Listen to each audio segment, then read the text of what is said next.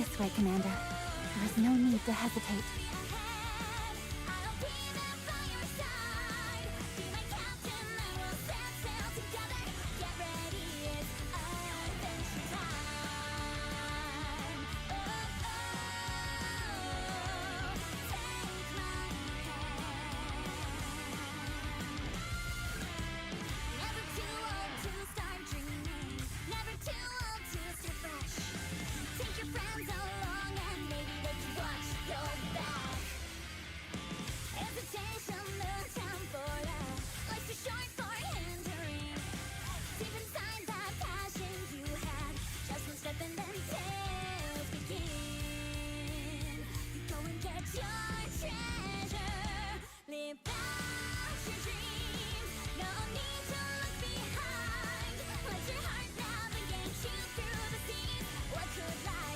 This way, Commander.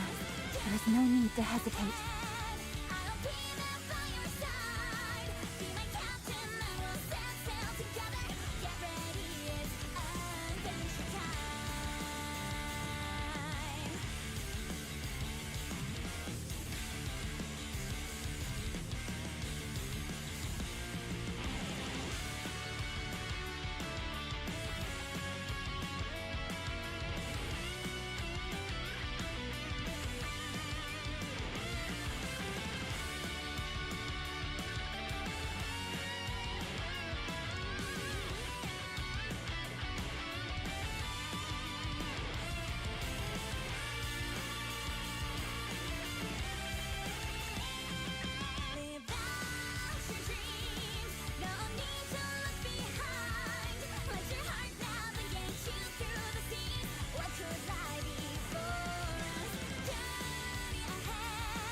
This way, Commander. There is no need to hesitate.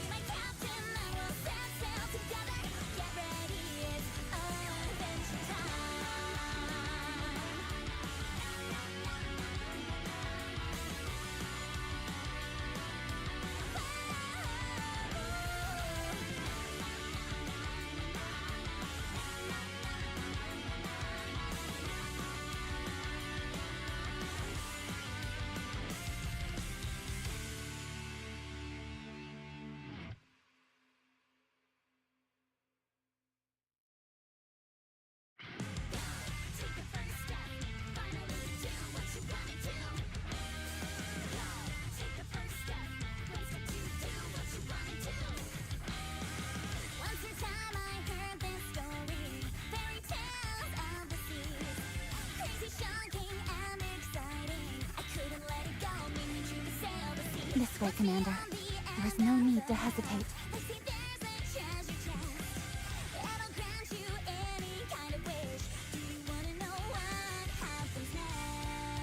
Okay, I think we're about ready here.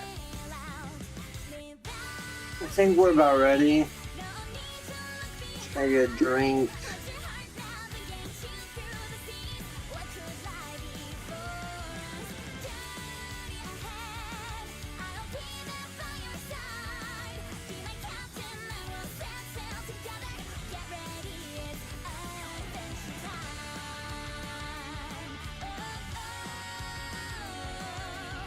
It looks like everything is in order. Still got anything else left to do here? No, I I don't. look forward to welcoming the morning with you. Okay, yep, we're definitely about to get ready to get started.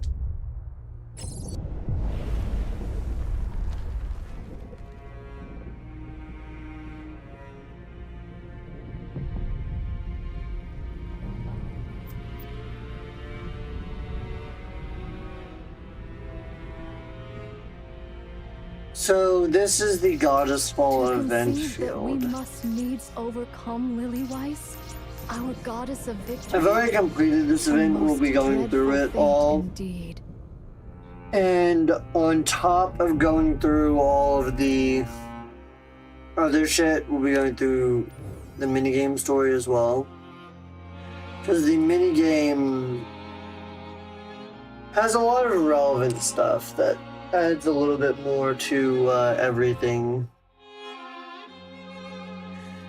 So naturally I'll be going over it as well.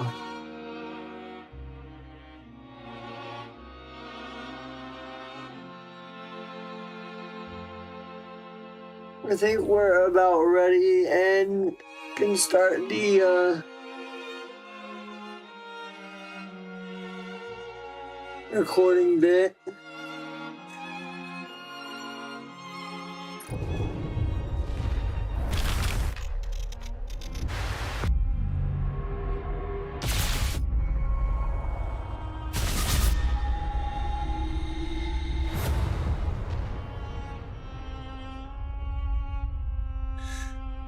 Yep.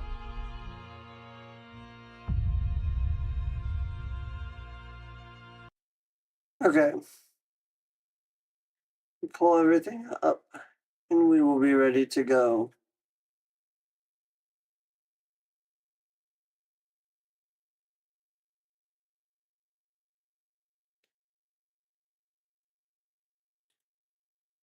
Welcome back, everyone, to the channel for the 19th Nikke Lore Deep Dive.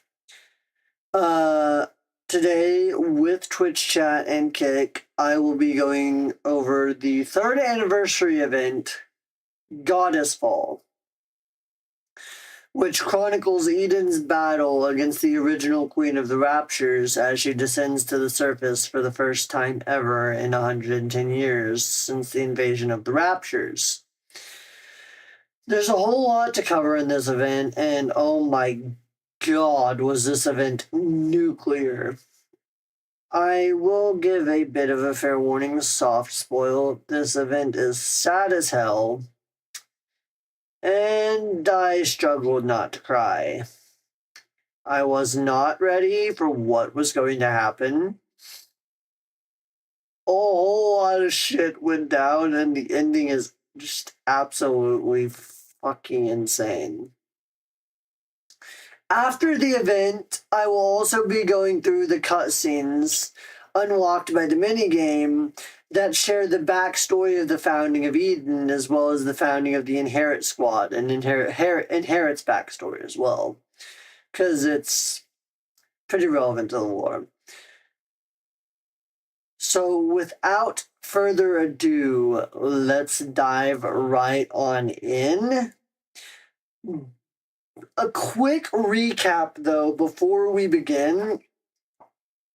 This takes place immediately after the Eden Spear side story, and at exactly the same time as the story chapters we just covered in my last video, which I plan to get fully edited and uploaded after this stream, probably in the next couple of days, because I was out of town and unable to do it.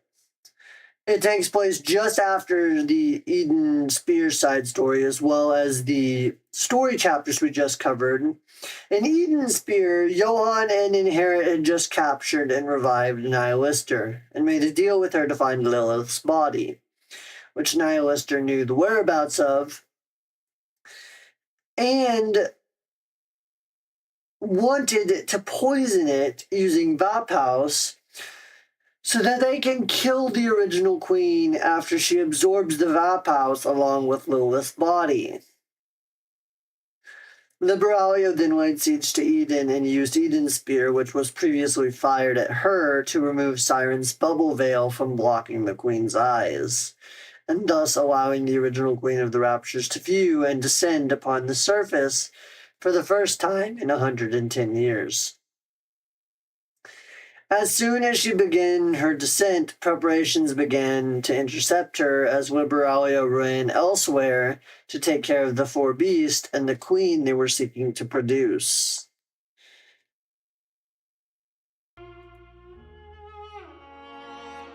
This is the scene when you first go into the event.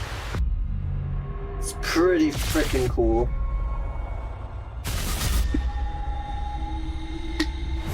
As y'all can guess, that's the queen.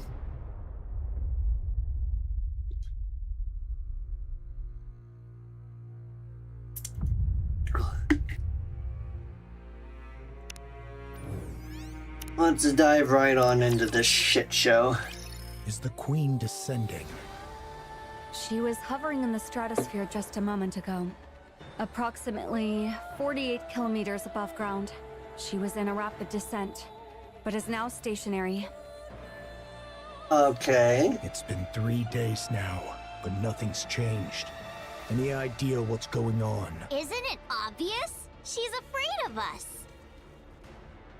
I don't think so. Isabel, any chance you can do some reconnaissance? Not even I can reach that kind of altitude. Yeah, because while she can fly, she can't exactly Can you breathe at least that try high to up. get close enough to get visual confirmation? Not sure. But I won't know until I try. When she puts it that way, it usually means she can. Fair enough. Commander, should I try to get as close as possible? Sure. Get ready. Are you sure you're not just gonna get clobbered and knocked down after getting too close? If I do, then you can catch me. Sure, I'll catch you. I love the dynamic that Inherit has going. What about Eden's spear? We've deployed all of Eden's internal power sources, as well as some underground generators nearby. We'll be able to use it soon, although it will only be operating at 50% of the total output. Can you raise it any further? It's possible, only if we sacrifice Eden in the process. Knowing Johan, he plans to. That would result in an output close to 100%, but most of Eden's facilities would be destroyed. Do it. Try to secure maximum output. Told you. You plan on ending this once and for all, huh? Damn right he does. This has been his long-standing goal since the onset. Bro wants to kill that motherfucker for good. And that's what I'm Dead. hoping for. The Queen is stationary right now. This is the perfect chance. Got it. But why is the queen just hovering there anyway? I'm not sure. Maybe she lost power and is unable to descend any further. Or maybe there's some kind of malfunction. I've honestly no idea of her intentions. Should I go and ask? You're clearly having a good time if you're in the mood to crack jokes. And again, Because so Isabel soon does. I'm taking on the Queen. Right. I feel the same way too, to be honest. Commander, why do you look like you just swallowed some bugs? I did not. Noah, watch your language around the commander. But that was the face he was making. Although I'm curious how you even know what that expression looks like, I'm not going to ask. Why isn't the Queen coming down? Yeah, he is concerned, because that is a huge concern. She has overwhelming power. She had overwhelming power to begin with. And she's been amassing power just sitting there in space orbit for 110 years. No telling what the hell she has at her disposal. Are you asking me? It's your job to assess the situation, Johan. I refuse. Verily, I did expect thou wouldst answer thus. I laid aside all pursuits to respond to thy summons, and yet thou dost speak of an alliance with Eden? What utterance is this? Yeah, they do hate each other. As thou well knowest, the very ends we seek diverge from those of Eden. Our purposes are not alike. That's right. Our goals are the same, but our approaches cannot be reconciled. It is not as though Eden did offer the folk of the Ark as sacrifice. If that was a viable option, they would have done it. Besides, Dorothy is an Eden. She could be using us for her own. Alas, none among us possesseth the wit to discern her machinations. Young Lady Dorothy is not at Eden presently. I hear say she doth reside within the Ark. What? What sayest thou? Why would Dorothy find herself within the Ark? Wait, don't tell me. Maidens, are ye aware that a breach hath opened in the Ark?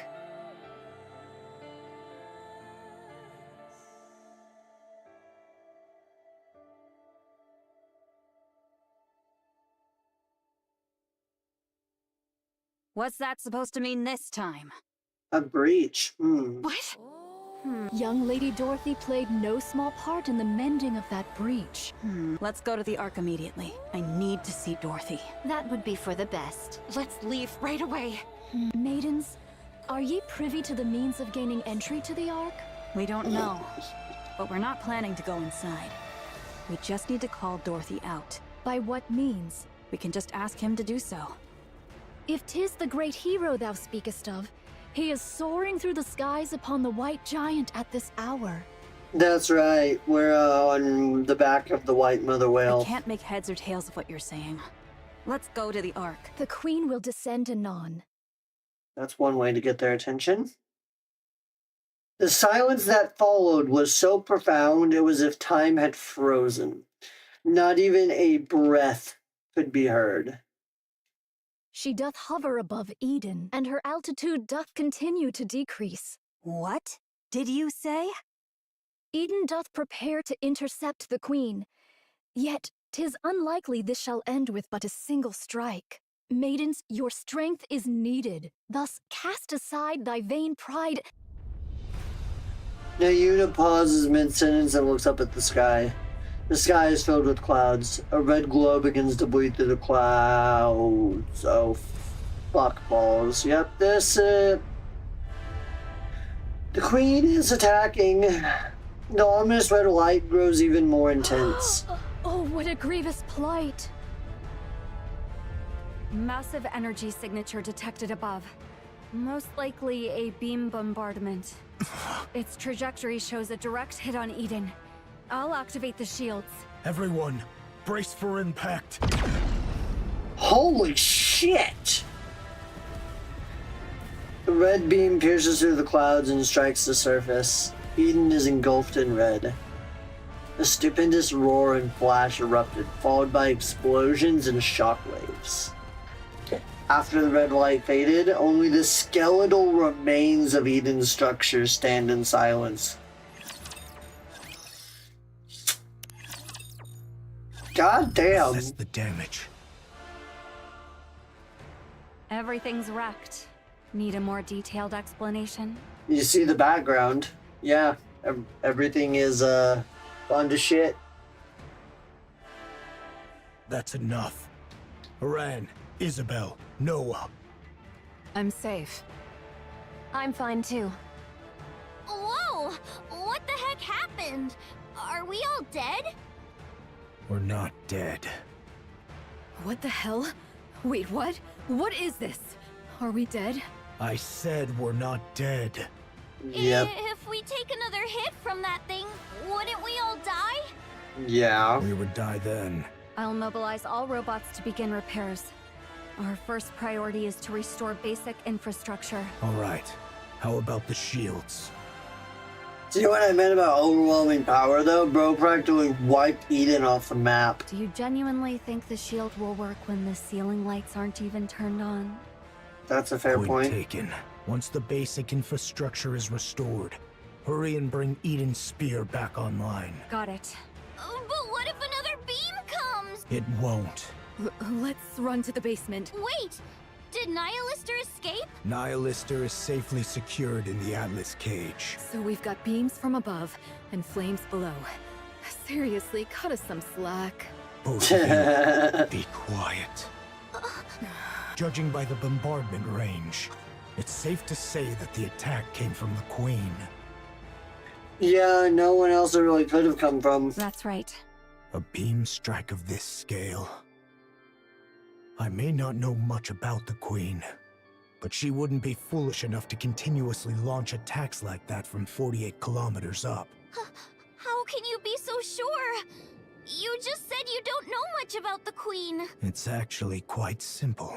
If another beam comes our way, we'll all be dead, which would prove my theory incorrect. At least there will be no regrets or accusations to deal with, since I'll be dead by then. So in a way, my judgment is correct. I don't get what you're saying, but it all just sounds like nonsense to me.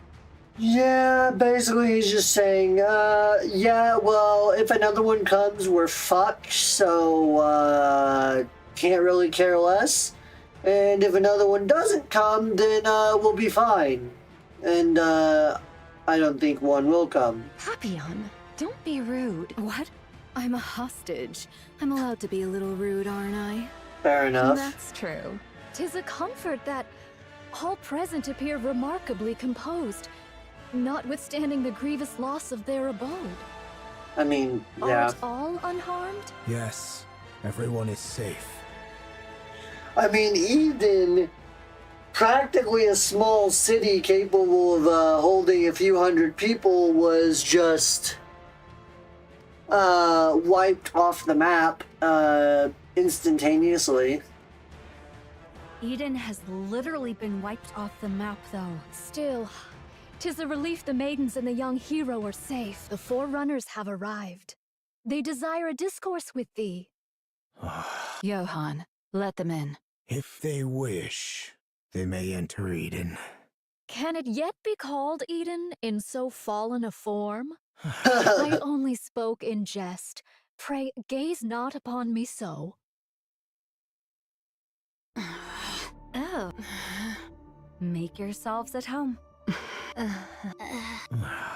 It's so quiet. They say that among masters, their blades do clash 100-fold in their minds ere any weapons be drawn. Is this perchance the very circumstance unfolding here? Are they fighting? Do they not get along? One's as stubborn as a mule, and the other arrogant and plagued with paranoia. Who are you calling a stubborn mule? Who are you calling arrogant and paranoid?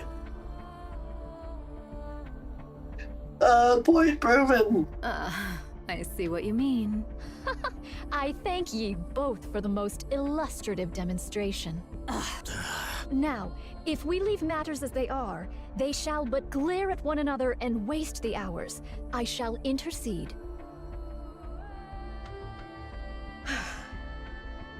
The Queen doth descend. I trust that all know the Queen is not upon the surface, but doth drift in orbit, accompanied by part of the orbital forge. So, the orbital forge...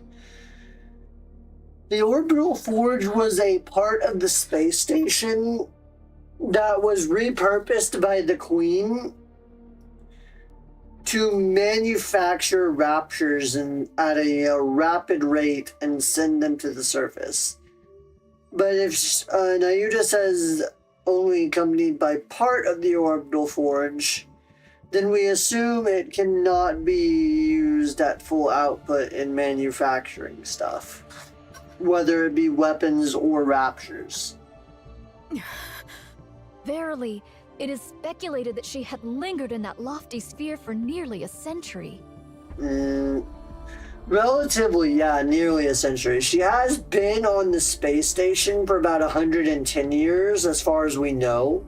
Maybe even longer. But she was only cut off from the space station and drifting in orbit for approximately 70 years after Cinderella cut her off. The cause for her not descending to the surface until now remaineth unknown. Yet, recent happenings have made the reason plain. 'Twas a veil of liquid metal, thought to obscure the Queen's path.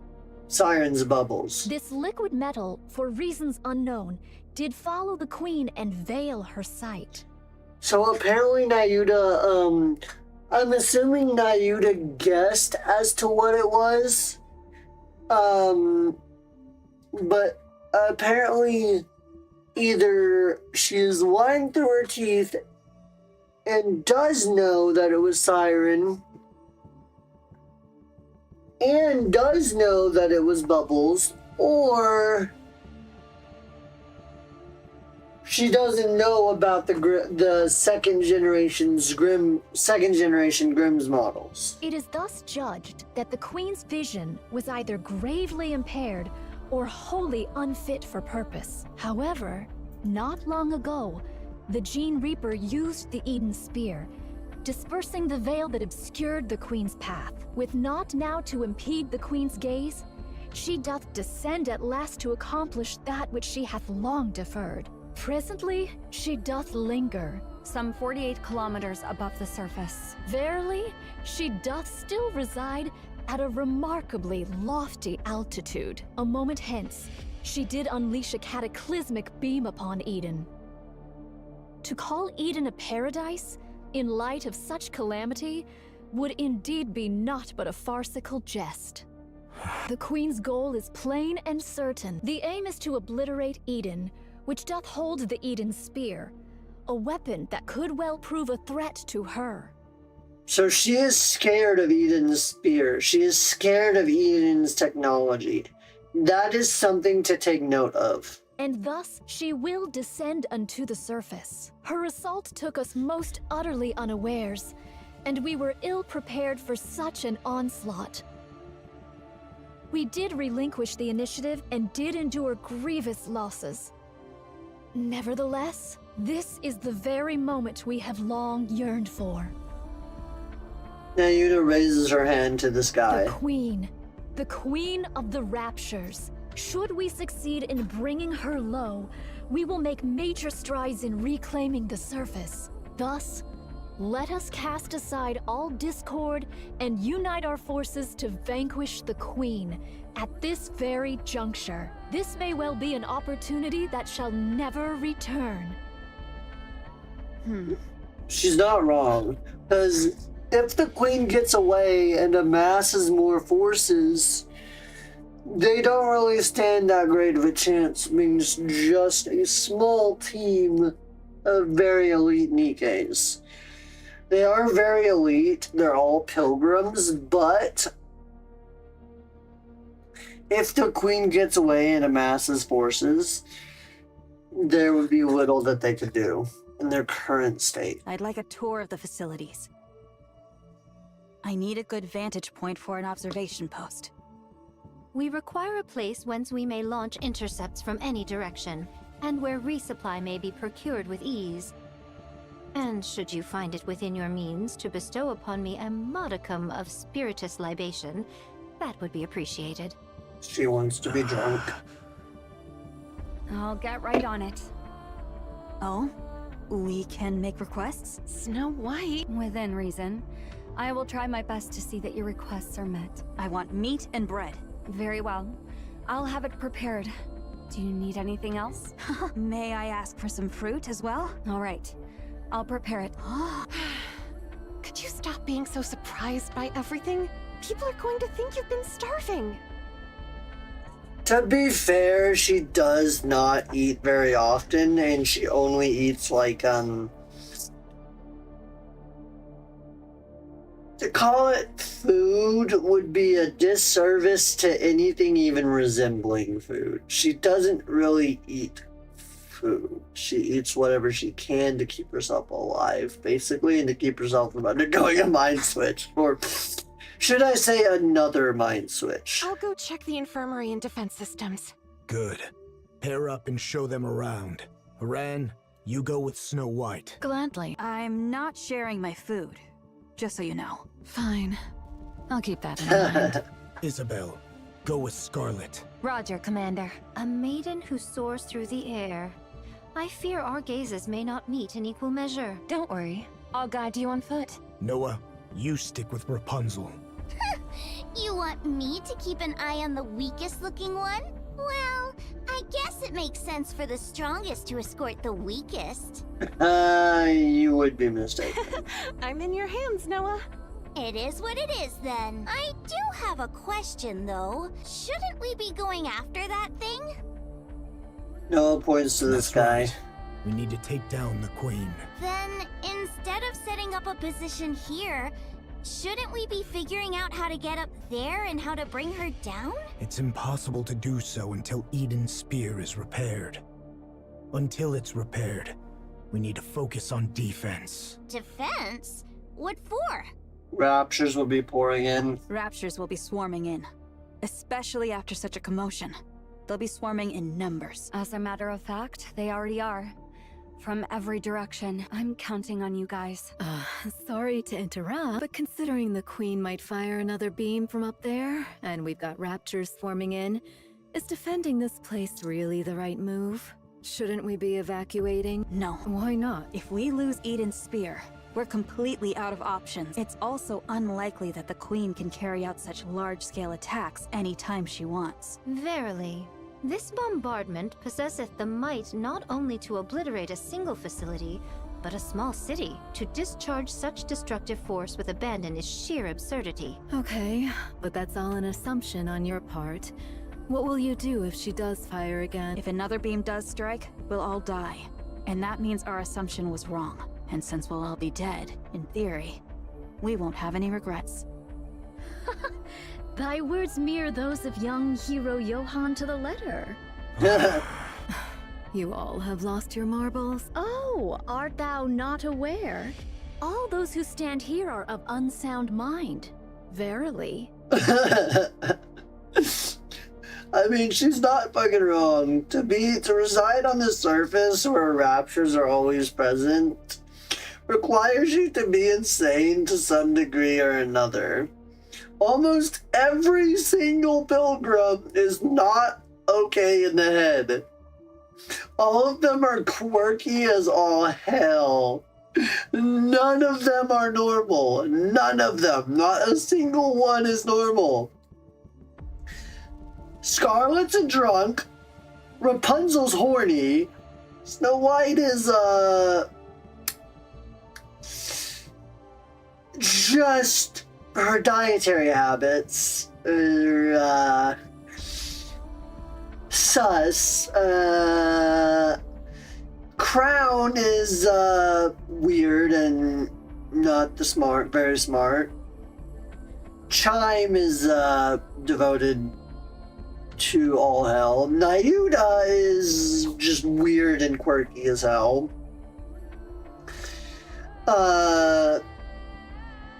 Isabel is obsessive. Haran is probably the most normal, but she is weird too.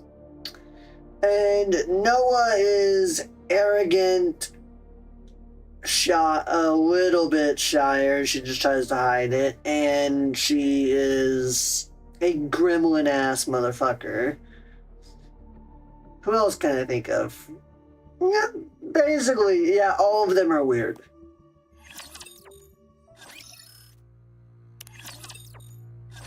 It seemeth all have taken their places. 'Tis mine turn now. I don't trust your combat skills. I thank thee for reminding me of that which I myself am well aware. I do intend to accompany Fire Dragon. Nihilister? I see now. You're planning on retrieving Lilith's body. That seems like the best The bet. queen shall fall. She shall surely descend into the realm of our grasp. We must needs prepare a poisoned chalice for that hour. I oppose this plan. The amount of raptures we're dealing with is no joke.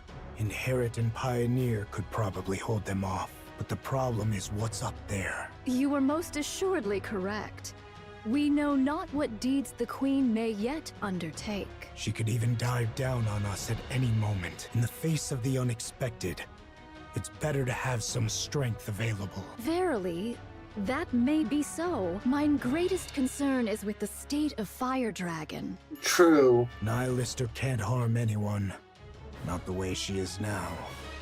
She's little more than a walking corpse. Yeah, she is. She might as well be dead. You, however, are useful. What sort of entity dost thou suppose the queen to be? What's with the sudden question, monk?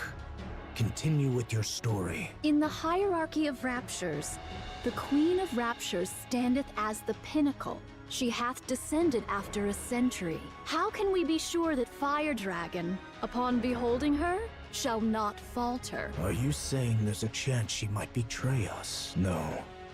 She was never our ally to begin with.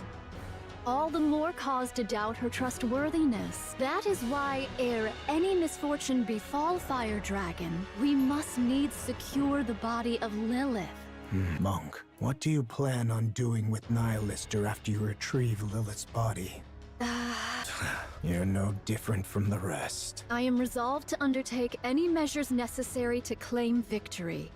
Basically, she's saying that she would probably kill Nihilister immediately. Fine. Go retrieve Lilith's body.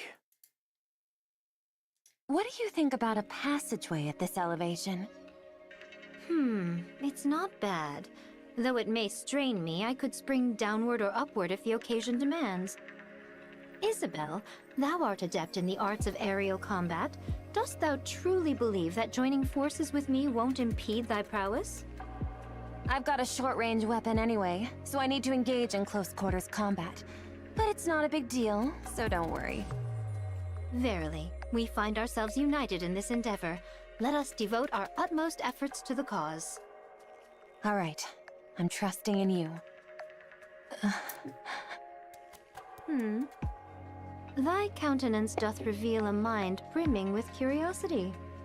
Our alliance might be fleeting, but should any questions arise, hesitate not to ask. What will you do once we defeat the Queen? What is this? Dost thou speak of the aftermath of a battle not yet commenced? Yeah, that's never a good idea. Flag! Such speech may surely bring about one's demise. Damn, Scarlet's even calling it. Just consider it casual chit-chat. Well, 'tis likely I shall live out my days toiling the land. I shall forsake my sword and take up the hoe. Why haven't you done that already? Why do you fight for humanity? Why don't you stop wielding your sword? This doth not constitute mere trifling discourse. I just feel like I won't have another chance to ask you this. I desire to partake in drink with those whom I cherish. You can drink anytime you want. With naught but peace in mind, I long to partake of drink with not a care in all the world. Not to drown my pain, nor out of loneliness, nor to wallow in nostalgia. I seek only to drink, laugh, and talk at ease. Art thou aware? When one partakes of libations whilst beset by the looming specters of future concerns, the flavor doth turn most insufferably vile. In this regard, mayhap I have yet to know the true savor of liquor. I don't really understand. Maiden, dost thou have a taste for the drink? Not really. Then partake of this cup. Drinking before a battle? Are you out of your mind? She does it all. Yeah, she's out of her mind, but she does it all the fucking time, so this is normal for her. A modest libation 'tis said to enhance thine blood circulation. Art thou aware of what that means? It signifies that thine blood doth boil with fervor. It speaks of readiness for battle, with fire coursing through their veins. Oh, pass. I thank thee for thy refusal. 'Tis a most admirable liquor indeed. Ah, exquisite. You really are crazy. Yeah, she is. I heard you were regarded as the strongest shield on the surface, Sister Noah. Ah, so that truth-packed rumor has reached your ears, huh? I was trying to Like hide I said, it, she's a but gremlin I guess shit. It can't be helped. Yes, Arrogant gremlin I shit. am the strongest shield on the surface. Impressive. But what are you good at? Me? I am confident with healing and defense. Yeah, so she can create barriers.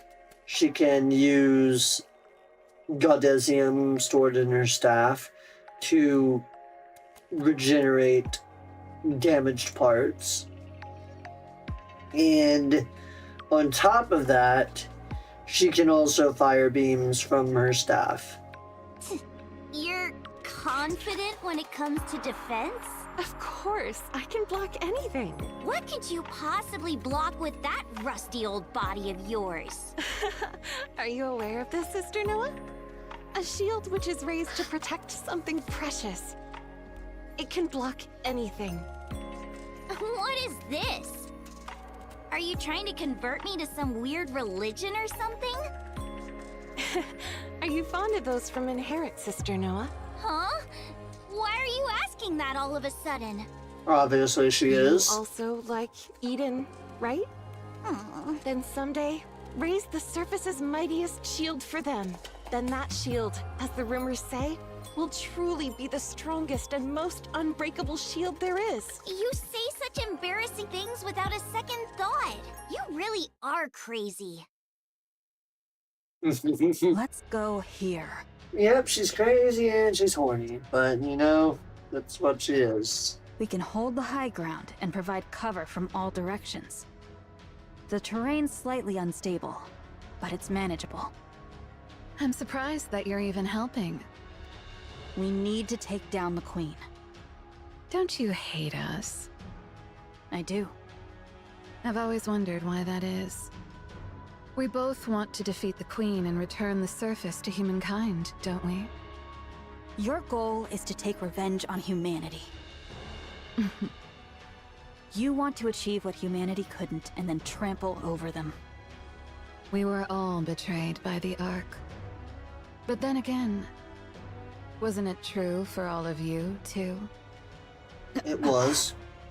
In fact, you all suffered even worse than we did. Did Dorothy tell you that? That's right. I didn't realize she was so talkative. Why don't you want vengeance? Because humanity is more important than us. Then why don't you go back to the Ark? Because we haven't achieved anything. If we return to the Ark now, we'd only be making things worse for them. Why is that? There must be a reason why they cast us out. I want to know that reason. But I also don't want to go back simply to demand answers. So, even though the Ark betrayed all of you, you still refuse to return because you might cause them trouble. And you're wandering the surface trying to capture the Queen for humanity and for the Ark. That's right. Snow White, do you still love humanity? I do. You guys really are crazy. They are?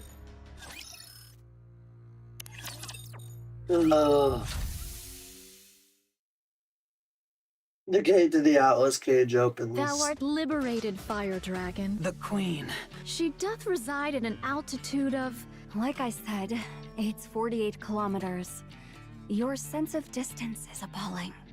Oh, she's not just distance. She's not just challenged by distance. She's also directionally challenged as well. She hath taken position at an altitude of 48 kilometers and assailed Eden. Eden hath suffered much destruction as a result. No other movement since then? Indeed. Good. I'll guide you, phony monk. I'll take you to where Lilith's body is. It's best if you put this on. What is this? It's a cloak made of signal-blocking material from the Atlas cage. If you wear this, the other heretics won't be able to detect you. And you won't be able to detect them. It's not a sure thing, though, since we don't know precisely how you heretics share your location data. Give it to me.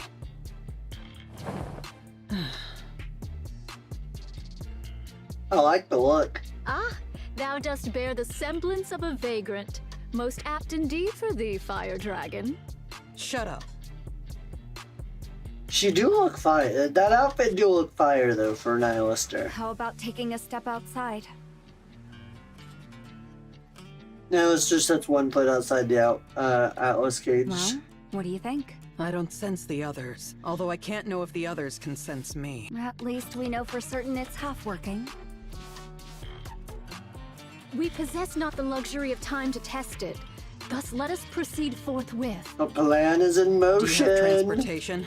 It takes 2 weeks on foot. Launching an aircraft right now would be suicide with the Rapture swarming in. Do not distress thyself, for I have a plan. Now, let us depart. All right, let's go. Let's go. What is this? This is Mantra, a cherished companion who serves as my very feet. The camel. That's a camel. Is there aught wrong with it being a camel? It'll take ages on such a slow animal. By the time we're back, the Queen might have already conquered the entire world. 'Tis a folly. You sit in front. Do not jest. Shouldst thou embark upon any mischief, I shall be compelled to snap thy neck. Thus, doth it not stand to reason that I ride behind thee, Fire Dragon? Fair enough. The Raptures will be within range in 10 minutes. Everyone, get ready. Got it. Also, the monk is leaving Eden. Nayuta. Why? She's going to secure a secret weapon. Okay. I'll provide cover. She's leaving through the north corridor. Roger that. Snow White turns her rifle northward. From her high vantage point, Snow White looks down across the vast plains. It seems like the approaching raptors are converging into a single point. Snow White places her finger on the trigger. At that moment, a black silhouette shoots out of Eden. Snow White's reflexes nearly cause her to fire. But soon she realizes it's Nyuta riding a camel with someone in the hood sitting in front of her. Mantra carries Nyuta and Nihilister at breakneck speed, almost too fast to follow with the naked eye. What is that thing? Are they taking Mantra? Then there's no need to provide cover. It's too fast. Isn't it a camel? It's an incredibly fast camel. I see. Who's that riding in front of Nyuta? That's Nihilister. What? She's agreed to help us take down the Queen. You must be mental, joining forces with a rapture. By that logic, Marion must be a rapture too. Ah, so Eden does know about Marion. That's one curiosity laid to rest. How did you know that? We know a lot more than you think. That's fair. Marion did not kill a Nikke. If killing a Nikke is the criterion for calling someone a rapture, then the Ark is one massive rapture. Are you guys sacrificing yourselves for the raptures? Sorry for being petty, but it might be a good idea to remember who we're up against, Snow White. This Fair isn't enough. the time to make such distinctions. They're in range. Let's engage. Right. Let's wipe them out.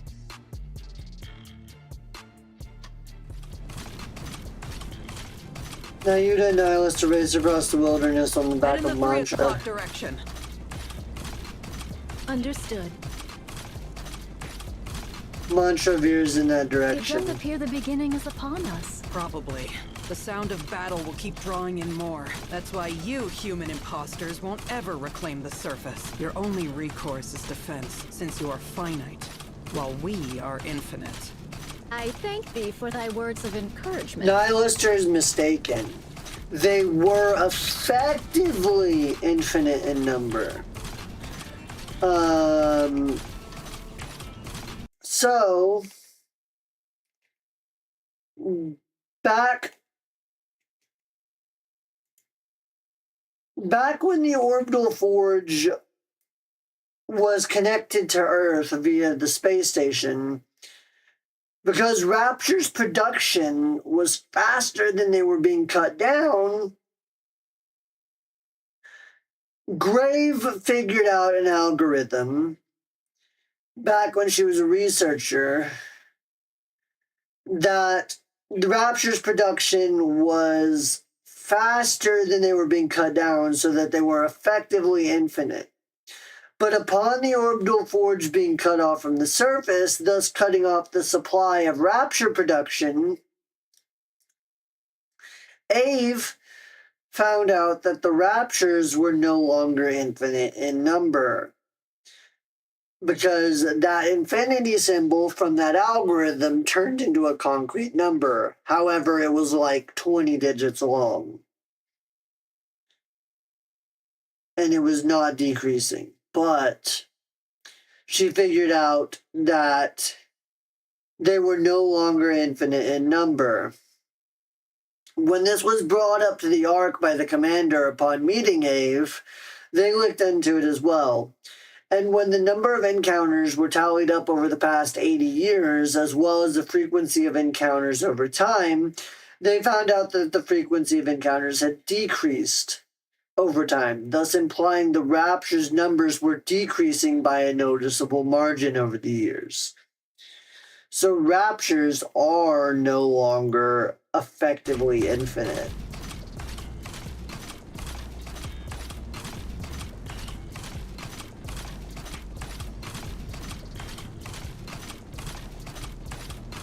How much further? At this speed, we will arrive by tomorrow morning. This is one hell of a camel. She is right, that camel's fast as Why fuck. dost thou seek to dispatch the queen? She is, in essence, thine own mother. I'm not traveling with you in order to gossip, so just pay attention to the road. What difference doth it make? Verily, 'tis better than naught but the sound of breath.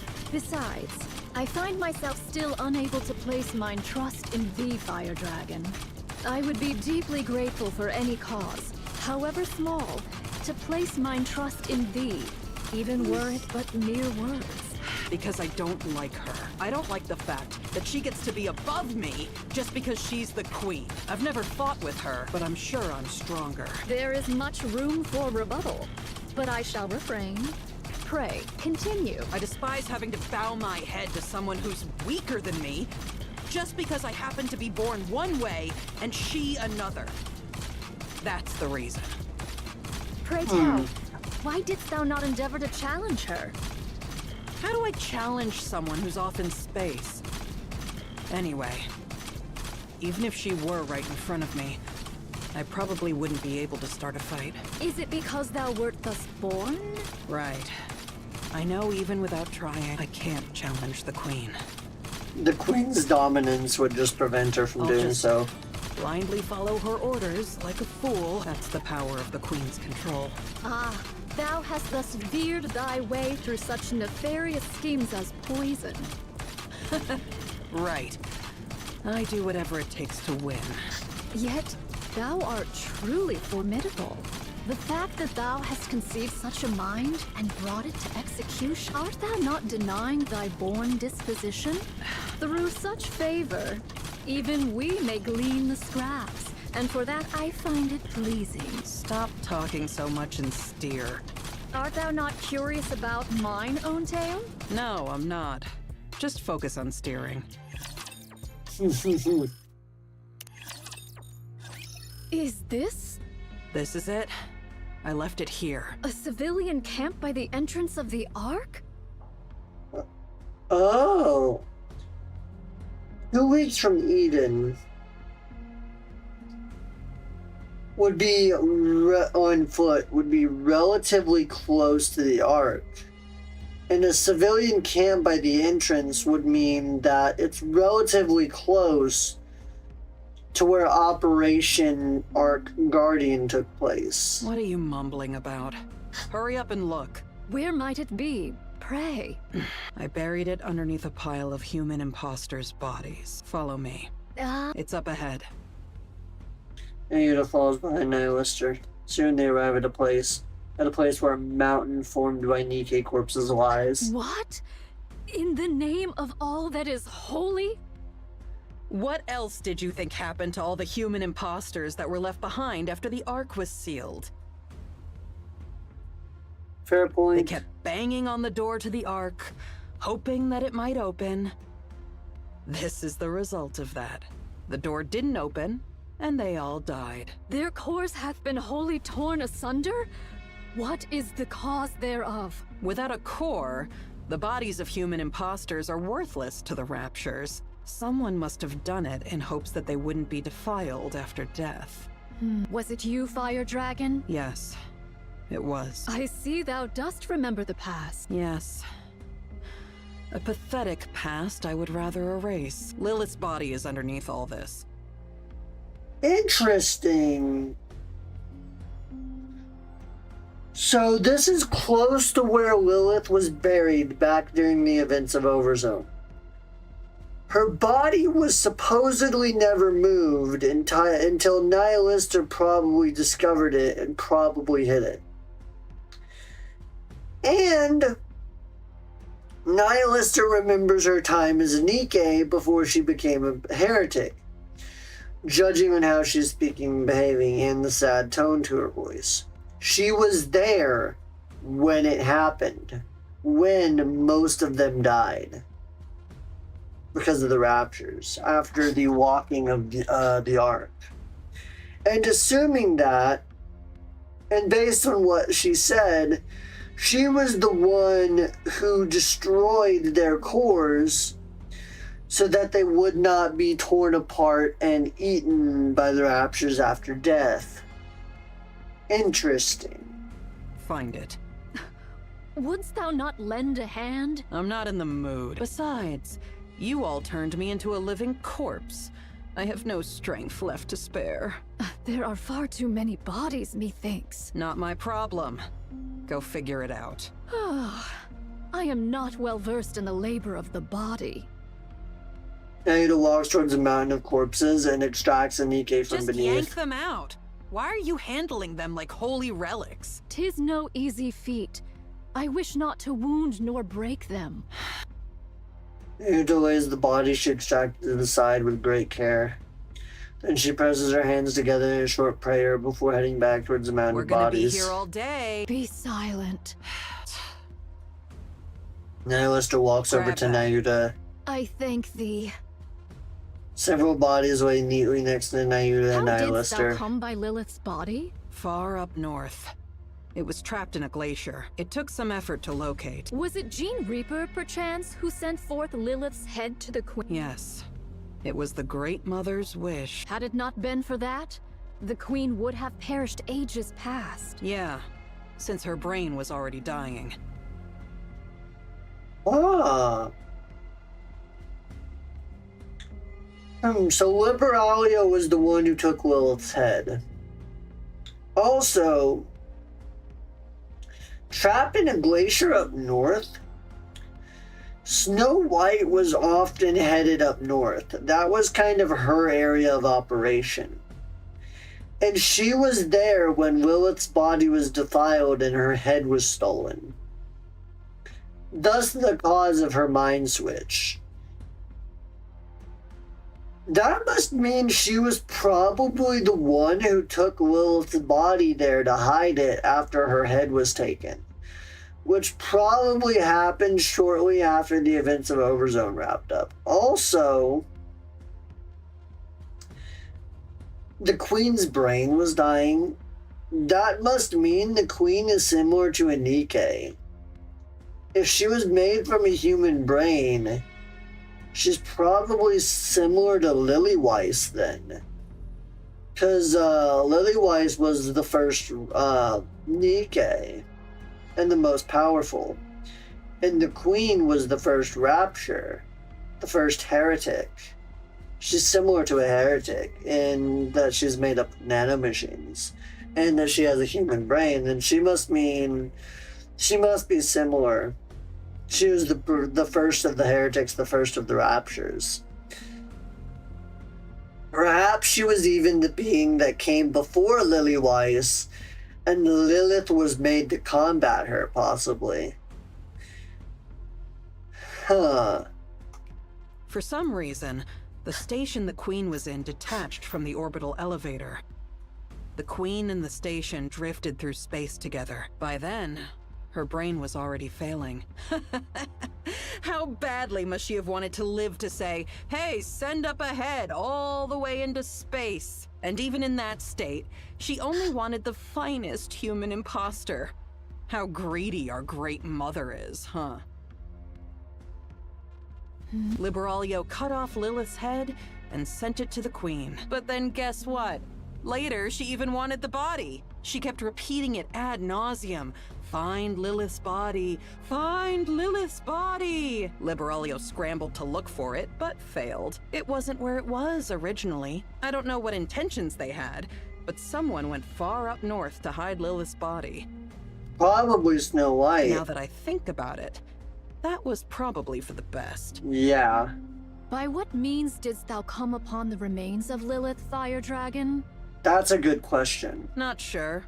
Just a gut feeling? Thou surely hast a conspirator amongst thy ranks. A fellow heretic yearning for the Queen's downfall. That would be an interesting plot twist. You're free to think that. Anyway, Liberalia was frantic. But in the midst of that, the Queen's voice suddenly went quiet because of what you guys called the Veil. After that, we've been wandering the surface, abandoned. For one of thy plight, thou hast been exceedingly rambunctious. What can you expect from children who've lost their mother? I remember the Gene Reaper's goal was to set things in proper order before the Queen descends. That is true. That is what she said. Dost thou know what this doth mean? It's simple. She was paving the way for the return of her beloved mother, whom she had not been able to see. If her mother returns to find the house a mess, she'd be mighty upset. If you want to describe it that way, I guess it makes sense. She was obsessed with getting everything in order to welcome Mother. Huh? In other words, she's crazy. I do agree. Here, It's right here. Amid the corpses, an old stone coffin can be seen. Wait a minute, the same coffin that was fashioned by the members of Goddess Squad? Naoda slowly approaches and carefully opens the lid.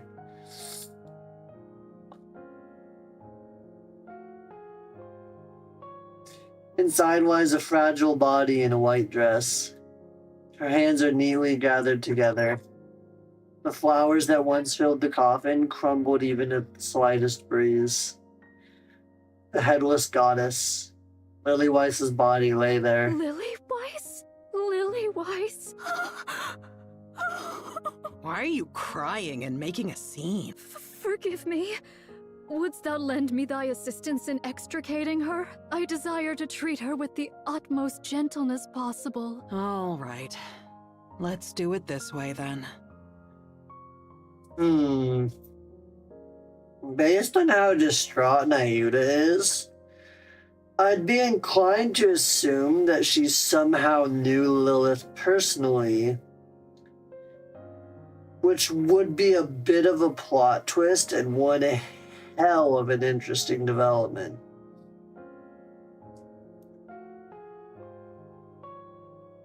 Nihilister leans down and scoops up Lily Weiss's body. Just like that, she lifts Lily Weiss's body. Lily Weiss's body hangs Thou limp. dost not understand the meaning of treating her with care. Of course I do.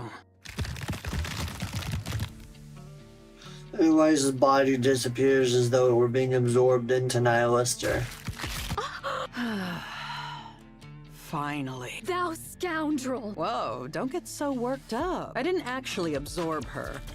I'm just storing her inside my body. Well, she might be a little beaten up once I spit her out, but at least she's safe, right?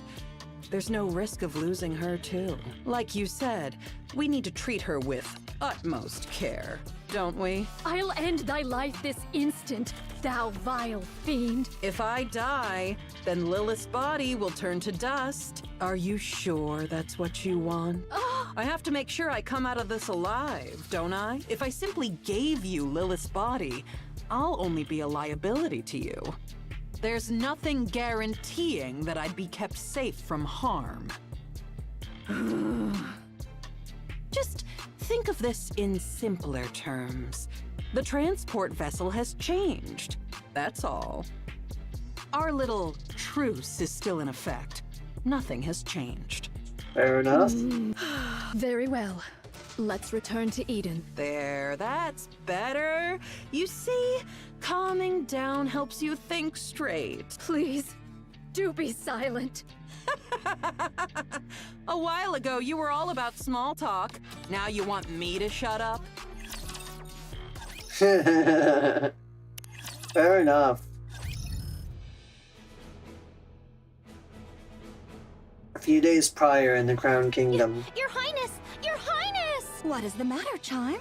'Tis a calamity, a veritable calamity! Calamity? Don't tell me we're having spikes for dinner again. Another spider course! Save me, Talos! Loading response to avoid the spider course. Options have been recently updated from 7 to 12. Which number did I choose last time? Crown chose 2, Chime chose 5, and Kilo chose 2. Due to Crown and Kilo choosing the same number, we failed to avoid the spider course. Oh, okay. This time, I'm gonna go with 2. that's the same exact number you chose last time. You're as sharp as always, Kilo. Your memory Yeah, like I is so said, good. she's It's weird most and dumb reassuring. sometimes. That be not the calamity I speak of, Your Highness. Are you saying there's a new menu? Marion has vanished to whither unknown. That's right. If y'all don't remember, Marion sensed the descent of the original queen and set out to stop her. Whither unknown sounds like a great place. Your Highness, whither She's fucking unknown is a stupid. place I know not of. You've even memorized the name of every place. You truly are impressive, Chime. Okay, yeah, she's fucking dumb maybe as shit. she's gone for another long walk? She's been doing that rather often lately. She usually apprises us of her jaunts, but not a word was uttered this time. She has been absent since the morn and remains unseen to this hour. Talos? Roger. I'll go outside the walls and scan the area. Let's go, Kilo. Okay, let's. Wait a moment. Chime. Have you noticed anything strange about Marion recently? Crown's always the most observant at the weirdest times. By strange, doth thou mean... not moons hence did a great light shoot down from a most distant place. The look in Marion's eyes when she gazed upon it was most unusual. Then she spoke of strange matters, about going hither or taking yonder, words whose meaning I knew not, and that she didst love me. Now that you mention it, she told Talos and me that she loved us yesterday. That was the first time I've heard such direct expressions of affection. It was nice. He liked it, huh? I love you, Kilo. Chime, do you remember which direction it was? Yes. Marion said, the light came forth from between those peaks. I should probably head over there. But your highness, 'tis Eden that lieth in that direction. Even Yep. better.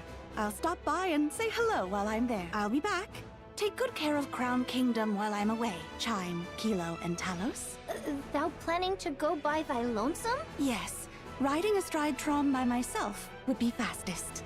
Oh, Chime and Kilo are worried about Marion and wish to accompany you, but they are holding back because they are concerned they will slow you down. I feel the same way. You've all reminded me once again what fine retainers I have. Let us go together. Understood. I shall prepare forthwith. We may yet be separated, so I shall make preparations for such occasions. I'll post notices on the wall. Indeed. Do not forget to write that the grubs lie in the cupboard furthest to the left in the deepest recesses. We'll only be gone for about 5 days at most. Should I just write down to wait for us? Right. That shall suffice. Place the food in the icebox and lay out some towels and... I'll physically reinforce the security of the superfood storage. Much appreciated. I'll refill the water supply. Marion.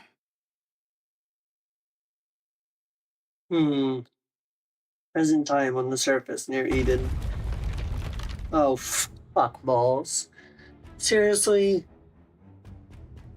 She enlisted the help of Endavilia and Chatterbox.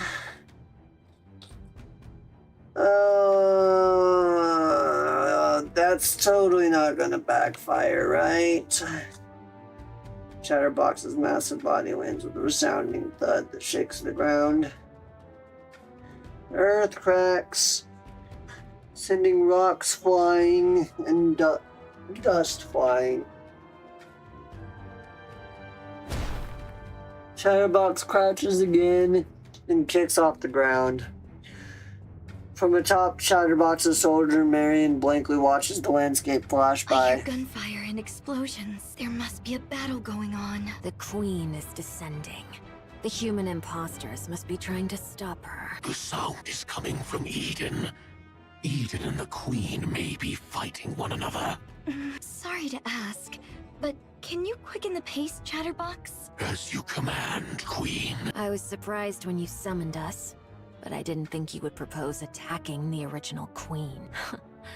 I'm sorry, but you didn't seem like the type. And what type did I seem like exactly? Because the first thing you did after the Queen Jean awakened was to tell us not to attack the kingdom. I had you pegged as a hopeless pacifist. Is that so? I was a little surprised as well. You were subjects of the original Queen.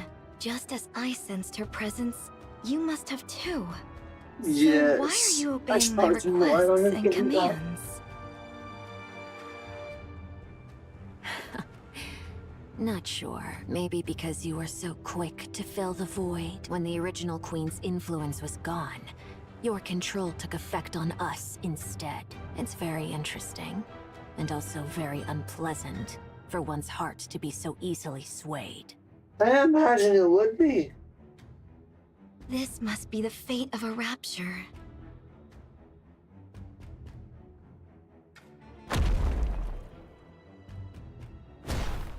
After landing, Chatterbox leaps Can again. I ask you something? Ask away.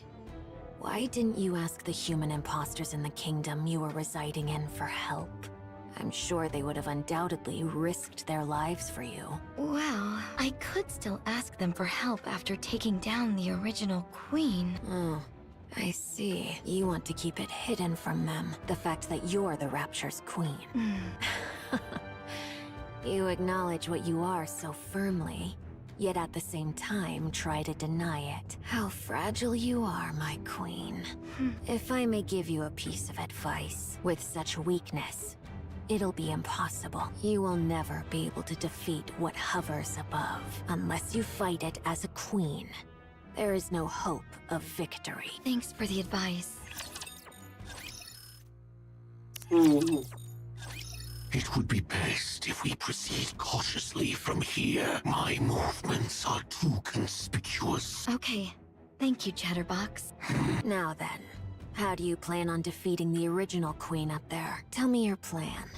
Chatterbox, you said that Eden was a base built by the Nikkes to fight the queen, right? That's correct. Don't tell me. No way. You're not suggesting that we ally with Eden to fight the queen, are you? I am. Isn't it better to increase our chances of victory, even just a little? No. Absolutely not. An alliance with human imposters? What a joke. And a bad one at that. You don't even want to reveal that you're the queen. Because the people of Eden don't know me. What kind of childish ideas are those? Indivilia, mind your tune before the queen. Fine. Okay, let's assume that's the plan. Then let me ask you one thing. As the queen, what kind of world do you envision? After taking down the queen above and absorbing her essence, what kind of world do you want to create? I want to create a world where everyone can love one another. What? Nikkes, humans, raptures. I want to create She a world wants where true everyone peace, can all love each other. which I can get behind. That's the world I will create.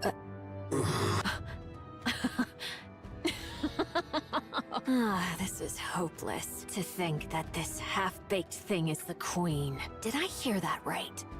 Love? Everyone loving each other? How would you achieve that? I'll figure it out as I go. You've gotta be kidding me. We finally get a queen, but she's some naive idealist. I'm sorry, but I can't go along with this. An alliance with human imposters is absurd enough. But your entire worldview is utter nonsense. Just hearing it makes my ears bleed. You don't have a choice. You will defeat the queen with me. I refuse. I said, you don't have a choice. Damn heretic. For the first time, I want to curse my own existence.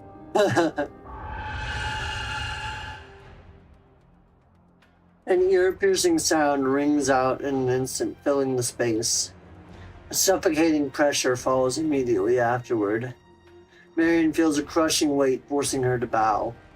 She quickly realizes that the sound is imbued with the dominance of the queen above. Such domineering power. As the crushing pressure eases, Marion slowly lifts her head. Indivilia stands before her, blocking Marion's path. She grins oddly as her tail sways about. She licks her lips. Indivilia, step aside right now. Are you deaf? Marion's eyes, which are glowing strangely, a long slash wound forms. Fresh blood pours out in waves of crimson. God damn it, I knew it would fucking backfire.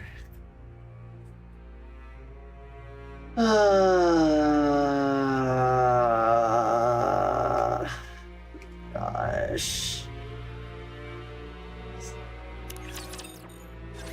Pray tell, what in heaven's name was that shrill cry? Verily, it seemed to have cometh from the queen. Fire dragon, might thou possess knowledge of... Damn!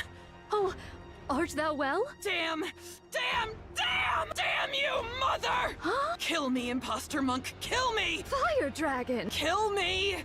The queen has reclaimed us! We can't resist! We've become the queen's playthings. We have no choice but to do what she tells us. Dominance. Since we're at a fair distance, there's some delay, but soon, once I cross over, then Lilith's body will cross over with me. I won't be able to make the poison chalice. If that's the case, then just kill me and take Lilith's body. Ugh. What are you doing? Hurry up and kill me! Yuta places her palm in front of Nihilister's forehead. Now you're just wrist Canst close. thou not break free of it? As long as I'm a rapture, as long as I'm a heretic, it's impossible. We were born like this after all. Damn it all to hell. Their cores hath been wholly torn asunder? What is the cause thereof? Without a core, the bodies of human imposters are worthless to the raptures. Someone must have done it in hopes that they wouldn't be defiled after death. Was it you, Fire Dragon? Yes, it was. I see thou dost remember the past. Yes. A pathetic past I would rather erase. Monk, what do you plan on doing with Nihilister after you retrieve Lilith's body? You're no different from the rest. I am resolved to undertake any measures necessary to claim victory. Cursed be it. What renders me thus feeble? So Yuta does have a soft spot after all. Nihilister's origin story carried some weight to her.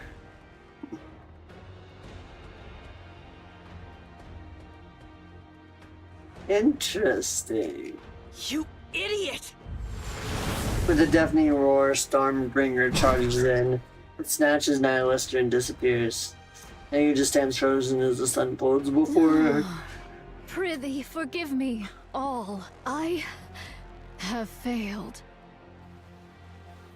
This isn't good, though. Having trouble regenerating? For a queen, your eyes are really slow to heal. Oh, my bad. Not a true queen, but one that's half-baked. How could... Why, you... Individual's tail lashes wildly. Rain collapses, blood spraying in all Your directions. authority has been overridden by the original queen above, since you've experienced it yourself. You should know how pathetic your attempt at dominance was. I still may not like that I'm being manipulated, but it's better to be ruled by something complete, rather than something half-baked like you. Oh, no you don't. I won't give you time to regenerate. Well then, Chatterbot, eat her. You already devoured Nihilister. Once you consume this queen, I mean, this half-baked one, you'll become even more beautiful. How exciting. Go on. We still Hurry. don't know what Chatterbox is. He's not fully a rapture, but he's not a heretic. And he has a male voice. What the fuck is he? I refuse. How? Are you still under this half-baked one's control? Is this some kind of kinship between half-baked goods? I must protect Marion. What did you say? Marion will be the Queen's next vessel. That means her body has to be kept in one piece. Ah. I see. Marion has awakened as the Queen. She's ready to be the Queen's next vessel. So that's why you cherished her so. What you needed was a vessel capable of containing... In other words, in addition to her brain, the Queen up there is also nearing the end of her body's lifespan. Did you know? You always go silent when it comes to giving a difficult yes. Very well. I understand your glorious That's news to mission. me. So the Queen's body is also nearing the end of its rope. Interesting. But still, surely it wouldn't hurt to take a bite. Now would it? The Queen gene is contained in the core and the brain.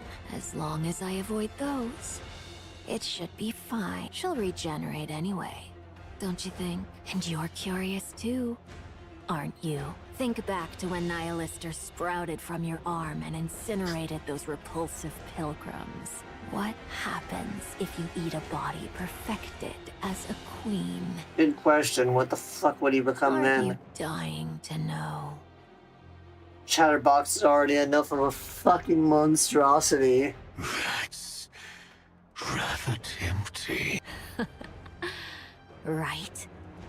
Then where shall I begin? How about the arm?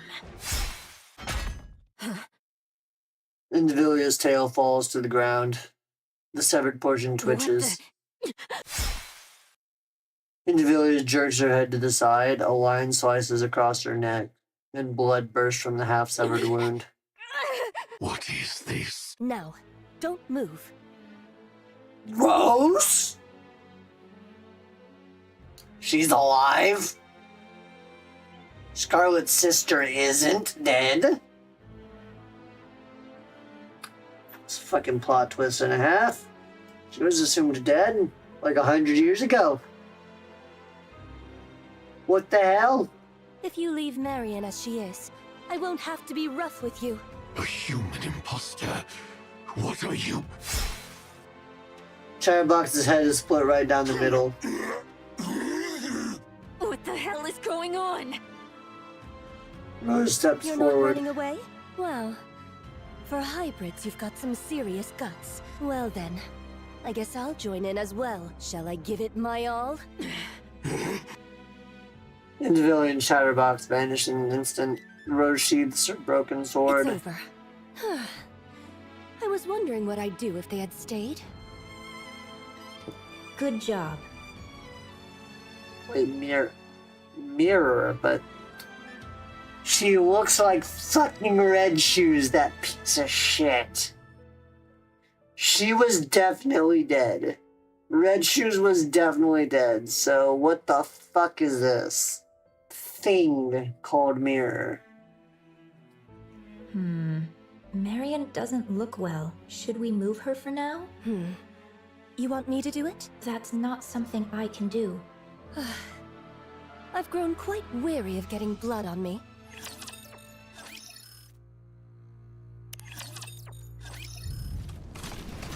Carrying Nayuta, Mantra tears across the ground. Oh, foolish.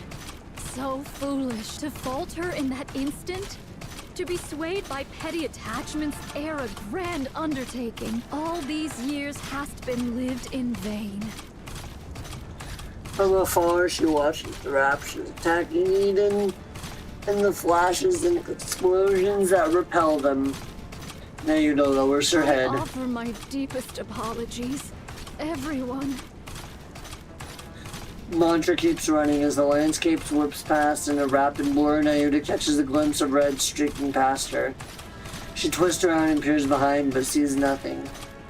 Mantra continues its relentless run. Still, the red continues to flicker persistently on the edge of her vision. Then she spots a figure in the far distance waving at her. Without hesitation, Nayuta brings Mantra to a stop. Young Lady Mirror? It's been a while, Nayuta.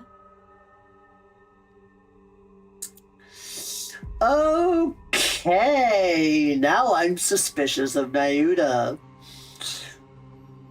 What the actual fuck? Why is she talking to Red Shoes? Do they have some kind of alliance? Why is she allied with Red Shoes? Hello? Why the fuck are they just talking? Methinks there lieth some purpose in thy appearing afore me at this most particular juncture. That's correct. Rose, will you bring her here? All right, all right. Rose appears from the bush, carrying Marion on her back. She lays Marion on the ground. Marion?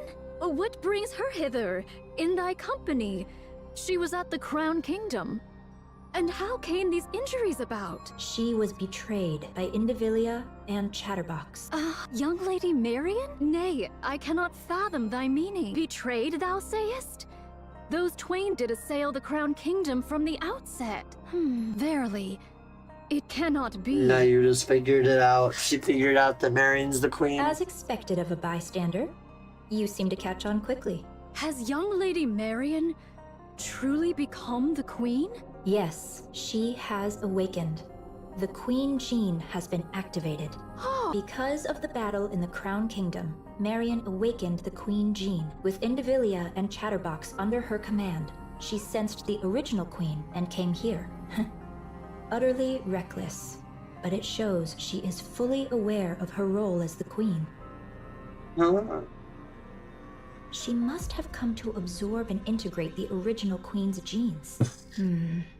Judging by her current state, that probably wasn't the wisest decision. Probably not. Nevertheless, her intentions are admirable, don't you think? Doth she yet live? Of course. She's only just awakened the Queen Gene, but she's still a heretic. She's badly beaten and recovering slowly, but she's not dead. Take her with you, and protect her.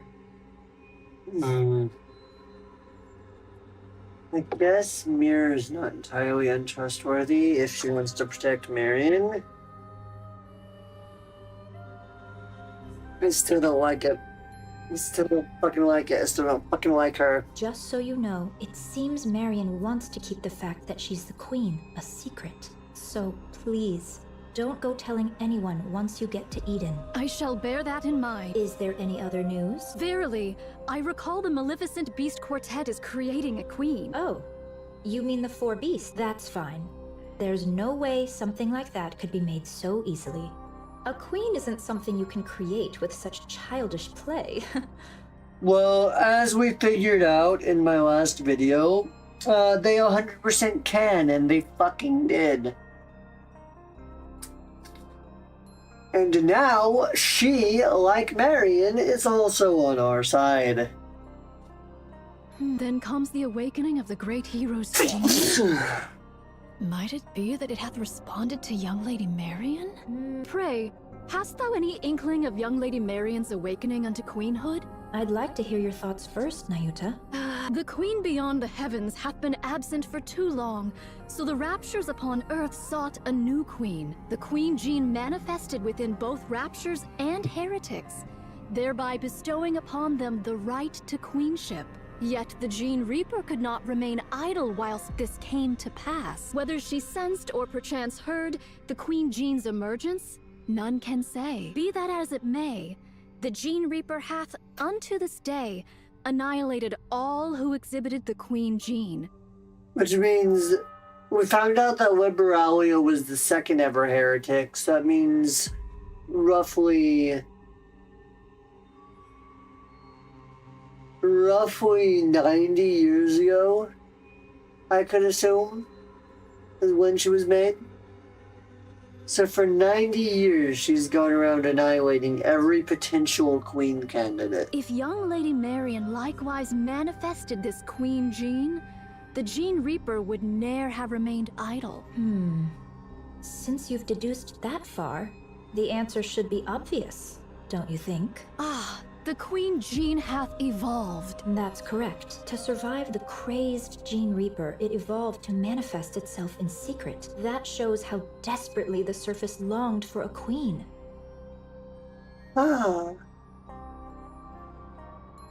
So that is probably why the heretics could not sense her when she became a heretic. The unawakened Queen Gene that had evolved was hiding Marion from their detection, so that Liberalia would not detect her. Interesting. And yet, the original queen is descending from the sky. Things are getting quite interesting.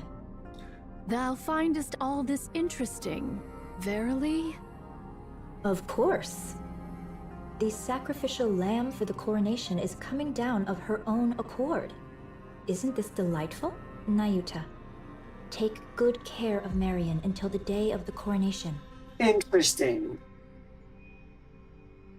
So, if I can understand this correctly, Mirror wants to make Marion the queen and to take down the original queen. I think it's safe to say she's not on the original queen's side, but I still don't trust her because she looks like fucking Red Shoes. Verily, I shall. Then, we'll continue observing from a distance. Might thou consider offering thy assistance? Don't make me laugh. I want to be both a bystander and someone who intervenes at the decisive moment, just like right now. Let's go, Rose. Where are we going? To the place with the best view of everything that's happening. I understand, young Lady Mirror, but can Sword Warden aid us in the least? Thy agility doth far surpass the ordinary, and thou wouldst prove of great assistance. No, if I step in, Scarlet will only be miserable. True. She doesn't seem particularly happy right now either. At least, relatively speaking. If she sees me, she'll certainly be far worse off than she is now. Hold up. Rosa's model didn't used to have that thing in her. Is that her core and it's pulsing? What is that? Does she have a hole in her chest? In her stomach? What is that? Because there's definitely blood there too.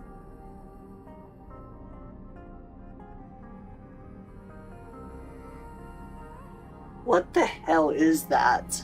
That's why I don't want to.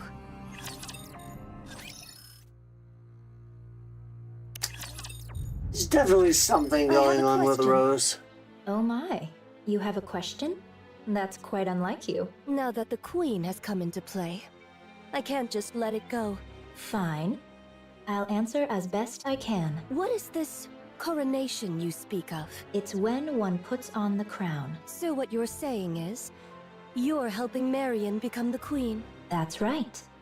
Given the gravity of what we're discussing, could you put a bit more thought into your questions? Why? What I meant was for you to add your own deductions, piece the situation together, and ask questions as you do so. Are all these things related to Scarlet? Probably not, I think.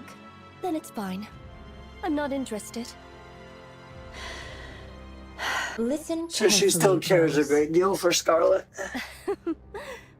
So eager to speak, aren't you? Because I'm tired of this, and I'm disappointed. Disappointed in the Queen? Yes, well, I understand she drifted through space for over a century because of an accident. I understand her brain was failing, and she needed a new one. Unfortunate, certainly. Unexpected, perhaps. But you see, since then, the Queen has become a coward. She could have corrected her orbit and descended to the surface right away, but she didn't. Why? Because she was afraid. What if Cinderella is still alive? What if there's something stronger than Cinderella? Those fears stopped her from acting. Makes sense, because Cinderella did, for only a brief moment, overpower her. As for the veil over her eyes, she could have torn it away if she truly wanted to. Considering the power she manifested when she destroyed Eden, yeah, she could have easily torn apart the veil. But she didn't. Why? Because she was afraid. What if I'm attacked while weakened after lifting the veil? That fear left her frozen. Even with her vision blocked, she could have descended to the surface. Just adjusting her orbit would have been enough, but she didn't. Why? Because she was afraid. What if I fall because I can't see? What if I land among them? Who are they? Oh, never mind that. Them. I wonder what them refers to. I wonder if them refers to the profound. Because the profound definitely seem to be having a big hand in things behind the scenes. I'm curious. There's a lot of questions here. Anyway, she didn't come down to the surface because she was scared. It was like that back then, and it's still the same now. She could come down this very instant and turn the tables, but instead, she just watches from way up above. Why? Because she's a coward. What if Eden's spear is fired again? What if there's more than one? Because of Cinderella, the queen lost her nerve. That fear left the surface with no queen for far too long. Huh. So the queen is a giant pussy. The raptures and heretics started to run rampant. I worked tirelessly to restore order. Ugh. Cleaning up after others is honestly the worst. So wait a minute. Is the Ark not being attacked? As well as, like, things behind the scenes? Partially due to Mirror? Wait a minute, Mirror 1.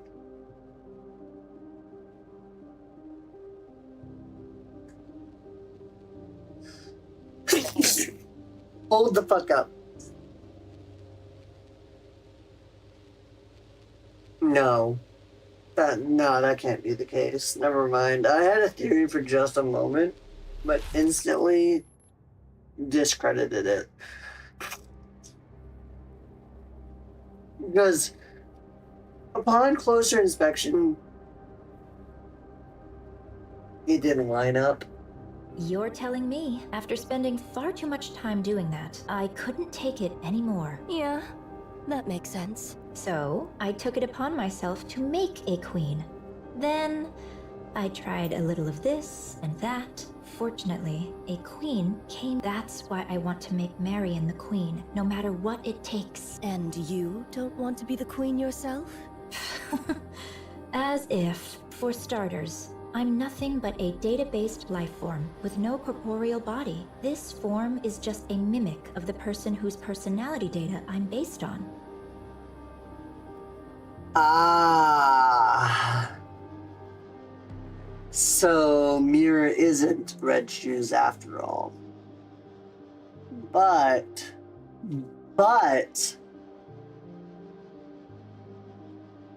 what the fuck is she then other than just data that can manifest itself holographically? Also, her being based off Red Shoes' personality data, Red Shoes' personality was fucked up. She was an evil bitch. So, just because Mirror is based off Red Shoes, I don't think I will ever trust her, and I think she's an evil bitch. I think she's gonna turn out to be an evil bitch. Like 95% chance Red Shoes turns out to be, or Mirror turns out to be an evil bitch. Honestly, that's just an excuse. The truth is, I want someone I can control to be the queen. So I can watch from the sidelines while still intervening at crucial moments. So basically, she wants to be a little puppet master and have Marion dancing on her strings. Yeah, no, fuck you. Fuck you, Red Shoes. Fuck you, Mirror. Ain't doing that to my girl, man. She's already been through enough, man. She don't need to be manipulated like this. Fuck that.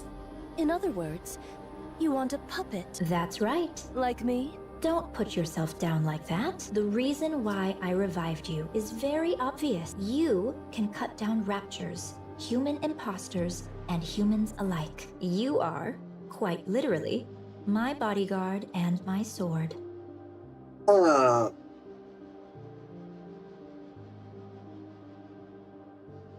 That is news. So, Rose was dead.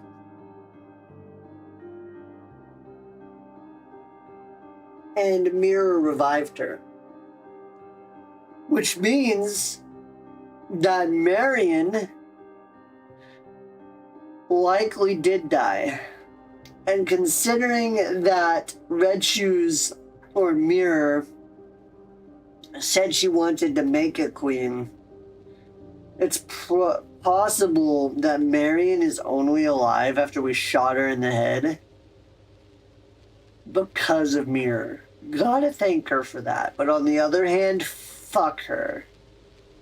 She's a manipulative bastard. Fuck Mirror. Fuck Red Shoes. I hate them both.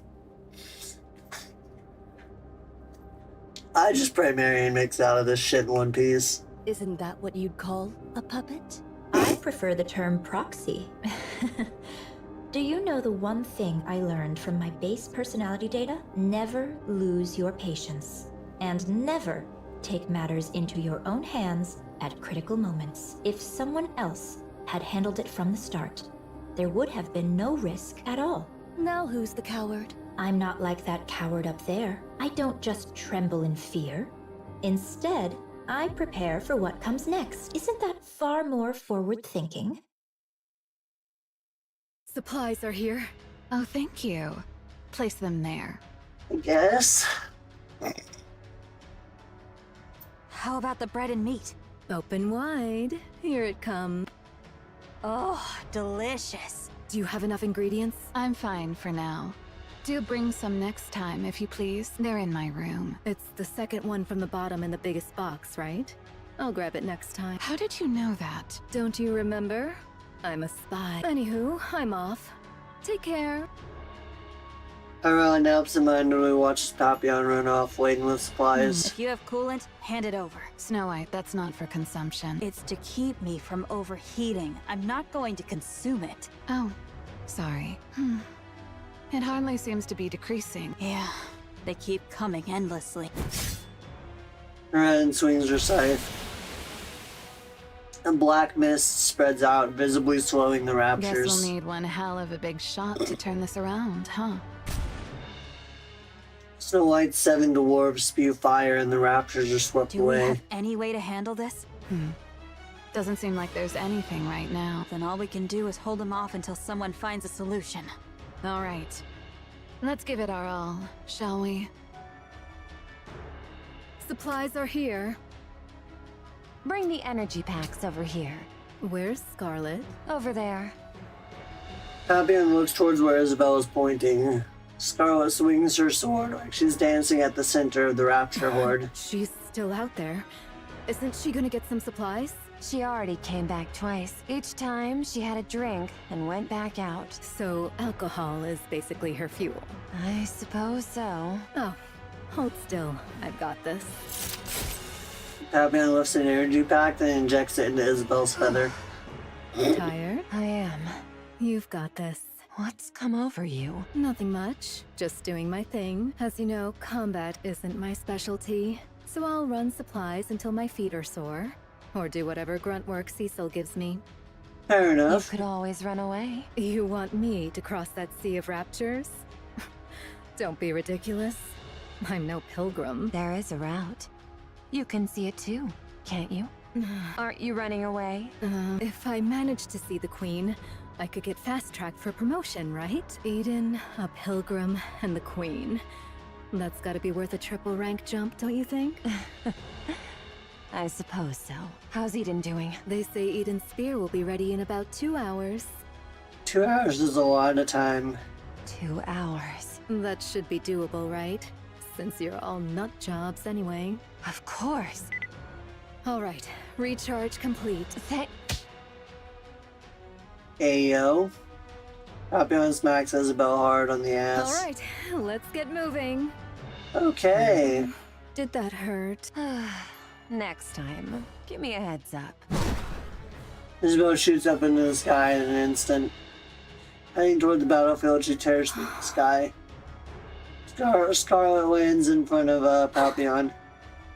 Since Lady Isabel hath come, I'll bide me here a spell and take mine ease. Do you need supplies? Pray, pour me a drink. Here, I've warmed it up for you. Something wrong? To sip warm spirits in the midst of battle 'Tis indeed a rare luxury. I shall partake most gratefully, Lady Papillon. Take your time. I'll head to my next post. Thou hadst a rough time. So absent-mindedly watches Papillon run off laden with supplies. Well then, let us take up our sport anew. Scarlet sets her cup down and adjusts her grip on her sword and charges at the raptures. Supplies!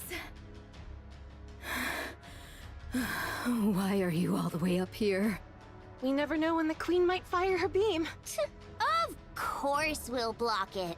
2 of them block that massive thing. Yeah, I'd love to see them do that, honestly. You two are going to block that?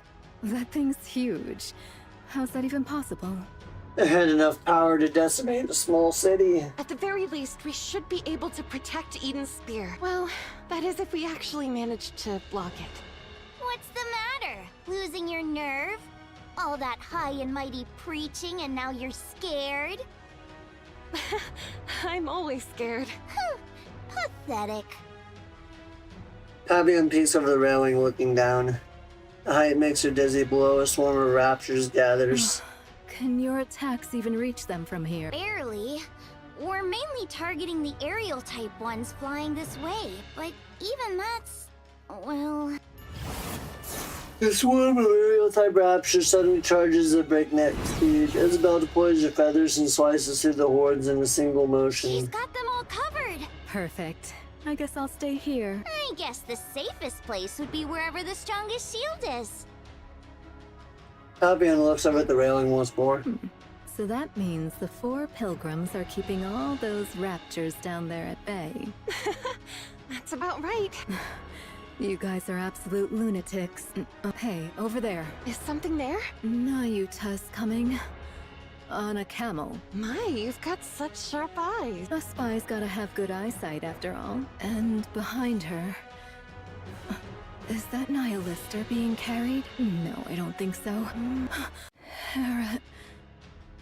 It's Modernia. Excuse me? Modernia. She's carrying Modernia. The outfit's a bit different, but those bandages and that hair color, it's definitely Modernia. What in the world? Yikes. She's really been put through the ringer. A total mess. Who? Marion? Marion? Oh, you mean Modernia? Yeah, she's a total wreck.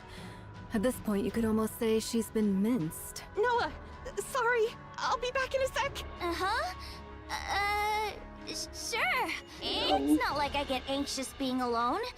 Not at all. Yeah, she definitely I'll does. stay here. You go quickly. Okay, thank you. Rapunzel darts off. Why are you here if you're no help? I don't like being alone. It freaks me out.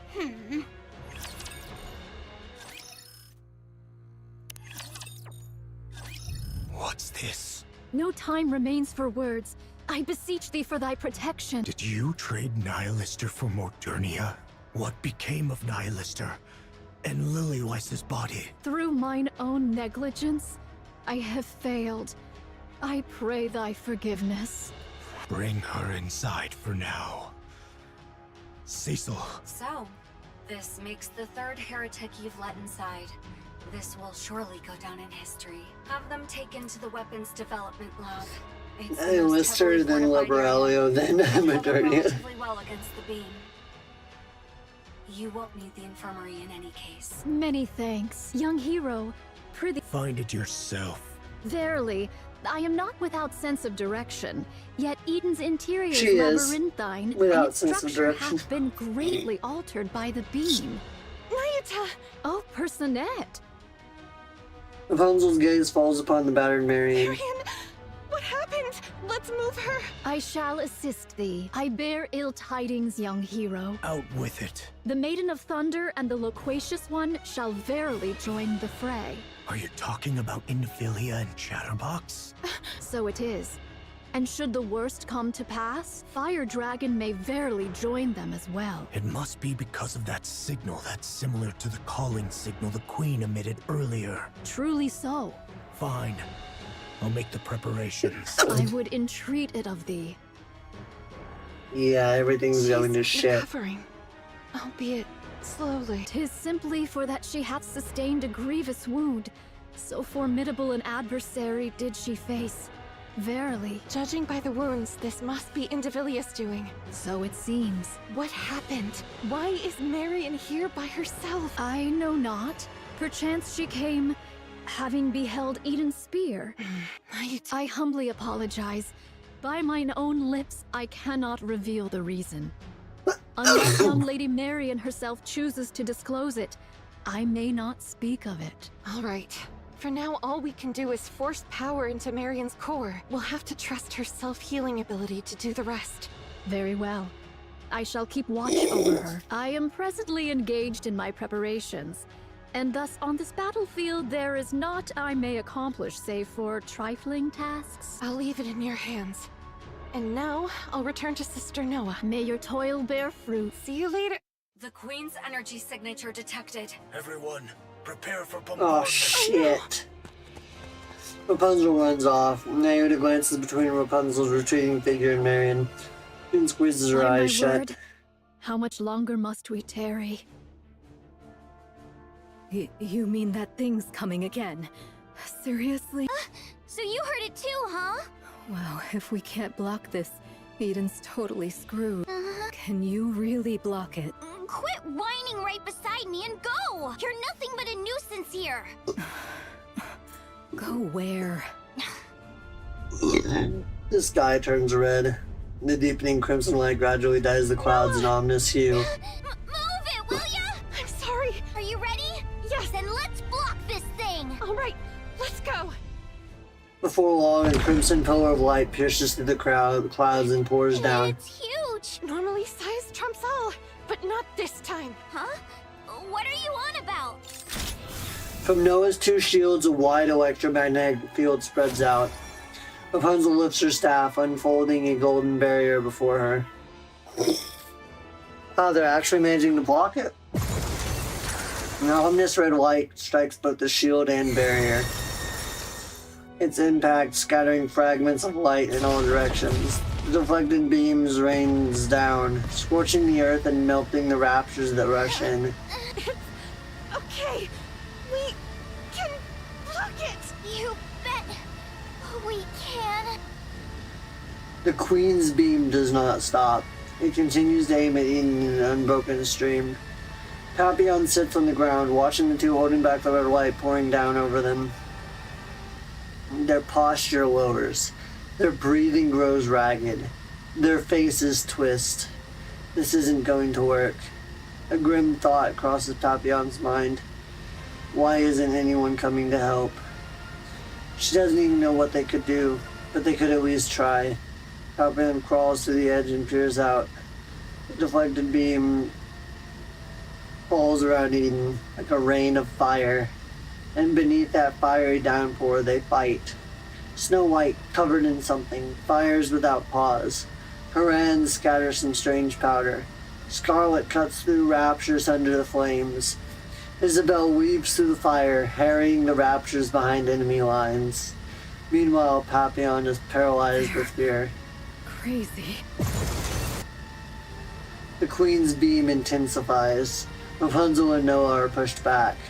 Without thinking, Papillon catches them by the waist. You lunatics. Rapunzel's golden barrier flares even brighter. In that instant, she realizes that her core's power is depleted. Just before she collapses forward, she feels someone tug at her collar. Noah grabs Rapunzel and hurls her behind herself. Hey, you said it! A shield that protects someone can block anything! What a load of nonsense! There's no such thing! I'm the strongest, you hear me? I'm the strongest! I'm not protecting anything! I just need to prove that I'm the strongest! So you lot better cling to me and pray you make it out alive! Noah, if you increase your output any further... Me! I'm the strongest shield on the surface!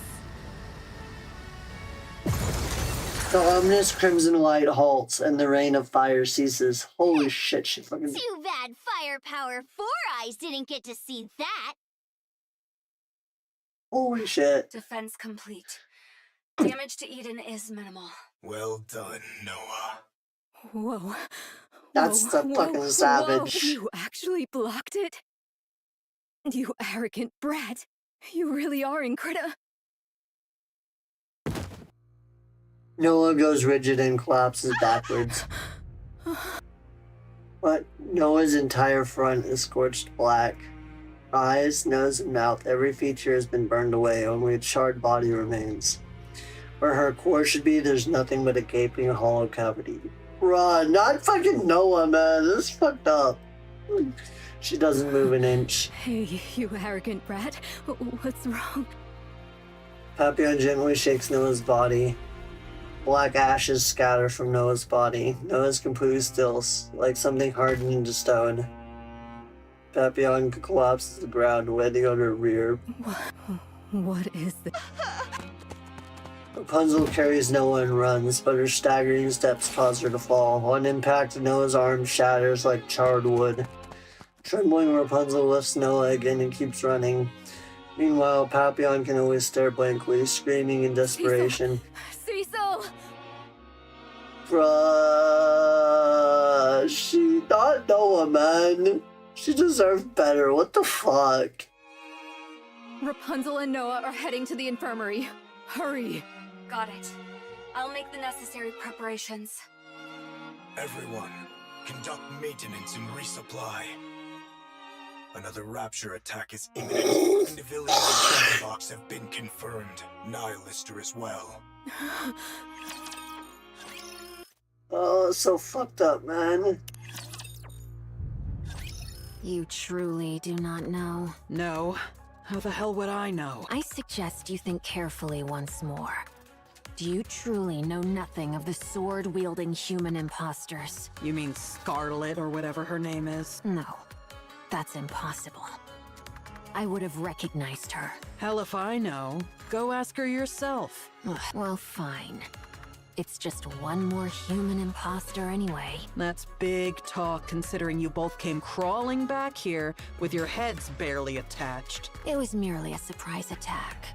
If we remain vigilant, it shall not occur again.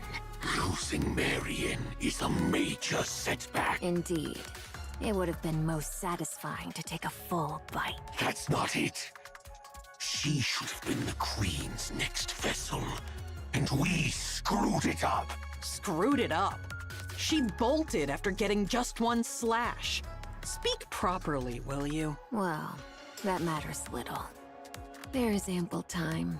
The Queen above still appears to be in good health. You mean the Queen who doesn't even bother to show her face? So, how does it feel to be back in the Queen's embrace, Nihilister? My. You were chattering away just a moment ago, and now you've gone unusually quiet. Is it because you're barely more than a corpse? Shut your trap, you damn scorpion. And if I refuse, what can you possibly do? I'll rip your jaw right off your face. I'm afraid I won't allow you to feast on raptures. Not that you could, in that corpse-like state of yours. Damn. And neither I nor Chatterbox could be eaten. So you would be dead with a mere flick of my finger. She's not wrong. Nihilister's pretty fucked up right now. So then, how do you plan to rip my mouth off? I know. You don't want to be around Chatterbox and me after we made a meal of you, but you must understand. The Queen commanded us to act together. She wants Eden destroyed by our hands. So, let us cooperate. Do you understand? Nihilister don't know the meaning of that word. I'll kill you if it's the last thing I do. I told you, it cannot be done. You insist regardless. While we remain under the Queen's command, we cannot fight among ourselves. Besides, fighting corpses is hardly my pastime. Damn you! Enough. Don't provoke her anymore. Why not? It's fun. I get that. But we're about to go into battle. Now's not the time to sow doubt.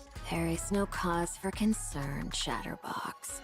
Under the Queen's rule, our will carries little weight. Nihilister may speak boldly, yet she cannot strike us.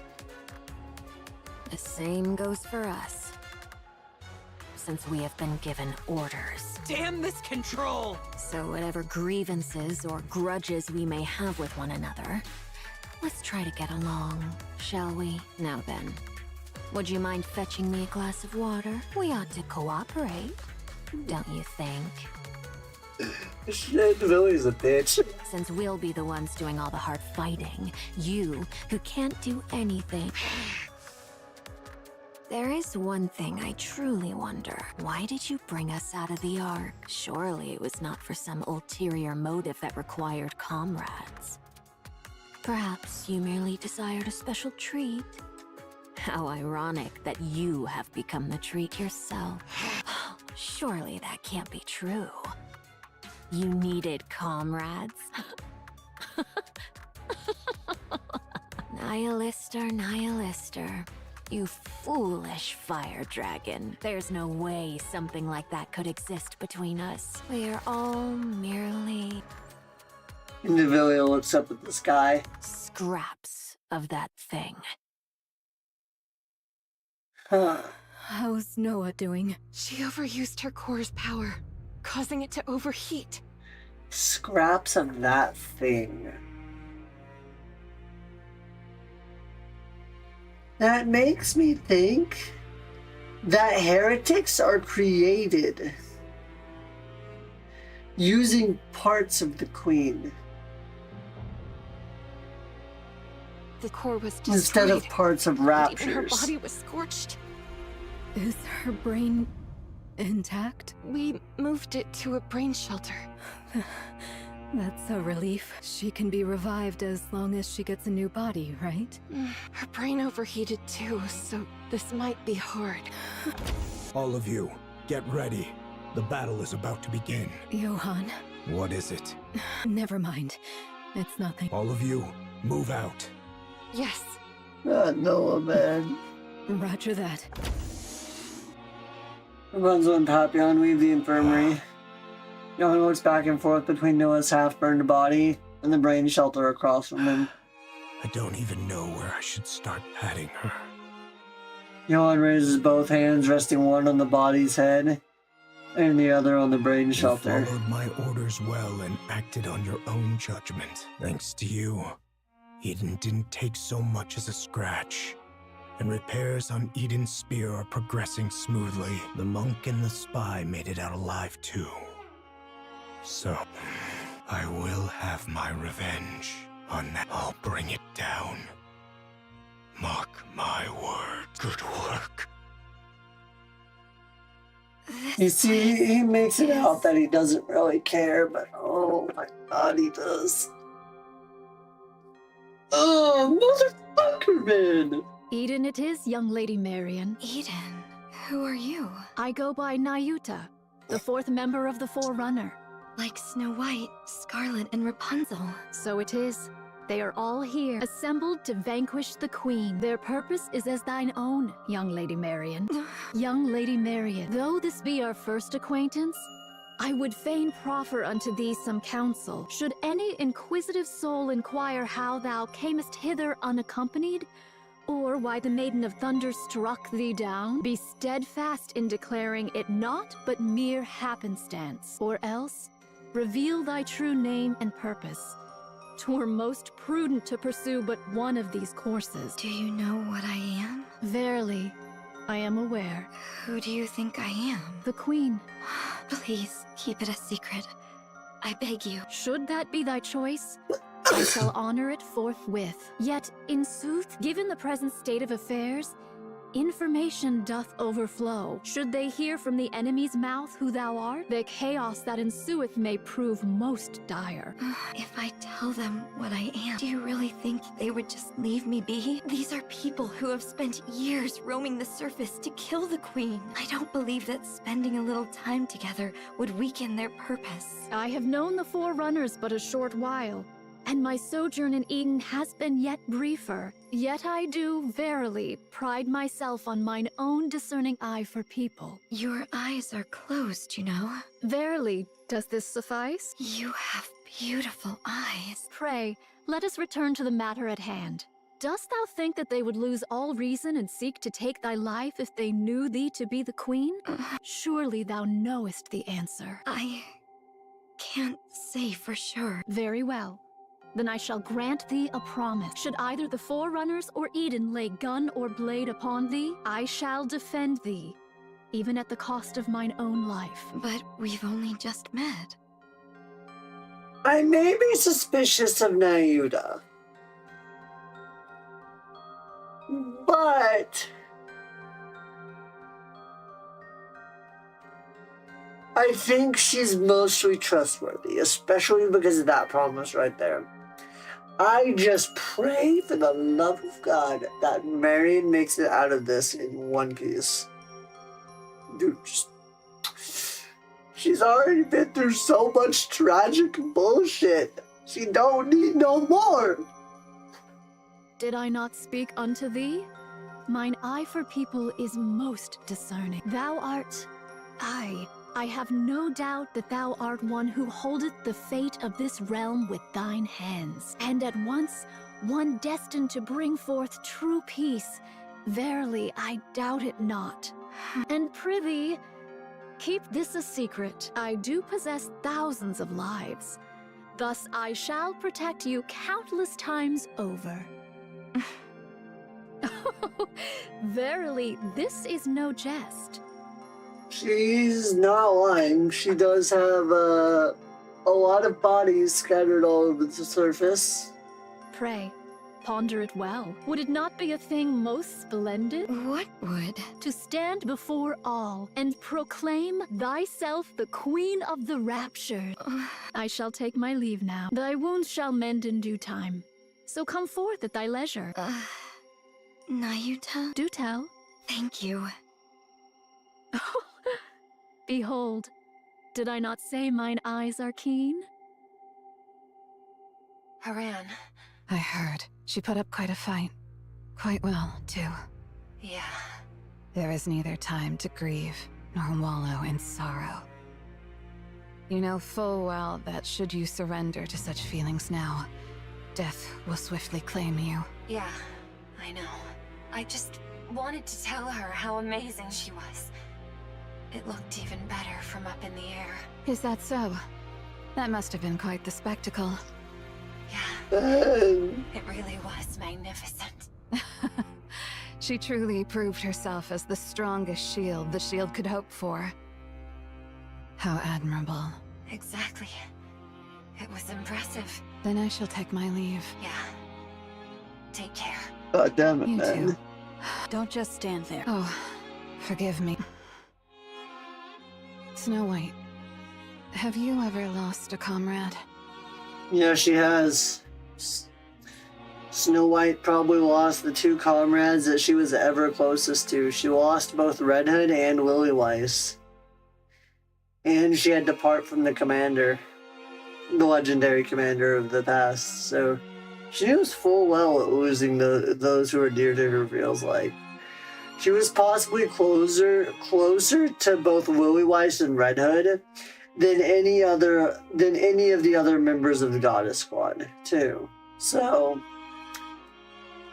yeah, she knows what it's like. Many times. So time really healed it? No, I fought on despite the pain. Not so easy, huh? Be strong. I plan to. Ran swings her scythe at the Raptors.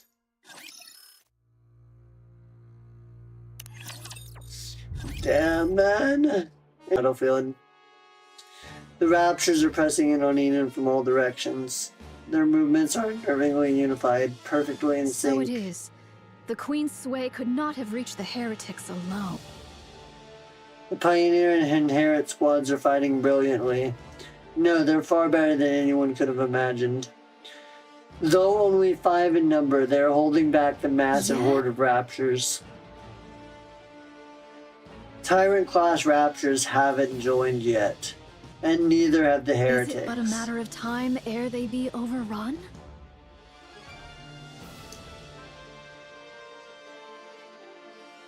Nayuda looks towards the I beseech horizon. you, do not be late. 2 Eden's hours spear is later. ready to fire. Good. Get it ready. We'll have to aim and fire manually, since the bombardment damaged the remote system. I'll send you the coordinates. For the Queen. And the heretics encamped in front of Eden. You'll need to make a choice. Huh? Scarlet's blade slashes through a harvester's leg. As it staggers, Isabel drives a feather into its head. The massive creature collapses, sending up dust that blankets the area. You actually cut through a harvester's leg with that sword? Well, fortune smiles upon me, it seems. A golden blade pierces Scarlet's abdomen. As the smoke clears, Indivilia emerges from To within. think you can use a Tyrant-class Rapture as bait. These mass assaults really are too convenient. A sneak attack. Just the sort of trick I might expect of thee. What? Were you hoping for a one-on-one duel? Dream on. Indivilia. Isabella dives towards I'm Indivilia. afraid I have no interest in a direct duel with any of you. I do hope you survive this endless sea of rapture. And me as well. Indivilia slips into the cloud of dust. The situation is grim. Hiding and running. And even Tyrant-class raptures are pouring in. We're also losing ground from a lack of firepower. Snow White, what are you— Advance. What nonsense are you spouting? We need to move in closer and take out more of them. How convenient. Sorry to be a buzzkill, but we're running low on supplies. Then I'll take down 2 per shot. You say such crazy things as if it's nothing. Fine. I'll humor you. I'm going. Follow me, Papillon. I'm going to. Come on, cut me some slack. We can't win without supplies. Just so you know, I'm staying in the safe zone. I'll only dip one toe into this crazy plan of yours. Very well. I don't know how long that safe zone will last, though. Yeah, all shit just hitting the fan. Johan stands before it in spirit, aiming controls lost Brother with Johan, What is it? why are you hesitating? I'm deciding where to fire Eden's spear. The front line's crumbling. The Queen is right above us, and we only have 1 shot. What is there to hesitate about? Even if we fail, there will surely be someone to carry on. Who? Believe her. Right. If it's that guy... Isabel is critically damaged and retreating with Scarlet. The defensive line has been breached. Snow White and Haran are repositioning. Papillon as well. How about the monk? Currently meditating on the railing. Must be nice. Multiple heat signatures approaching. Approximately 2,000 in number. What the fuck? So this is it. I'll use Eden's spear on the Queen. Understood. Of the approaching heat signatures, one is moving at high speed. It is heading for Indivilia's position, not within identification range. What's that supposed to be? Just in time. More reinforcements arrive. The Queen truly knows nothing of mercy, does she? Of course, I too am rather fond of sweeping my foes aside with sheer numbers. Nihilister, why don't you at least say something? You're powerless and silent. At this rate, a scarecrow would have served better. Would you just shut up already, huh? I'm afraid I must decline. Indivilia likes to be a sassy bitch. Indivilia, Yes. What is it? whatever's coming doesn't look like raptures. What? Indivilia turns around and sees a thick cloud of dust. It's clearly a massive army. Yet she senses nothing. Then what could possibly be here in such numbers? Something shoots out from the cloud of dust. Indivilia furrows her brow, trying to make out what it is. She soon realizes it's something she's seen before, but by the time it dawns on her, it's already too late. Fuck yeah, eat shit again! Mounted on Trom, Crown's lance pierces straight through Indivilia. Indivilia rolls across the ground, struggling to get back up. Pleasure to see you again. How many times must this farce be repeated? I genuinely thought you'd managed to dodge that this time. Has your stamina been a bit lacking today? The word be focus, Your Highness. Ah, yes. Quite so. You wretched. Chatterbox charges at Crown. Body slam! Tallow, tallow. Talos slams into Chatterbox's abdomen, sending him tumbling backwards and putting some distance between Human them. imposters of the kingdom. Talos, what's this? Tallow. I learned it from a game you like. Oh, okay. The body slam knocked the target back, but inflicted only minor damage. Special Entity Chatterbox remains strong. Calculating, had the golden arm been properly equipped, significant damage would have been dealt. Oh, come on. How many times do you have to go on about that golden arm? But you promised to replace it with a golden arm. I'm working as hard as I can to get to it, so can we stop already? Roger. So, you've come to die. Far from it. You think the likes of you can turn the tide of this battle? Think again. That's totally wrong. Right, Talos? No. Calculating, the outcome depends on the target's combat capabilities, but purely in terms of numbers. Our chances of victory are significantly higher. What did you say? Have you lost your mind? The cloud of dust behind them begins to settle. Countless Nayutas now come into view. Packed so tightly they stretch across the entire horizon. Verily, I have arrived at last. What is this? Yo. Holy shit. So the 2000 e-signatures, they were Nayuta clones. That's fucking savage. How the hell are there this many? 2,000 Nayuta clones, calculating against several thousand raptures. Don't just estimate. Odds of victory are satisfactory. Very well. Let us be off then. Let us proceed. Damn! These human imposters! Black light burst out from Indivilia's body. Transformation detected. A mere trifle. Fear not. Numbers shall ever triumph.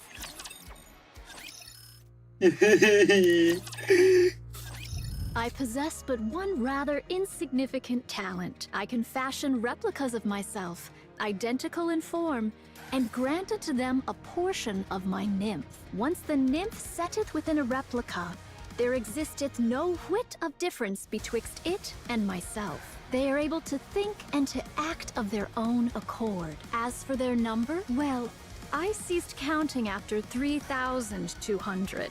The greater their multitude, the more wondrous it be.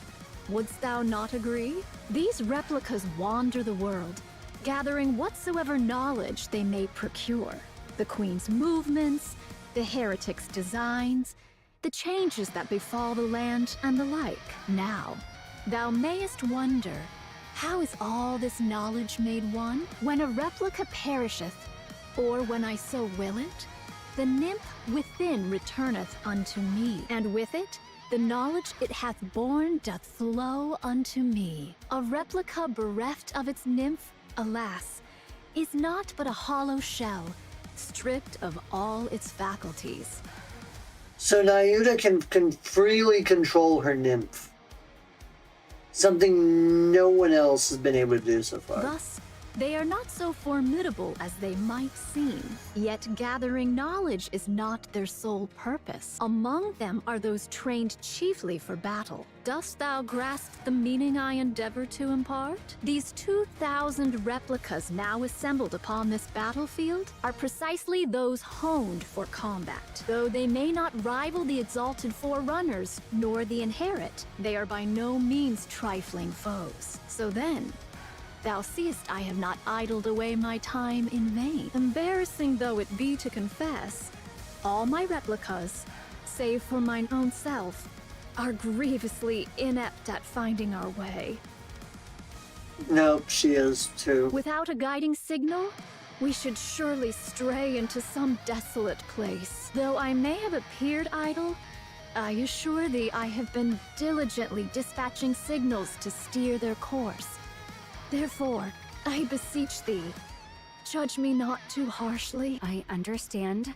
Now come down. We are about to fire Eden's spear. Remain there, and you'll end up a thoroughly roasted monk. Verily, 'Twas not that I sought words of gratitude. Yet this? Step on it as you wish. Thoroughly roasted monk. The clones dash across the plains. One sends raptors flying with a palm strike, while another crushes Rapture's armor with a swing of a stone staff. A third pierces a core with a spear. 2,000 clones overwhelm the Raptures with their own weapons and techniques. Quite the sight to bedeck. Behold. It's behold, Your Highness. Amazing. This is really... Bullets spray from one clone. Rockets blast from another. One hurls grenades, while another lays mines. Don't they seem to be fighting a little too recklessly? Affirmative. So long as we triumph, that is all that needeth be. Oi! What the hell are you doing? What of it? You should be running for your life, not clicking your tongue. Agreed. We can't take them down now. There aren't enough of us Raptures. Very well. Let's do so. I trust the Exalted One above will see to it. Running away, are we? That is one thing you truly excel at. Kilo, do you know?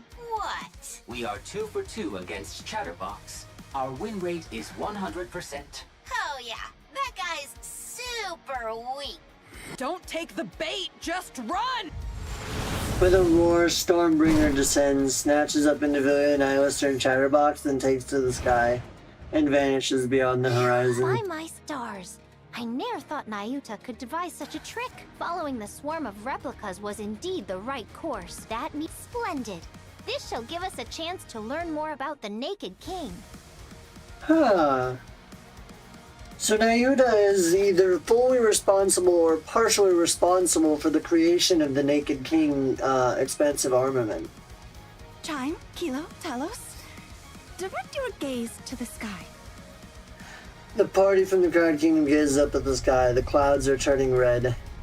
Another beam from the Queen is descending. This is simply beyond belief. Does she have unlimited energy, or what? What do we do? We strike first with Eden's spear. Based on my calculations, we are 10 seconds behind the Queen. I'll hold her out for just 10 seconds. Impossible. There's no way your core power has recovered yet. I'll do it anyway. Fine. I'm entrusting this to you. Cecil, report to me immediately when you're ready. Understood. Rapunzel steps forward and looks up at the sky. The clouds gradually redden. After a brief prayer, she raises her staff. No matter what! A golden barrier spreads out. Through the clouds, crimson light pours down. Her limit comes faster than anticipated. Even so, Rapunzel makes up her mind that she'll burn her core if that's what it takes to block the attack. Marion! I'll help you. What the... Stay back, Marion! It's okay. This power is like mine. I can do it. Pardon? Light begins to emit from Marion's bandages as the crimson light is drawn in. What? A strange light gleams in Marion's eyes. She absorbs every trace of the ominous crimson light from the sky. In the world is this? Johan. Johan yanks the lever with all his strength. It erupts with a thunderous boom, sparks and flames flying everywhere. He's thrown back, tumbling across the floor as Eden shakes. A massive blue spear tears across the sky. Marion's bandages blaze brighter than ever. As the light dims, a black sphere rises above her palm. She releases it into the air, and a beam of black light shoots towards the sky. The clouds are torn apart, and the sky is painted in shades of blue and black. Marion. Pray, what might this be? Confirmed hits on the Queen from both Eden's Spear and Marion Cannon. What's Marion Cannon? A working title. The Queen is rapidly losing altitude. Presumed to be crashing. She will enter visual range shortly. Something black is falling from the sky. The Queen, as if foreboding and malice themselves had taken form, descends upon the skies So above the that's surface. The Queen. Oh. As everyone looks up at the sky with bated breath, Marion opens her mouth to speak. Everyone, please listen. I, the Queen of the Raptures, I have come here to claim the crown.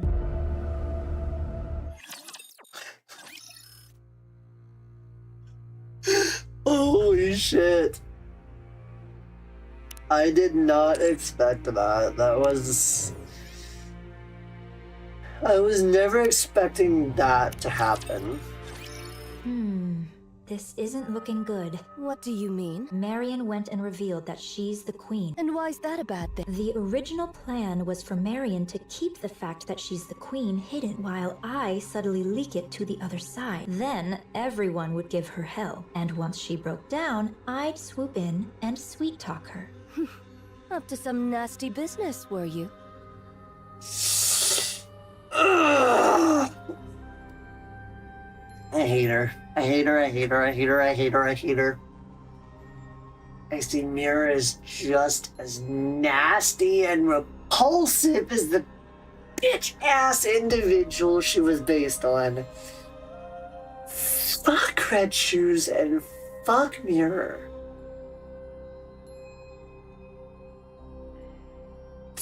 Yeah, the moment that Naida was conversing with Mira is when I grew suspicious. Anyone that deals with Red Shoes or anything associated with her, including Mira, is incredibly fucking sus.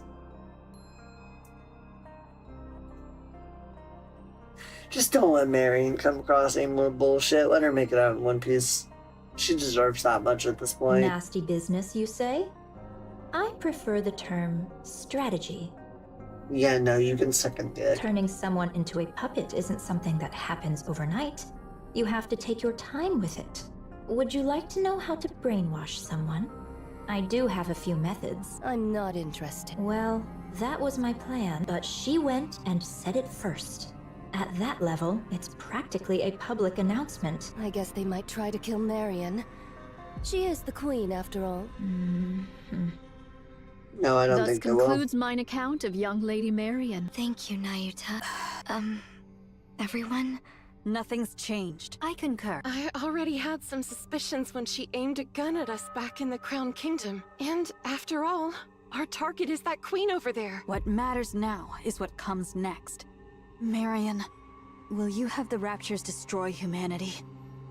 No. And what guarantee is there that it won't happen? If that does happen, I want you to kill me.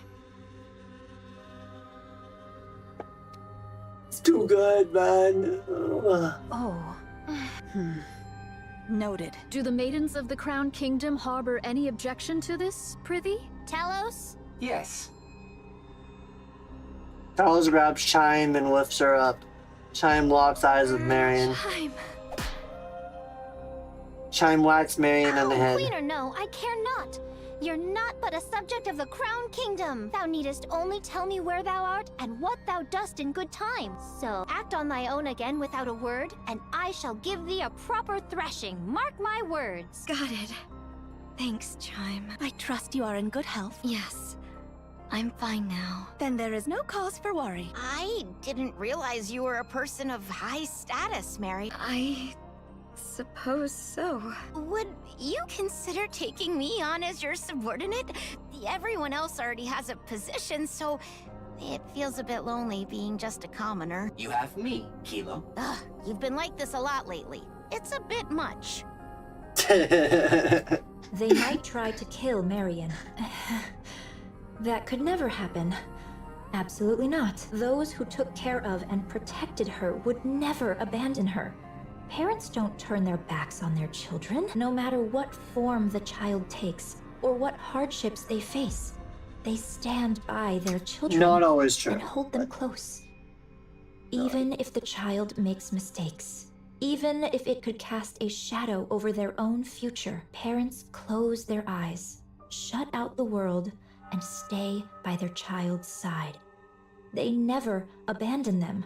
Not true, but we'll go with it. Mira gazes at the distant It's crimson only clouds. natural. Wouldn't you agree, Mother?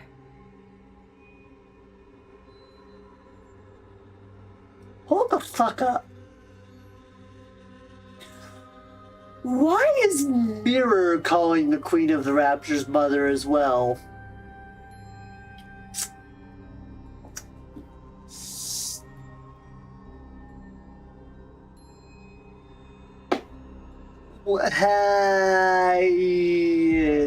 She gets more and more suspicious by the moment. And still, Even if that holds true for the pioneers and the Crown Kingdom, Eden might see things differently. They don't know Marion well. They have no understanding of what she truly is, or the nature of her being. To them, she is little more than a Nikke who became a heretic, and then awakened her queen gene. Nothing more, nothing less. A being steeped in peril. Done with your tearful reunion, then get back to your post. Nikkes of the Crown Kingdom, follow Cecil. We'll review your specialities and specs afterward. Johan gazes beyond them at the crimson We'll stained commence the sky. assault on the Queen. Cecil, any change in her position? The Queen is currently positioned 10 kilometers from Eden at 3 o'clock. She remains in the air, but at a low altitude. Isabel should be capable of attacking her at this height. As observed, she is taking no action, not even deploying raptures. She's likely performing repairs after sustaining hits from Eden's spear and Marion cannon. Or perchance she is afeared, and doth but watch how events unfold. She is. Your overactive imagination will be your downfall, monk. 'Twas but a thought I voiced. What's your plan for those clones out there? For now, I shall leave them thus, for it is not possible to bring them into Eden. Right. I refuse to let any more unknowns inside. Everyone, perform maintenance and remain vigilant until further orders. Young hero and maidens of Inherit, if it so pleaseth thee, I would— Very well. Goddamn, man. Young hero, is there aught thou wouldst say? What nonsense are you spouting? I cannot fathom the significance that young Lady Marion holds for thee. Yet a queen is still a queen. A queen is not to be forgiven. Eden's warriors shall slay the wicked queen without fail, or something of the sort. What choice do we have? None, verily. You see? We've got no choice. The Queen's right there. The threat plain as day, and casually firing beams from heights most weapons couldn't even dream of reaching. And for reasons I can't quite figure, Marion sent it right back, not just a little push. She hit with enough force to actually tip the scales of the battle. And if we try to move against Marion, we'll end up fighting both the Pioneers and the Crown Kingdom. A fight among ourselves right now could be the end of us. Marion isn't a problem for now. That could change later. But for the moment, she isn't. Therefore, we'll exploit her fully. What I want is to reproach Marion for the pathetic weakness that made her conceal her true identity. Because of it, she arrived late to Eden, and we lost Noah. But I won't speak of it. I can't gauge the depth of her struggles, so I won't speak lightly of them. This is why I like Johan. Sometimes he is really harsh, and he is very strict, and sometimes can come off as a bit of a dick. But he's super wholesome, super fucking good, and super understanding when it comes down to it. Permit me to add but one word. Go ahead. Pray, lend thy strength that we might raise young Lady Marion to the throne of Queen. Do you believe the world Marion spoke of? One where all will love one another will ever come? Such a thing shall never come to pass. You're no different from them, monk. No. You're worse. Utter scum.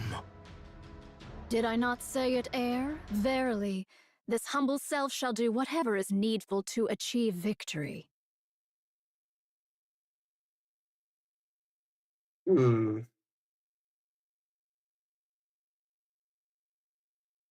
Still Susser, and I don't like the sound of that. Because of Johan, who's an exploitative, sometimes scheming bastard who is willing to sacrifice others even if he doesn't like it. Just calling her scum. Ain't very good. It ain't very good. But Eden won't make a move against Marion. Or rather, it's more... the one we should be watching is Nayuta. It's just a hunch, but I believe she has another agenda. What other agenda could she have? The two possibilities are either Marion becomes queen, or she gets killed when the queen gene is taken from her. Yes, but I have a feeling that Nayuta was the one who planted the idea in Marion's head. Because of that, she arranged some strong protectors for Marion. Not just for Marion herself, but for Queen Marion. There's no reason for her to be that proactive otherwise. Weren't you allies? We are, but our ultimate goals differ. I require a puppet queen, whereas Nayuta desires a surface without one. Interesting. From Interesting. Nayuta's perspective, a queen under my control is still one she can negotiate with, which is why we formed an alliance. When the time comes, will you agree to Nayuta's terms? Of course. There's no reason I wouldn't. That explains why Nayuta's being so proactive. Well, we shall see soon enough. But isn't that quite a sight? All those Nayuta lookalikes assembled just like that. I find it a bit... It's effective. That much is certain. The great and merciful mother is scared stiff again, merely watching from afar. Honestly, it's utterly pathetic. This doth prove a difficult matter. All the Holy Alba shit. particles I had gathered are now exhausted. Aye, the Naked King may not be used upon this battlefield. A shame it is. It's all right, Chime. I remain strong even without it. I know it well, of course. Yet to think that I might never gaze upon thy majestic presence again. Verily, all hope is not utterly lost. For but an instant most fleeting, I could transmute the Alba particles thus gathered into a heat shockwave. Yet I would not counsel such a course. With but a single motion shall all be spent. The ill effects shall descend upon thee in their full measure. Still, best have it ready, for it may yet serve in times of dire need, so say I. Oh, what curious things hast thou found? I should be pleased were this one meant for me. Nay, I am no coffer that doth spit forth riches at a mere tap. Eh? Was it not thus? Nay, verily. Papillon leans against the railing, gazing out at the Nayutas that filled a space before Eden. Lamentably, I lost 820 of them in the preceding fray. 'Twas fewer than I had feared, for which I am relieved. Yet 'tis more than I had hoped. A grievous matter indeed. Ah, behold yonder, a butterfly. Pray, why dost thou make such a loud clamor? I heard thy auditory sensors suffered ill from thy long sojourn beside a waterfall. Thou seemest skilled with firearms. Pray, are they of any worth? In the western lake lurks a fearsome beast. A spear far surpasseth a gun. Take this, and do give it a whirl. Yet truly, whether spear or gun, explosives reign supreme. Didst thou not witness mine prowess in action? 2 days without sustenance. Mine belly clings to mine spine. Didst thou know this curious fact? The male deer casteth off his antlers in All winter. crazy. I have seen it with mine own eyes. Oh, just as crazy as her. Behold, here is a golden axe I did pull forth from beneath the lake. I did misstep upon the lava, and an ankle I have lost. Prithee, doth any among thee possess a spare eyeball? I feel like I'm about to lose my mind. Papillon, Yeah. your break is over, isn't it? Coming, but when will long-range comms be restored? It's already been restored. Really? That's fast. Each of Eden's facilities and functions was designed to operate as independently as possible, minimizing reliance on external systems. So that means we can get in touch with the outside? Regrettably, that's impossible. The Queen is jamming our systems. This sucks. Yes, it does. Looks like hauling supplies is all I can do for now. Brace for impact. Attack incoming. What? Papillon hurriedly ducks under the railing and looks across. Countless red lights are flying towards Eden. Holy shit. I will be right back. I need to go to the bathroom.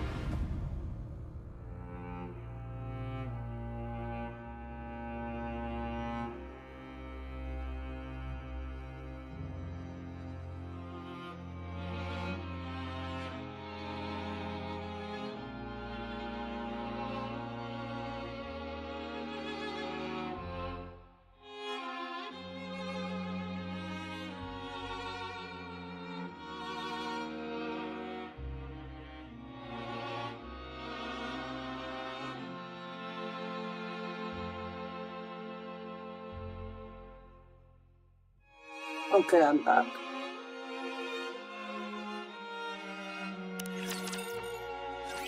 How doth the situation fare? Isn't it obvious? The Queen is bombarding Eden with her beam.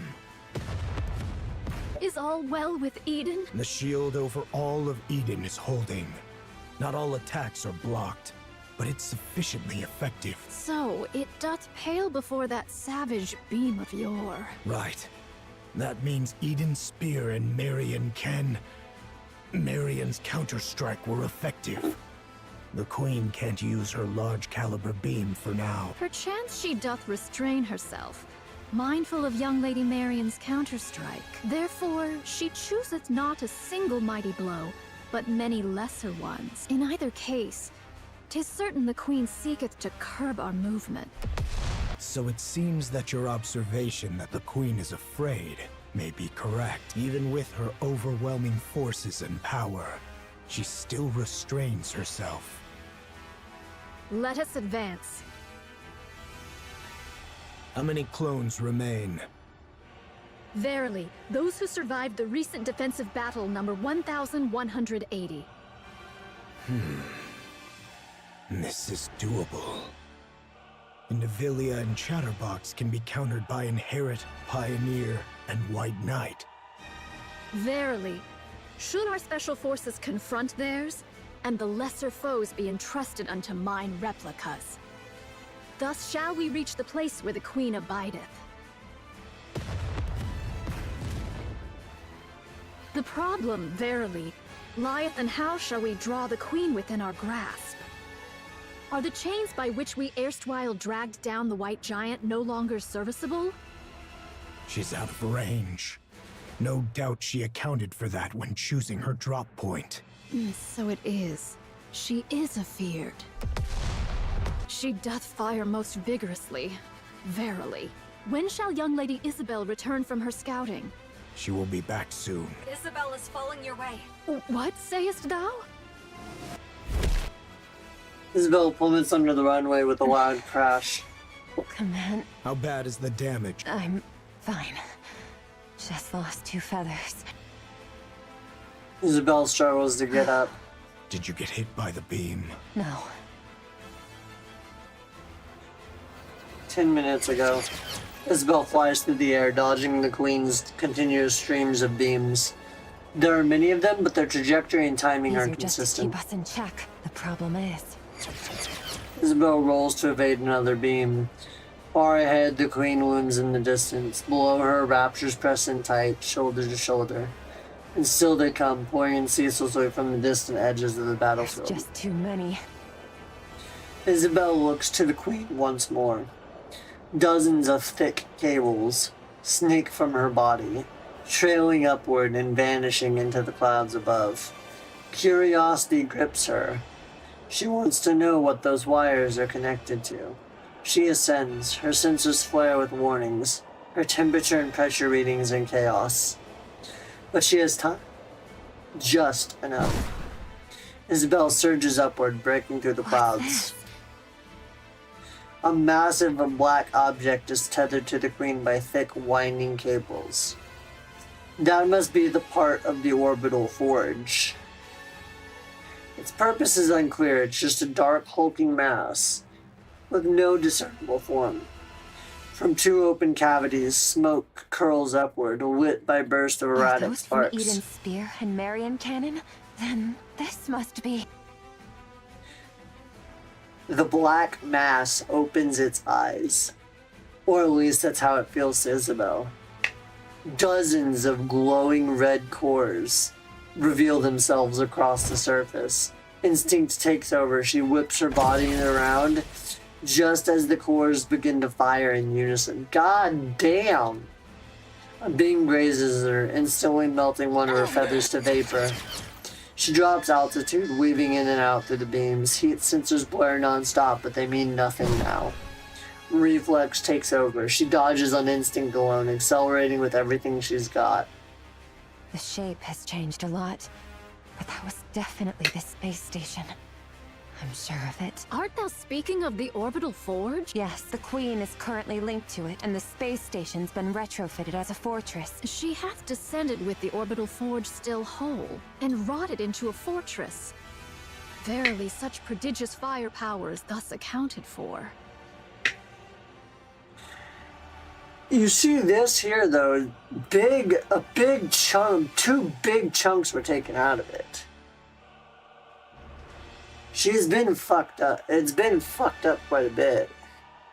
The fortress looks badly damaged, but it's holding its altitude just fine. It's packed with multiple automated interception weapons. The moment I got too close, it started firing beams. I managed to dodge and pull back, but there's no way I can take it on alone. I'm not sure how far those weapons reach, but they can easily hit the surface. This is Vex. Verily, she doth pursue naught but the safest course. Should the Queen unleash her full force, or any other stratagem of aggression, perchance we might catch her unawares. But she's playing like a pussy. Yet she maketh full use of her advantage, restraining herself all the same. Most vexing, Should we allow this affair to linger, defeat shall befall us. She shall continue her convalescence and gather raptures whilst we must needs bring this matter to a close with all haste.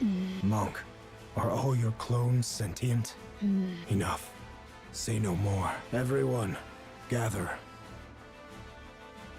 All Here of is them the are. current situation. Part of the space station is confirmed to be linked to the Queen. It is concealed above the clouds and has been remodeled into a fortress. Any attempt to approach is met with automated interception fire. Its range easily reaches the surface.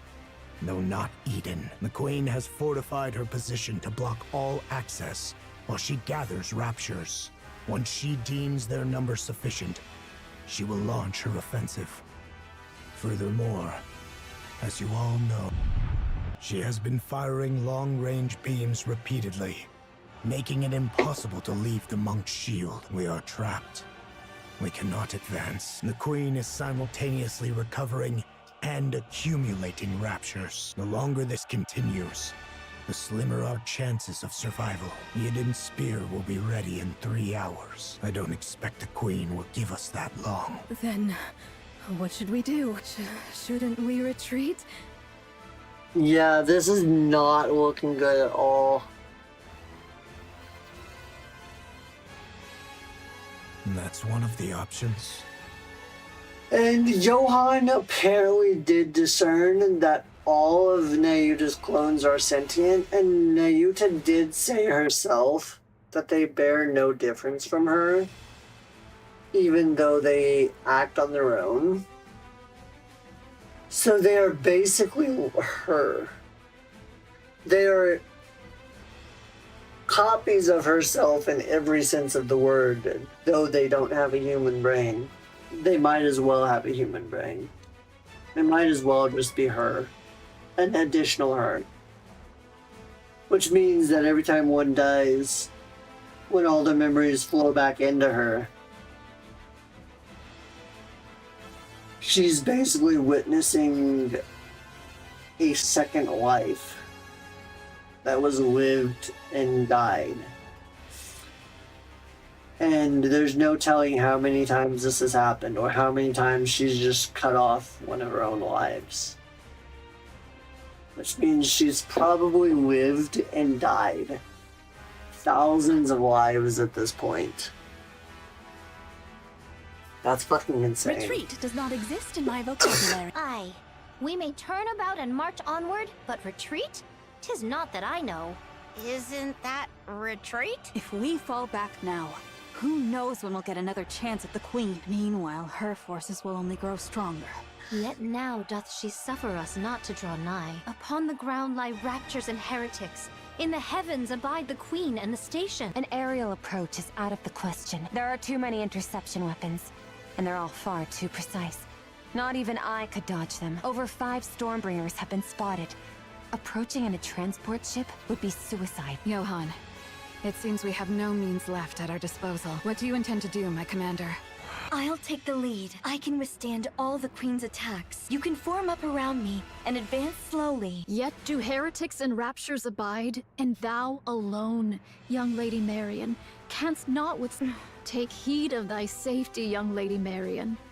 Should all go awry, thou alone must survive. There's no way I could. We're abandoning Eden. So, we're retreating? Yeah, that's a good idea. No matter how important this place is, when it's time to retreat, you retreat. We'll overload Eden's main power source and trigger a self-destruction. Everything within 10 kilometers will be reduced to rubble. We'll lure them in as close as possible, and then detonate. Then we'll leave the rest up to him. It seems that's the only way for now. Even a mere scratch would please me. What are you talking about? You want to lure them in and self-destruct? Who's supposed to do the luring? And what happens to the poor soul who actually does it? Inherit will lure them in. Feigning the launch of Eden's spear is an option. The rest, withdraw at once. I'll go. Nayuta, can I borrow that insanely fast camel of yours? I'll go ask the Ark for support. Sounds way better than blowing ourselves up, don't you think? We don't need the Ark's help. What nonsense is that when we're about to die? We have to survive first. There are things more important than mere survival. Would you cut it out with that crazy talk? What could possibly matter more than staying alive? There is. There's no way something like that exists. Young hero Johann, there remains another course. That is not an option. This humble one knows not how often these words have been spoken unto thee, young hero Johann. Yet once more shall they be uttered. We shall do whatsoever is needed to prevail.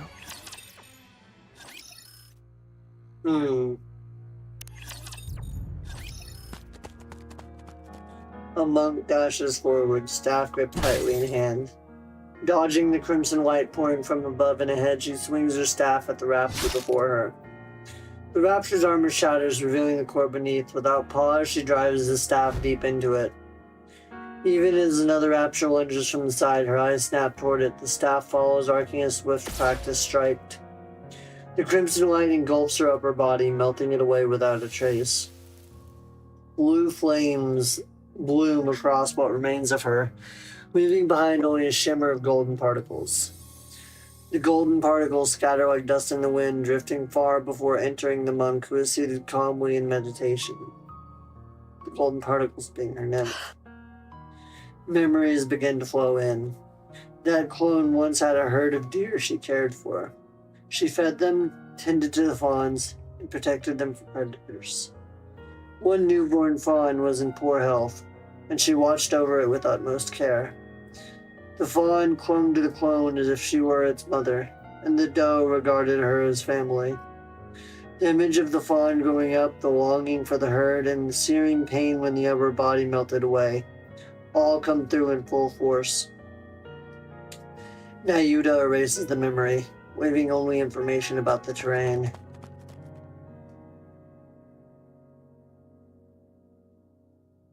Damn, that's gotta be terrible. She's basically lived all these countless lives and is forced to erase all the memories of each of her own lives, except for the information that's important that isn't personal information.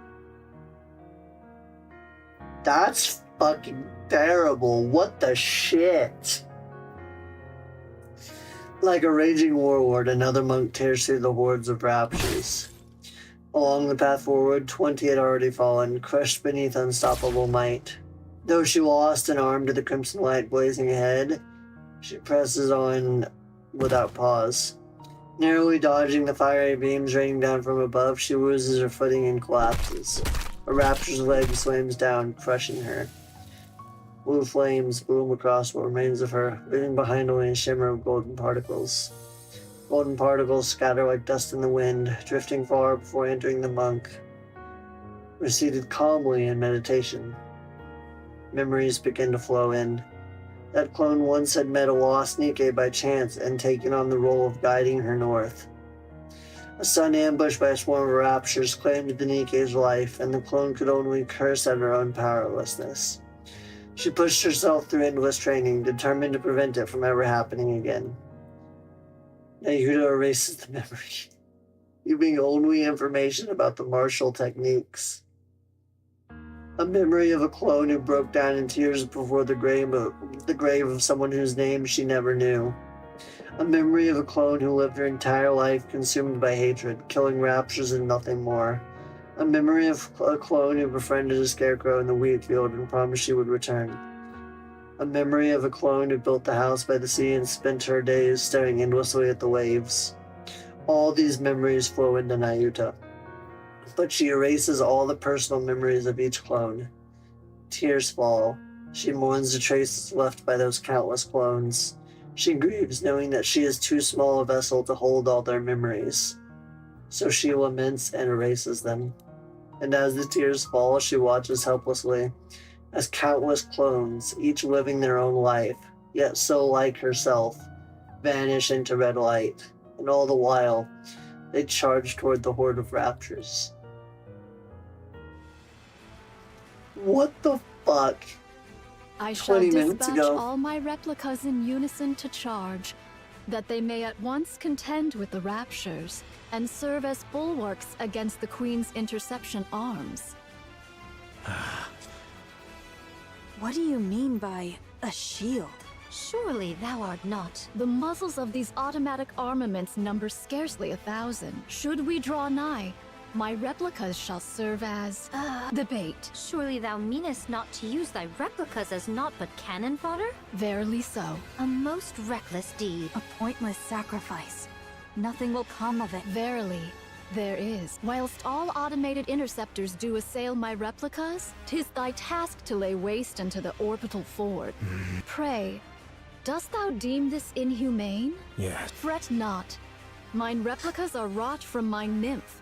Though each hath lived its own separate experiences, they lack the refinement to be deemed full-fledged personalities. That's a Regard lie. them as mere mechanical effigies in mine likeness. That is a blatant lie. There need be no concern for them. And it's extremely fucked up. Fine. I'll trust you, monk. I thank thee, young hero Johann. Once I send forth my replicas towards the Queen, I beseech thee to follow closely in their wake. We possess but a single opportunity. While the intercepting arms are fixed upon the ground forces, direct thine efforts to render the orbital forge powerless. Upon its destruction, we shall pour forth the entirety of our prowess. Oh, this plan is extremely fucked up, but it's extremely good. Haran. I know. None but you and I can do this. What the fuck? At present, Isabel is flying alongside We'll be Haran. near the space station shortly. Yeah, I can see it. This will not be easy. You'll manage it, won't you? Of course. Isabel picks up speed. The space station looms ever closer, its colossal structure growing more imposing by the second. As they draw even nearer, some of the countless red pores that had been looking down turn their gaze towards We've Isabel been and Haran. spotted. We can break through from here. Hang on tight. All right, let's go.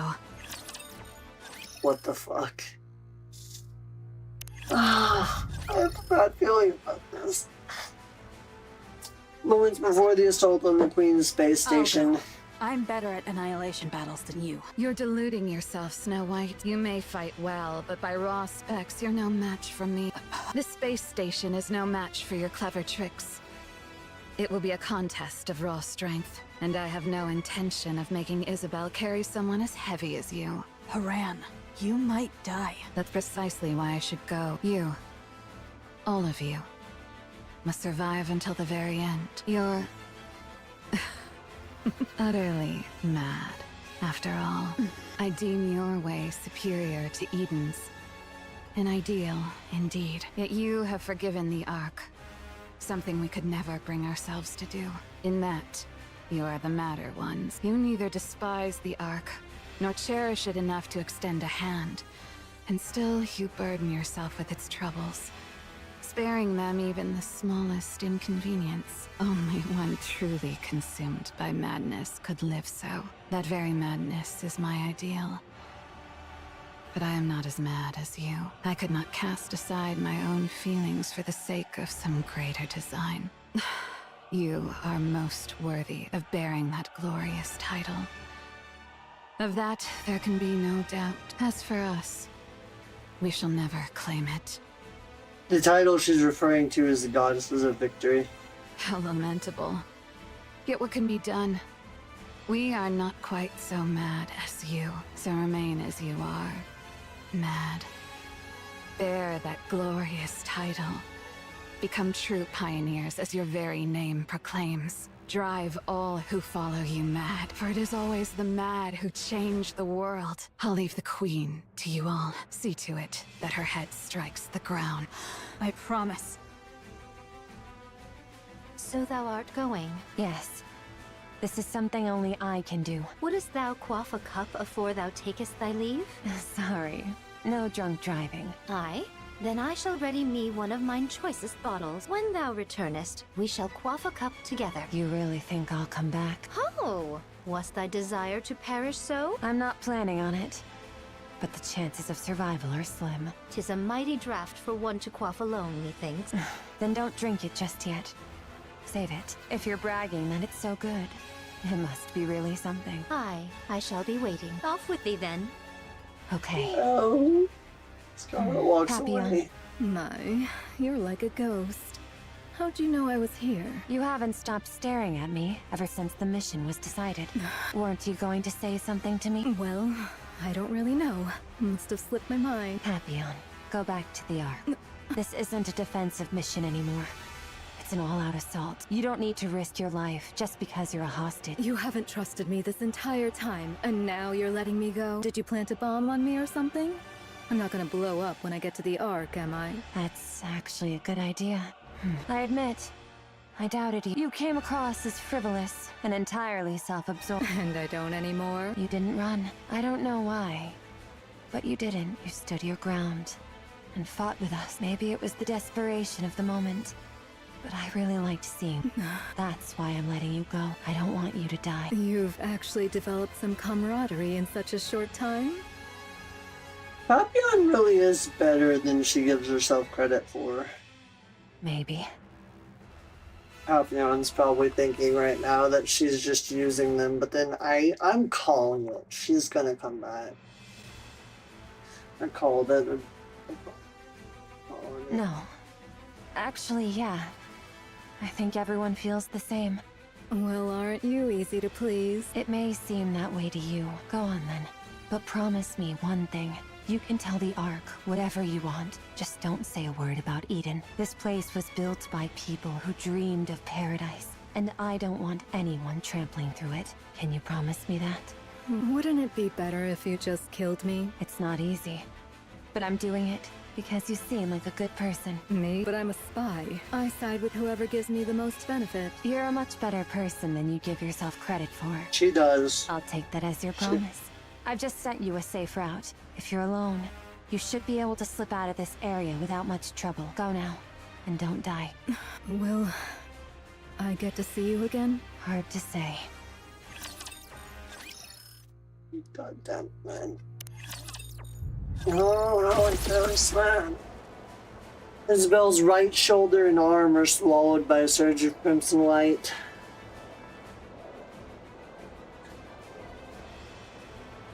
The flight falters as part of her upper body melts away in an instant.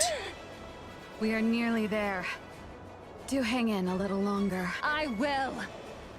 Isabel pushes her speed even further. She feels at her limit approaching fast until control slips away. A torrent of crimson light crashes down, then the realization hits. Her lower half is gone, and her core power drops precipitously. Leave the rest to me. Oh, man. But it's starting to be her final burst of speed. Isabel surges into the downpour of crimson light. Twisting her body mid-flight, she launches Saran into the air. Saran lands on the space station's outer wall. Should she turn back? No. Only regret and rage await there. Rand swings her scythe, breaking through the station's outer wall and leaps into the crack. Isabel watches. Once she's sure her eye has made it, she gently closes her eyes. Then the crimson light comes pouring into the streams. To see you once more. Crimson light engulfs Isabel. Not Isabel too! Oh man. What a squalid, damp place. How perfectly it suits a hideous wretch like you. Oh, God damn it, man. Rand swings her scythe. Powder scatters in the air. To my comrades fighting beneath you. I would have delighted in tormenting you further, but that would put their lives at risk. A pity. But I shall end this swiftly. The powder spreads further, sparks jump and crackle across the space, and an ominous sound reverberates all around. This is a self-replicating predatory virus I prepared just for you. The more foolishly large you are, the more there is to feed on, and the more ferociously it multiplies. Now then, fall. Your Highness, methinks the Nyutas in the area have dwindled greatly. Then the spice station will fall soon. 'Tis the space station, Your Highness, and yet, after all this time, naught has happened. Believe in them, Chime. They have placed their very lives on the line to defeat the Queen. And when one stakes life itself, miracles are wont to follow. Understood. I, Chime, have foolishly imagined defeat and spouted nonsense. I shall trust you and fight. Yes, let us do precisely that. Crown and Chime ride atop Trom, tearing through the battlefield with unstoppable force. With each sweep of her spear, Crown shatters and pierces any rapture that dares to block their path. While Chime hurls bomb after bomb, sending enemies flying in all directions. Crimson light rains down from above, but not a single one touches Trom. Your Highness! Indivilia lieth before us! At the end of the rapidly changing scenery, Indivilia looks at Crown with a smile. Alrighty. Hold on tight, Chime. We ride at full speed. Forward, Trom. Trom slams itself harder into the ground, surging forward with explosive force. The acceleration so great the surrounding scenery turns into a blur. In that split second, a massive chunk of metal crashes down in Trom's path. Impact sends a deep tremor through the earth, and thick dust billows up in its wake. Crown's gaze snaps skyward. Beyond the blood-red clouds, rusted, broken fragments of steel rain down like a storm. The Queen is descending slowly, steadily, drawing close to the surface. And then, all at once, the relentless barrage of crimson light comes to a halt. Seems it has fallen. We did it! Space station neutralized. Initiating death blow sequence. Do remind me, what was that again? Fall back! We must retreat, Your Highness. Should we be ensnared, all is lost. Ah, so that was the plan. Very well. Fall back. The chunk of steel in Trom's way is sliced in half and crashes to the ground. From beyond the wreckage, Indivilia's tail comes whipping forward, aimed directly at Chime's neck. There's still a matter of revenge I must see through. Crown turns sharply, thrusting her spear up just in time to shield Chime's side. Just as I thought.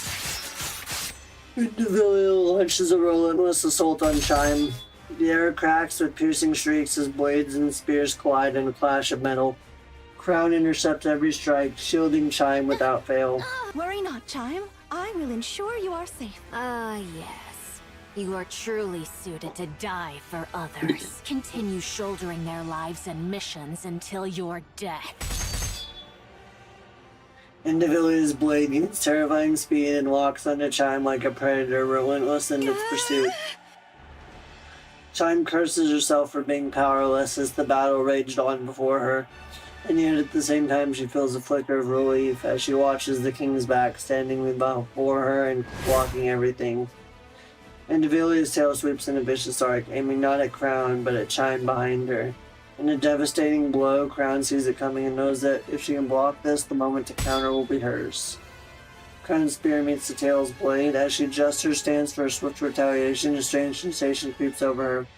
Her body feels sluggish. I've been sprinkling the alva particles you like, letting them seep in. Does it please you? Chime, retreat! It's already too late. Indivilia's tail lashes towards Chime once more, but Crown steps in to block it. I expected you would do that. Not Crown 2, damn it!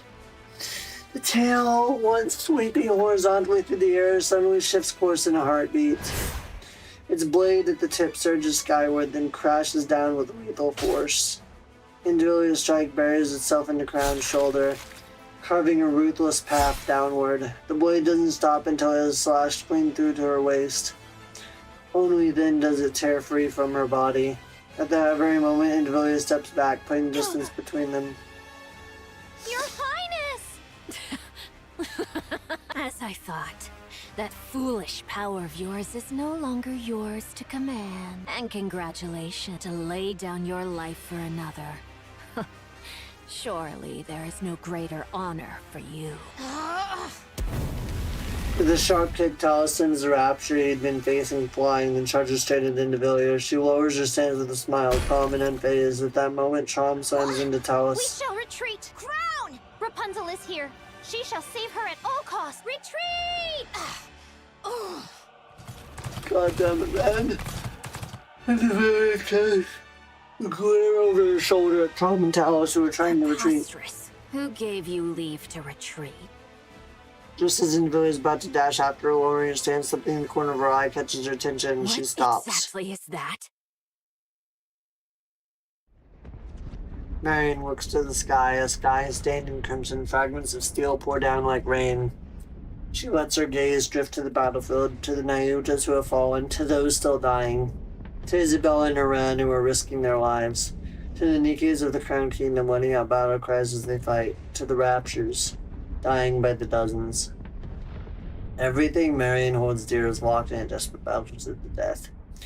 She feels a sorrow so heavy it presses on her chest. At the same time, a surge of anger begins to boil within her. She lifts her head once more to the sky. Her eyes fall on the things suspended upon the wires stretched across the clouds. The Queen watches the carnage below with cold indifference. So it really was you! Black light burst out from Marion's body. Black particles scatter into the air as the ground shakes beneath her. Because of you, we... Black light bursts forward. Instinctively, Indivilia takes a step back. All of a sudden, a massive figure appears from the battlefield. She knows exactly where it is when anyone. Let's go. Marion's joining the fucking fray. Time to eat Young shit. Lady Marion, Marion gonna kick some ass. Let's go. canst thou accomplish it? If it pleaseth thee not, I shall not compel thee. To be honest, I don't want to see anyone die. Be it Raptures or any of you. I don't want to have to kill Raptures, but... Marion stares straight at Nayuta. Her eyes are still glazed with sorrow. Tear streaks etched down her I shouldn't be cheeks. saying something like this to you, Nayuta. Those clones of yours aren't just mechanical robots, are they? They're living beings, right? Verily, it doth depend upon how one doth define life itself. Yet, in the common conceit, thou mayest so say. I'll do it. Everyone's out there fighting, putting everything on the line. I'll do the same. I'll give it my all. Fall! The giant rains bullets and missiles down on the Queen's space station. Stripped of its weaponry, the station is left utterly defenseless, unable to do anything but endure the barrage. A thunderous explosion tears through it, and its shattered components come falling down like deadly hail. Countless Raptors are obliterated beneath the crashing wreckage. The giant pulls back, then deploys the particle cannon mounted on her shoulder. Light begins to pull inside the barrel. Quickly reaching critical mass, the air ripples as particles quiver on the brink of release. It is you who shall fall. Having taken the form of a gigantic centipede, Indivilia unleashes a bolt of lightning. It tears through the sky, stretching towards the giant's body. In an instant, Marion's massive body vanishes as if it had never been there in the first place.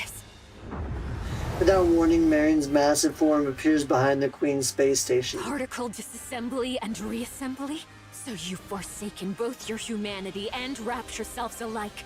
You incomplete abomination! Fall!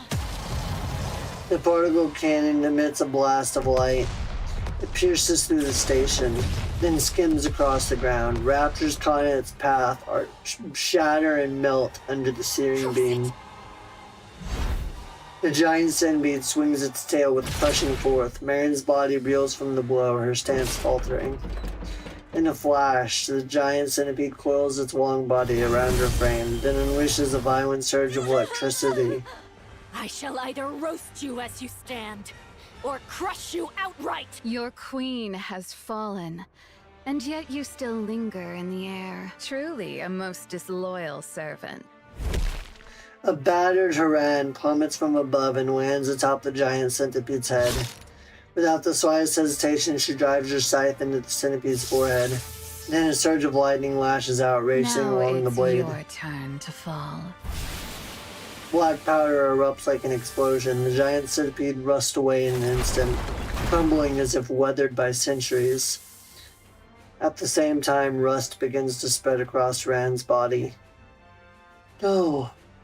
Not a Rand too, bro. Can my immunity not keep up anymore? Very well. Johan, my commander. I'm listening. Have we completed our mission then? Mission complete.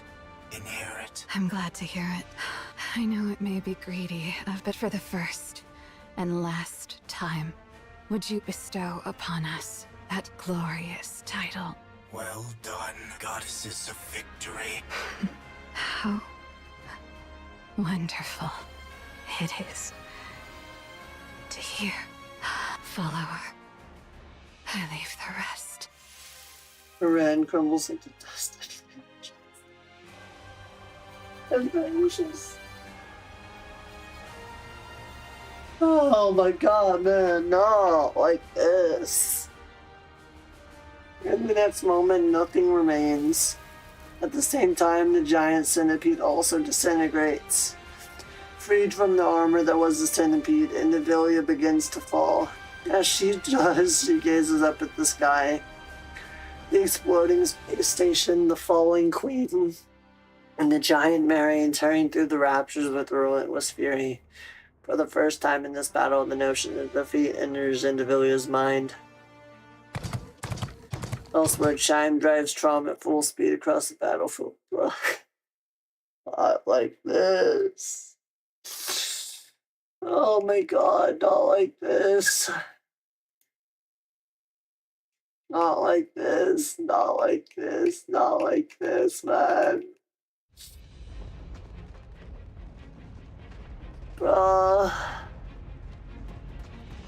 Thunderous crashes and blinding flashes erupt behind her, but she never once looks back. Clinging desperately to what remains of Crown's tattered upper body and the seat ahead. She presses the ruined form close. It seems impossible to hold on, yet Chime refuses to let go. Your Highness, I pray thee, hold on. But a little longer. We shall anon reach where Rapunzel dwelleth. Chime. I, Your Highness, I am listening. Crown grabs Chime's hand. Feeling the lack of strength in Crown's grasp, Chime struggles to hold back the sobs threatening to spill. Meanwhile, Trom presses onward. Not far ahead, Snow White, Scarlet, and Rapunzel come into view. We are nigh there, Your Highness. Just a little more. Pray, endure a moment longer. Suddenly, Chime remembers the conversation she had with them before charging in. White Snow, Young Lady Scarlet, and Personette, pray remain as far removed from the battlefield as ye may. Are you saying we're supposed to just sit back until then? We've already given up on defending Eden. Now that the shield's down, there's no reason for us not to be sent in. 'Tis for naught else but to face the Queen. This may well become a war of attrition. Grievous losses shall we endure, yet the Queen is fated to fall unto the surface. Not know we of her true capabilities. Thus, none but ye three may confront her. I beseech thee, preserve thy strength until that appointed hour. Are we then to do naught but stand idle and behold? So it is. How can we do that when everyone is out there risking their lives? You have greater matters to attend to. Leave the lesser ones to us. See to it that the Queen is defeated. Had the Naked King been fully charged, it would have sufficed for her Highness alone. But 'tis as it is. So I shall yield for now. See that thou triumphest. I trust in thee. Aha. Without fail. God damn it. Chime. Crown tightens her grip on Chime's hand with all the strength she can muster. I understand, Your Highness. Chime. Here. Talos produces some camouflage tarp from its backpack. Chime takes it and covers Crown's torso. Thanks. Trom skids to a halt before the Good grief. pioneers. What an easy life you've got. The queen hath fallen. Go on. Fetch her head at once. We will. 'Tis about time we toddle off. Is Crown all right? Ah, worry not. She hath merely gone to cool herself after exerting far too much. Linger not, lest her highness return and take the queen's head herself. If thou wouldest keep thy glory, make haste, I say. That shall not do. Let us make haste. Righty-o. We'll be back. Snow White, Scarlet, and Rapunzel move forward. Crouching low as they run, Chime watches them and shouts loudly. Must win! Absolutely, absolutely, absolutely must win! Dost thou hear me? Snow White gives a thumbs Let us up. go to Eden. I shall make use of the infirmary. Got it. Verily, I shall take a look. Nayuta? Though I may possess not Personette's skill in the healing arts, I can tend to urgent wounds and see her safely borne to Eden. Your Highness. Do not worry. Very well, it is. Though combat be not my forte, I shall return anon and smite at least one rapture's head myself. I swear. Here. Crown extends her hand towards Chime, who reaches out, takes what is offered. This may be Lacking, but just this once. No, I can't, Your Highness. How could I ever dare? Because it's you. You can, Chime. You are my aid. And the finest in all of Crown Kingdom. Very well. I shall try. God damn it. I shall accomplish it. I believe in you, Chime. Right. Kilo, away we go! Yes, you're Nayuta, right? Please take good care of Crown. She's the one who showed me where I truly belong. And someone really precious to me. I'm counting on you. Understood. I shall see to it myself that she liveth. Verily. Chime, Kilo, and Talos nod and dash into the battlefield without a moment's hesitation. Meanwhile, Nayuta Now watches then, them young quietly. Lady Crown, pray endure but a little longer. This humble one shall exert all mine utmost strength to grasp thy thread of life. Nayuta, why do you merely stand and watch? Huh? Why do you not run out to join them? Pray, refrain from discourse. I must needs devote myself wholly to thy treatment. Are you afraid? You know so much, yet you cannot decide. Is that why you keep standing by? Oh, verily, I am beset with fear. To know more than others doth not ever bring advantage. Should matters go awry, I do fear the fault shall rest upon me. Therefore, I am unable to decide. So it would seem. Naita, merely standing by and watching won't change a thing. Verily, I am aware. She knows a lot more than others because she's one of the profound. Papillon sprints across the surface, constantly checking the safe route displayed on her phone. The safe route Isabel gave her has proven reliable. She hasn't run into a single rapture so far. At this pace, she's confident she'll make it through the yard without incident.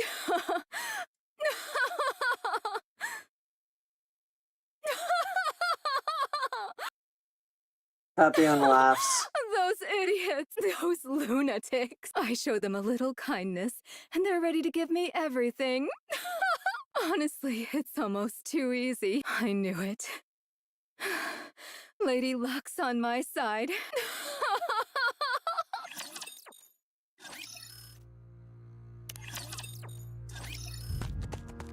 Papillon runs as she recalls the events before she escaped from Eden. I'll be running away. I see. Has Isabel provided you with the safe route? You knew? Of course. I'm the one who plotted the route. Oh, right. Farewell. There's much I'd prefer you not disclose when you return, but I doubt it matters anymore. Whether you speak of it or not is entirely up to you.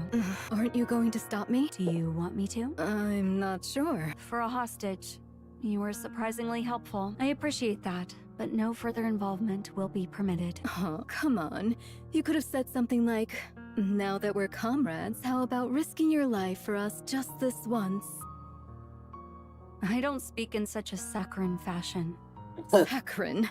Moreover, one cannot compel another to risk their life. Only you can determine the value of your own life. So you're fine with putting your life on the line here. That's how much you think your life is worth? Yes, that is my decision.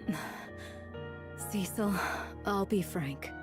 Wouldn't it be smarter to fall back, regroup, and then fight again? This isn't your only chance after all. No, this is our only chance. While they fear us, there is much we can accomplish. To retreat would be to reveal our hand. And then next time, they would act far more boldly. And the Queen has already taken considerable damage. There's no guarantee we'll ever be able to inflict this much harm on her again. Why are you all going to such lengths? This is strange. What can possibly be more important than your own lives? Who knows? Perhaps it's just as you said. We've all gone mad. Insane. Every last one of them. Beyond stays erratic breathing and looks up. A radio tower looms overhead. She activates the tower's terminal and connects it to her phone. After tapping the phone a few times, Papillon brings it to her ear. What am I even doing right now? Serious. The signal goes through. Soon after, a voice can be heard from the other end. Bold of you to call me. This better be something important. Come to Eden. Hurry. I have no time for that right now. Listen to me. There's no time. The Queen has descended. Eden has been decimated. The Pioneers and White Knights have joined the fray. Inherit has been wiped out. What did you just say? I'm not joking. Hurry over here and help, or else everyone will die. Wait. Who did you say was wiped out? Shut up and just get over here! Papillon yanks the combi link from her phone and looks towards the wasteland she ran through. Really, this is absurd. Papillon runs, retracing her steps towards Eden. Without even realizing it, she's laughing. I've lost it. I must have lost my mind. I've really gone insane. How dost thou fare? I do not feel as if I am dying. I have administered merely rudimentary first aid. 'Tis best that thou return to Eden for proper care. Here, allow me to support thee. No, I'll do it. Young hero Johann? And what of Eden? That thou hast come hither? Now, the decision is theirs. Only one task remains for me. Monk. Johann points towards the battlefield. This humble one. What? You don't want to go? Even if things go wrong, even if all our plans fail, someone will see it through. You need not bear the burden of failure by yourself. But this humble one had made many jump into the jaws of death up until now. I made it seem as though they had a choice when in truth, I compelled them. I preyed upon their pride. I burdened them with the decision that ought to have been mine. I was but a bystander. Cowardice stayed mine hand from choosing.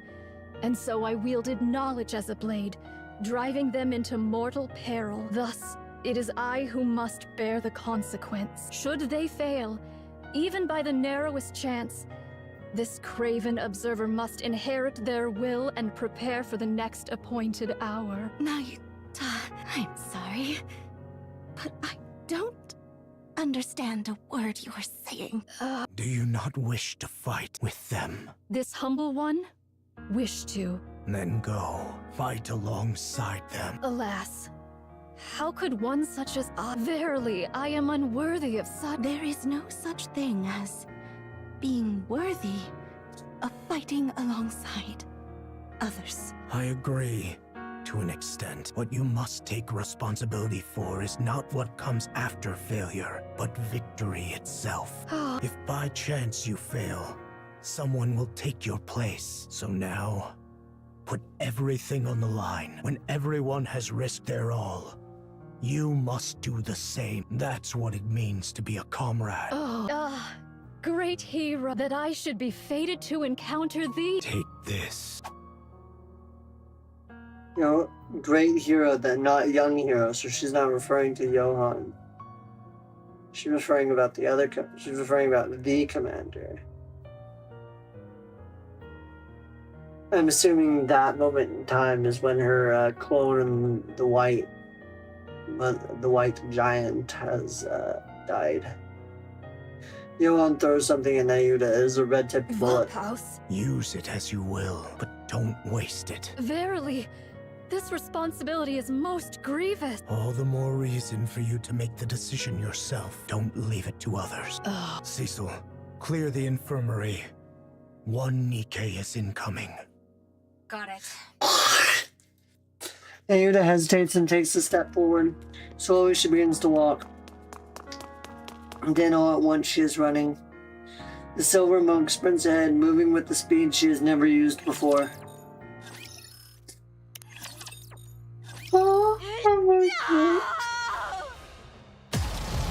The giant Marion opens fire, pouring out a maelstrom of bullets and beams. Raptures crumble under the onslaught, defenseless before the merciless barrage. Before the sheer might of her massive frame, they're outgunned, outmatched, and utterly crushed. In an instant, the tide of battle turns.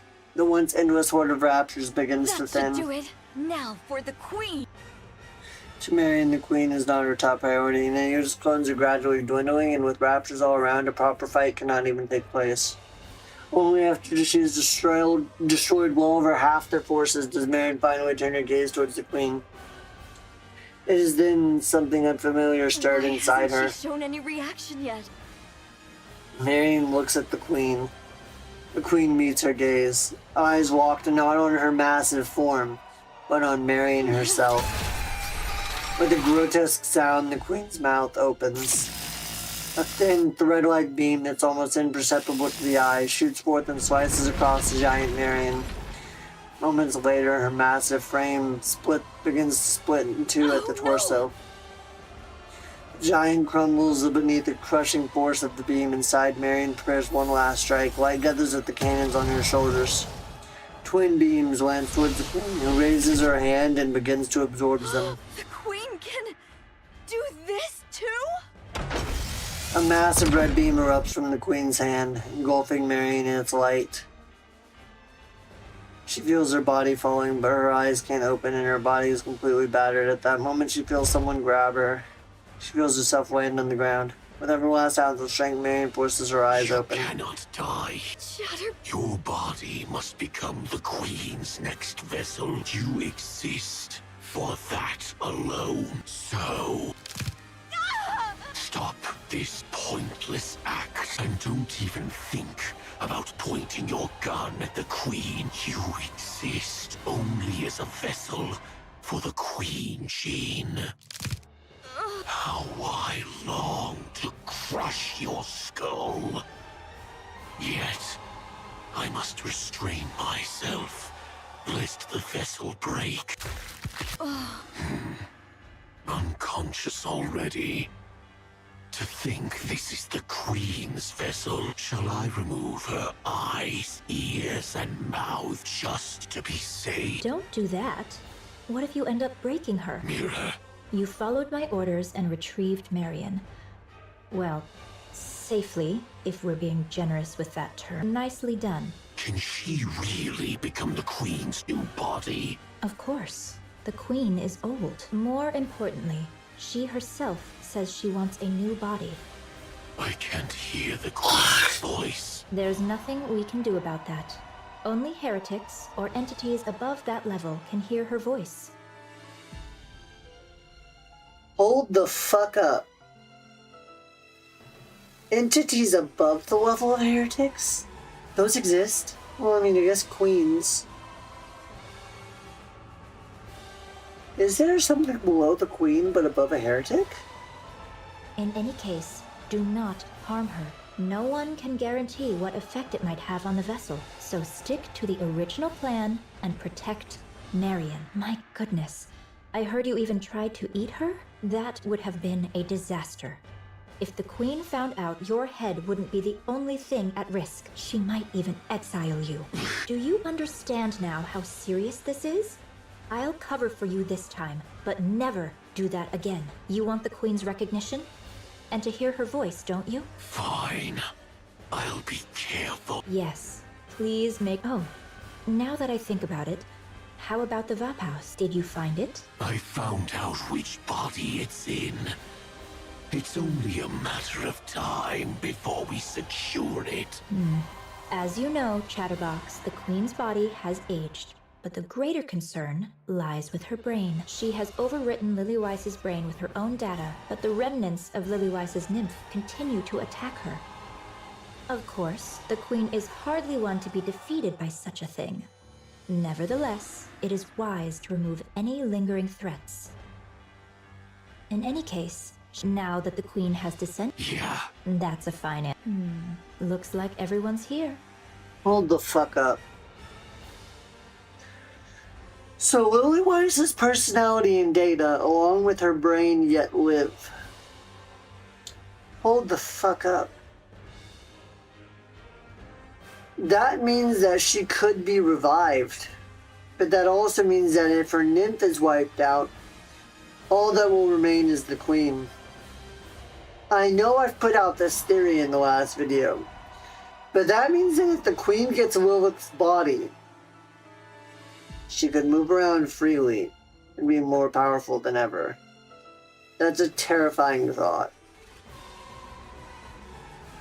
Also, another theory I thought of recently, what if the Queen's body and brain isn't actually on its last legs? And she has ties to Lilith in some form and seeks to revive her as a heretic.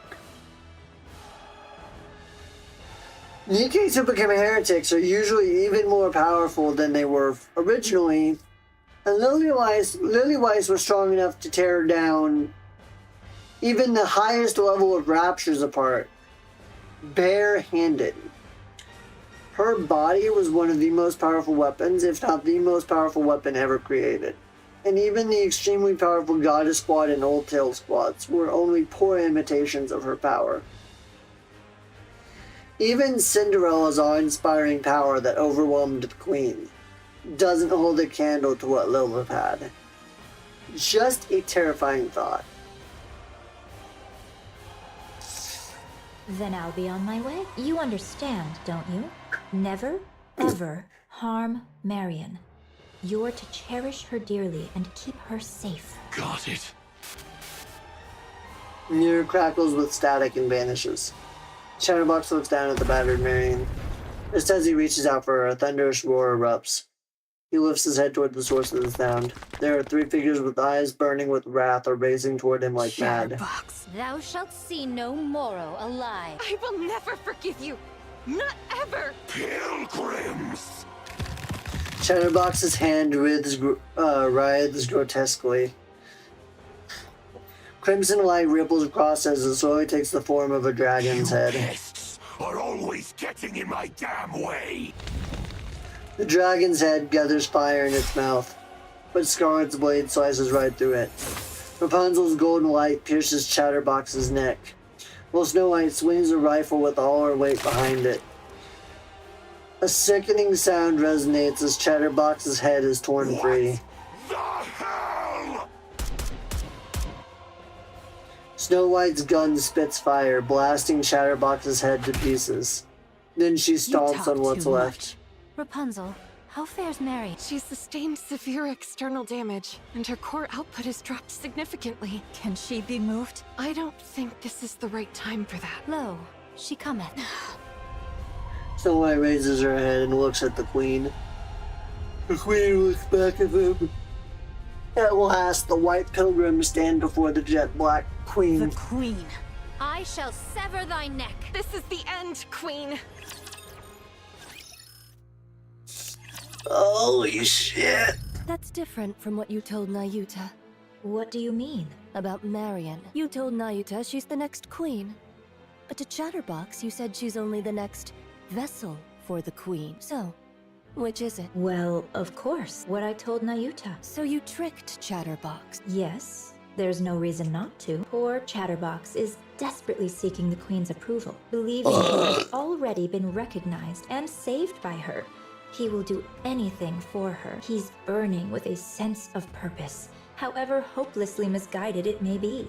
The Queen would never acknowledge Chatterbox, so you lied to him? Yes, I lied and told him the Queen said so. He really fell for it easily. Just as I fucking thought, Mira is a twisted son of a bitch. Just like that bitch Red Shoes that she got her personality data from. Yeah, fuck that bitch. Since Chatterbox isn't a heretic, he can't hear the Queen's voice anyway.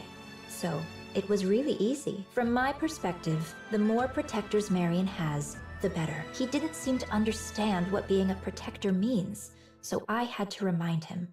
But it should be fine now. And besides, Chatterbox has ties with the heretics, so he brings me all sorts of information. Such a pitiful little creature, so very easy to manipulate.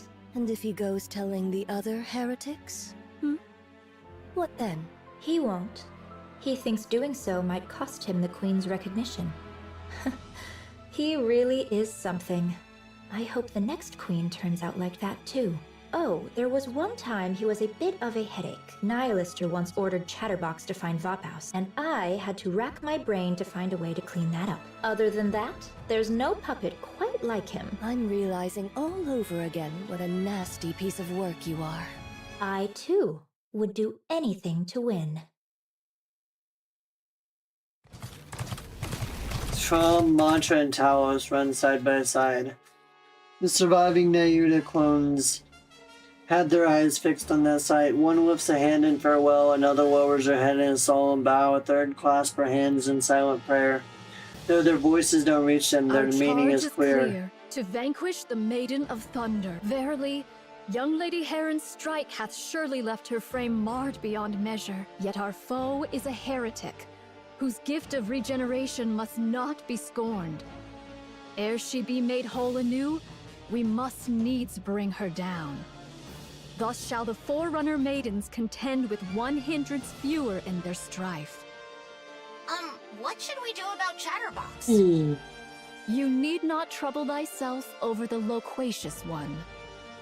He is not but a mere pawn, subject to the whims of more puissant hands.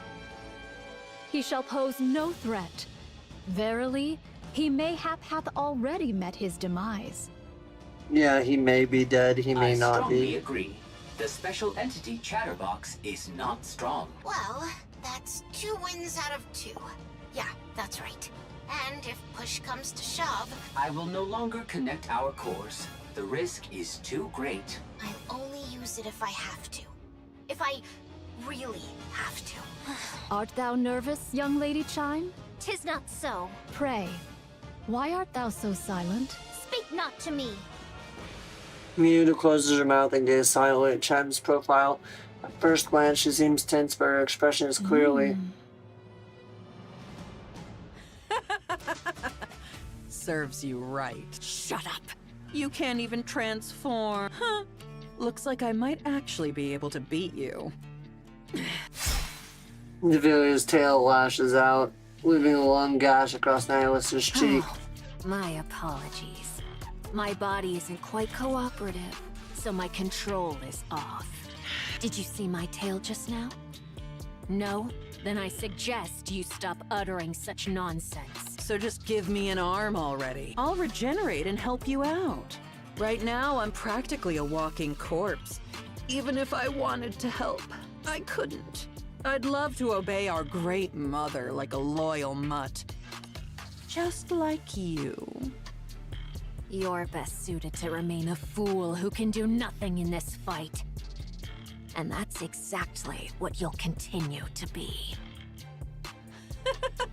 You actually think you've got what it takes to take them on? What is there to fear? The Queen is with us. Well, I'll be. Such control. To think someone who ran wild like you would follow orders so well. Indivilia snaps her head around, irritation flaring. The swirling cloud of dust is approaching. Human imposters. Let's see. A little brat, a hunk of scrap, and a damn monk. Hey, looks like they're here for you. And you know what that means, right? Those nobodies actually think they can take you down. What the hell have you been up to that even those losers are coming after you? You're seriously pathetic, you know that? Indivilia's tail lashes out, the bladed tip stopping a breath away from Nihilister's neck. Unfazed, Nihilister runs her finger across along the blade. Great Mother said no fighting, remember? Hey, they're coming. Better get ready to die. I'll even say a prayer for you. Very well. How fortuitous. I have been in need of a vessel for my ire. Behold, the Maiden of Thunder and Fire Dragon standeth before us. I shall go for... Huh? Time? What are you gonna do all by yourself? Hi thee, Trom! Trom gallops ahead with Chime on his back. In an instant, it puts distance between itself and Talos and Mantra. Wait! What kind of reckless stunt is this? Thou villain! Indivilia, how darest thou? How darest thou wound her highness' sacred body? That grievous crime! E'en 100 deaths shall not atone for it. I shall take thy head, mark my words, though it be the last thing I do! Chime, you've got to calm down, or... Come to think of it, I owe you one. Allow me to exact my due. The distance between Indivilia and Chime narrows. Chime, still astride Trom, suddenly leaps forward as if throwing herself. Indivilia smiles as though she had expected it all along, confident in her victory. Keep smiling so. Thou wilt surely aim for my throat. That is thy way, after all. As I struck at thine, so shalt thou strike at mine. I have no skill to dodge thy blow, yet I trust it shall come to pass. Chime flips through the air. Indivilia's blade passes through where her neck had been. Instead, her back takes the blow. What? But it isn't. Chime's spin comes to a halt, and her eyes lock with Now Indivilia's. 'tis my only chance. Indivilia! The glorious power her highness has granted me! I shall pour it all upon thee! Of a particle conversion type expansive armament. Naked King activate. This! A prize the king hath bestoweth upon me! Take it gloriously! Clad in radiant royal robes, Chime swings her fist. The impact triggers a massive shockwave that crashes into Indivilia. Overwhelmed by a pain she knows all too well, she drops to the ground. Moments later, Chime plummets, her body hitting the ground like a falling meteor. Finish her! Roger. I will blow her all the way into space. Talos charges in, grabs Indivilia by the tail, and hurls her into the air with all his might.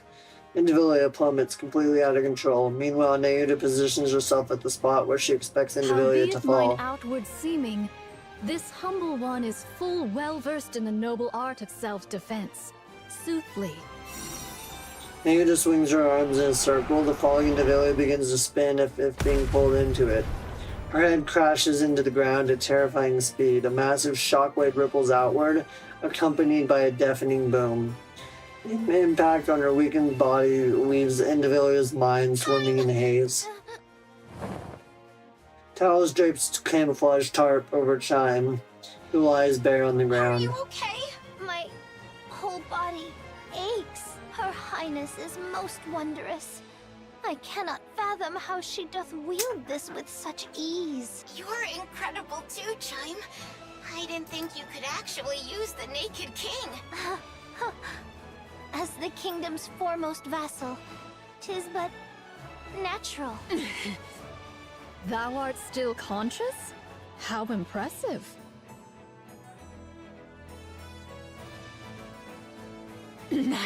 Lister. Fight. What the hell do you want me to do? You useless.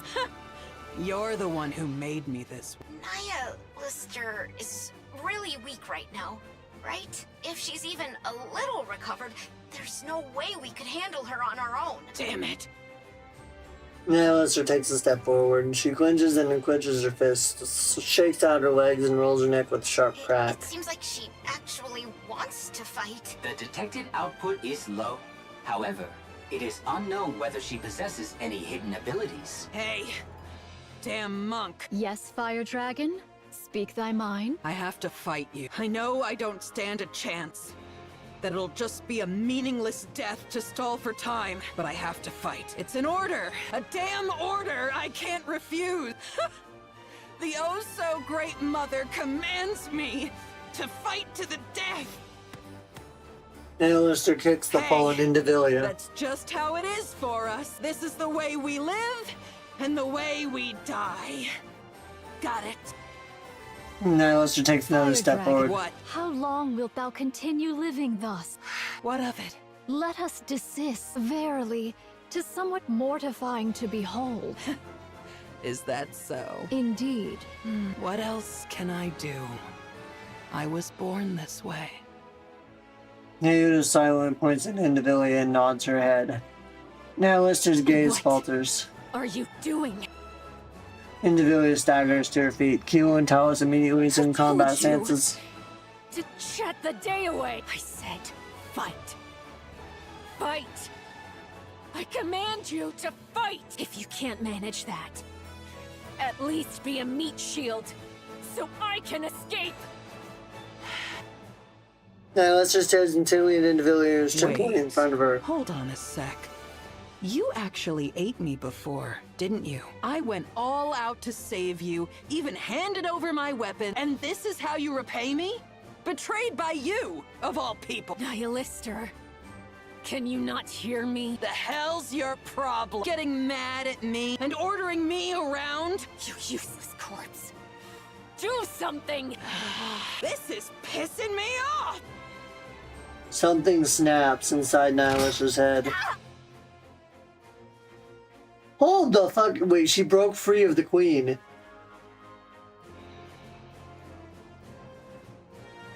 Alistair's teeth sink into Indivilia's neck. You'll make a fine snack. Hey, let's go! Young Lady Kilo, unto thee do I entrust young Lady Chai. She is sore wearied, and to leave her thus would be perilous. And verily, not Indivilia's low screams and groans mingled with the hideous sounds of snapping, tearing, and spilling that echo all around, and among them the sound that stands out most is Nihilister's ragged breathing and the frantic, ravenous noise of Go devouring. forth now. Worry thou not for what shall follow. But what about Nihilister? There's no way we can win if she attacks. All shall be well, so place thy trust in me, Talos. I entreat thee to perform thy calculation. Calculating. Acknowledged. Initiating Talos retreats, carrying Chime in both hands. Meanwhile, Naota remains behind, silently observing Nihilister's grotesque feast. A final resounding gulp echoes. Then everything goes Was the silent. repast to thy liking? Damn, that's disgusting. For that, thou seemest in good health. Nihilister removes her cloak and hurls it aside. Weapons sprout from Nihilister's back. That's... Verily, thou hast undone the Queen's dominion. Damn it, she's really getting on my nerve. Nihilister glares at the Now ground she's in gone. annoyance. To rend asunder the fate thou wert born unto by thine own might Damn, alone. Indivilia is dead. For good. Verily. Pray, how didst thou accomplish such a feat? No idea. The sole elucidation that cometh to my mind is that a sudden surge of fervent emotion hath loosed the reins of control. Methinks that control is more feeble than I had erewhile surmised. Weak? I'm the one who's strong. So it is. That I do grant thee. Pray, what wilt thou do henceforth? I'm going to kill the queen. Duh. Oh, 'tis a relief. I did fear that thou mightest have harbored a change of heart upon regaining thy strength. So those guys are tangling with the queen, huh? I'm joining, but make sure they know not to shoot me. As for that matter, this humble one has a word to declare. All mine own replicas have partaken in the assault upon the queen. Yet, What is it? Spit it So out. nihilisters joining the fray. Let's fucking go. verily, the matter at hand doth bode ill.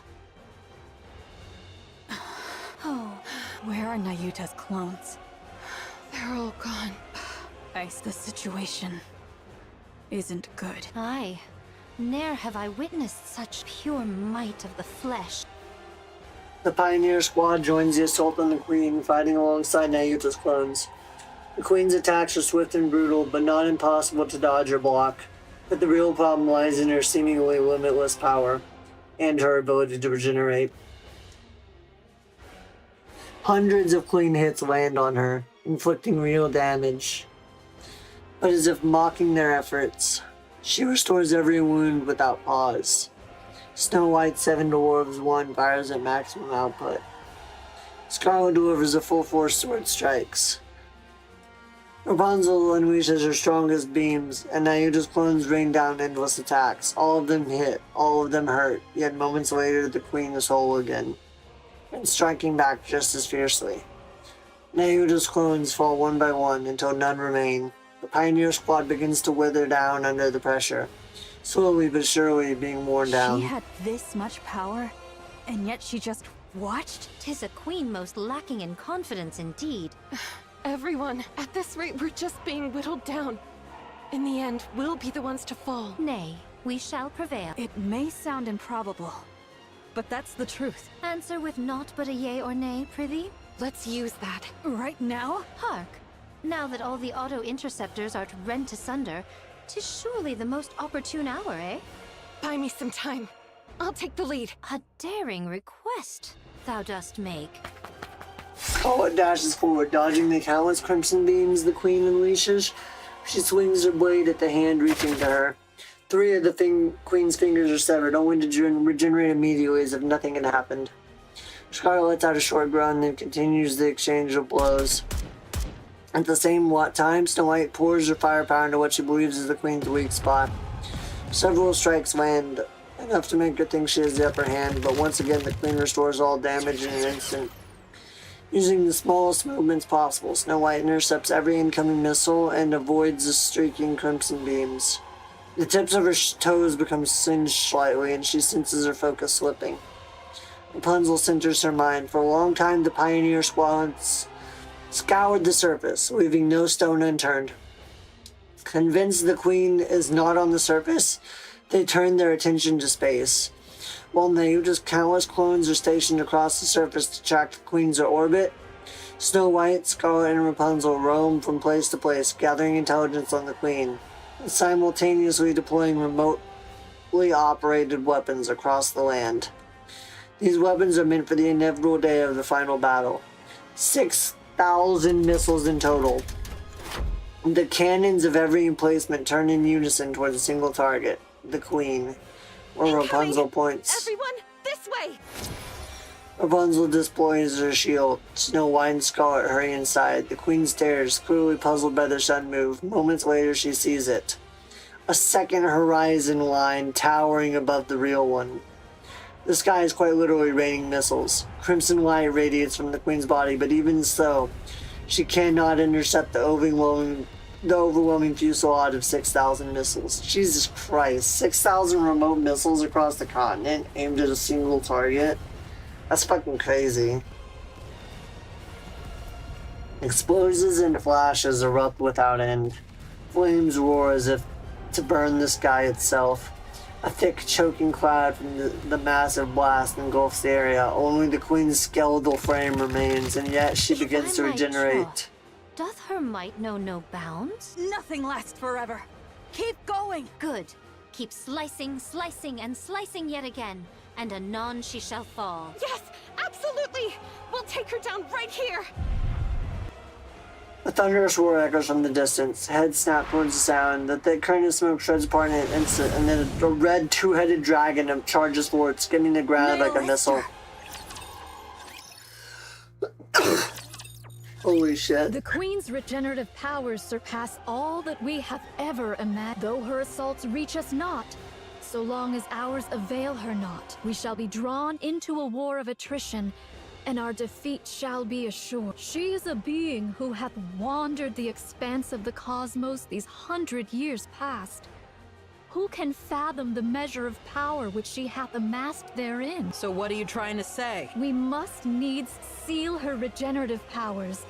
There is but a single means to do so, to fashion a chalice of poison. Yet a mundane chalice shall perish ere it touch the queen. So what are we supposed to do? Nayuta stares straight at Nihilister, meaning her gaze. Nihilister lets out a loud, mocking laugh. You crazy monk! You really think trusting me is a good idea? Huh? May I place my trust in thee, Fire Dragon? You should only trust those worth trust. So it is. Nayuta takes out a red-tipped bullet from her bosom and tosses it to Nihilister. As thou wilt. You crazy monk. Must be thrilled that everything's gone your way, huh? But you better remember this. I'm the one who chose this. Verily, I shall ne'er forget it. The red dragon charges. The queen looms closer.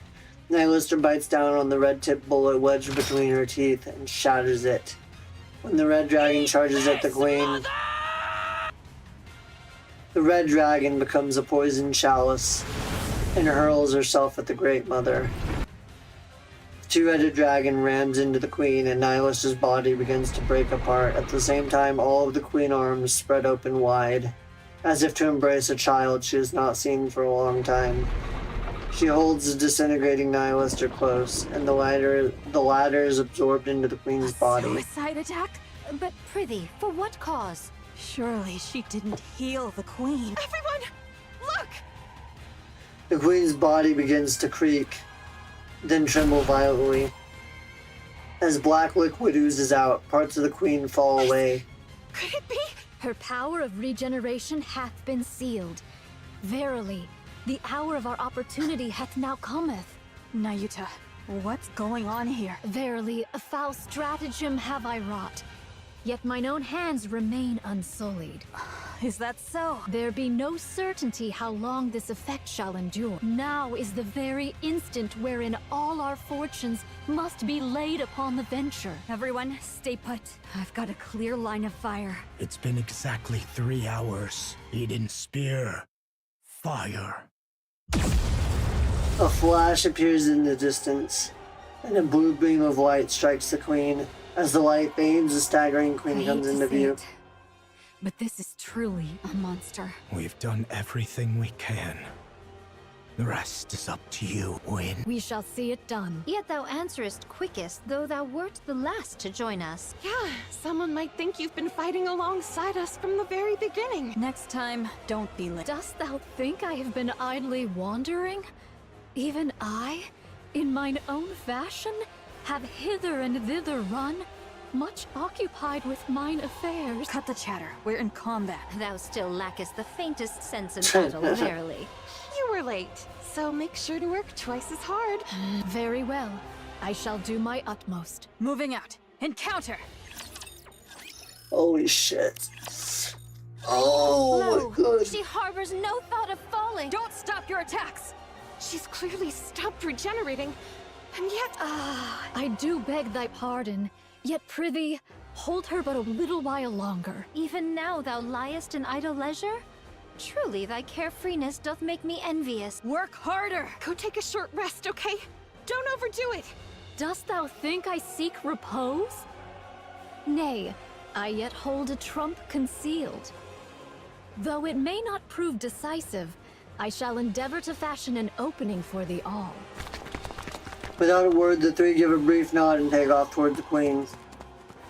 Nayuta spins on her heel and runs the other way. She finds flat ground and sits in a meditative posture. Amid the rising clamor around her, she forces herself to shut it out. Closing her eyes, she gathers herself. Her consciousness spreads outward, connecting with her other clones across the surface, and then she makes her I proposal. shall consign thine lives to flame, and all sins that shall arise therefrom I shall bear. In an instant, all the linked consciousnesses are severed. Nayuta watches as swarms of golden particles drift towards her and sheds tears.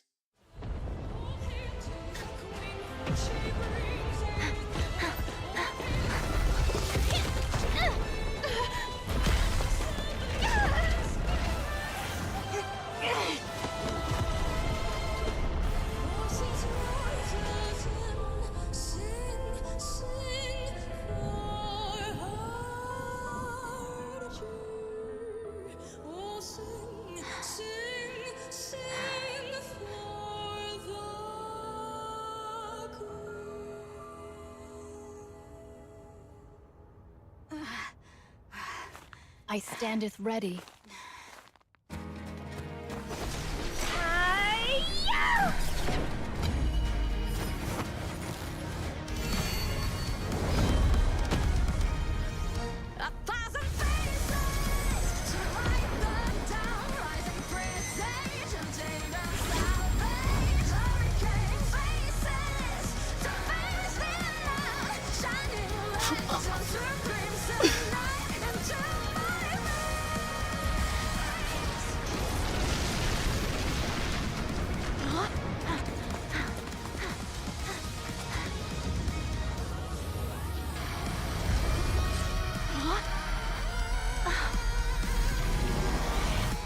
I shall open the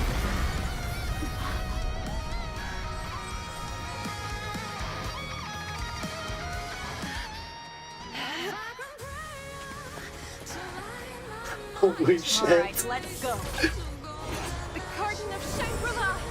No pain or despair!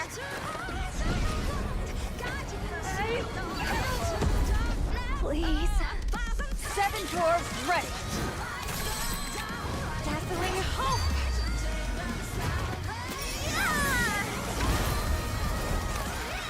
Here it through!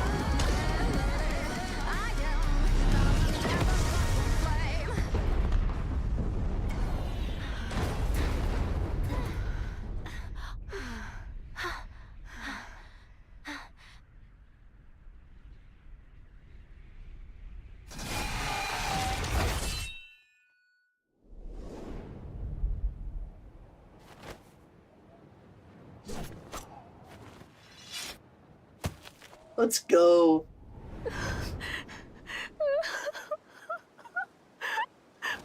Finally.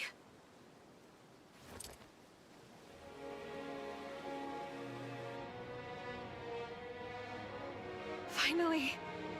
We did it!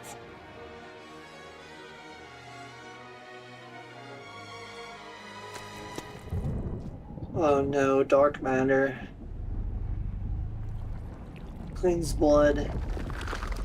What the fuck? What's happening?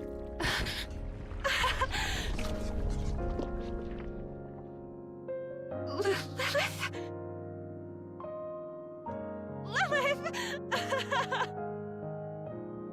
Lilith! Holy! What the fuck, Rapunzel? What the fuck, man?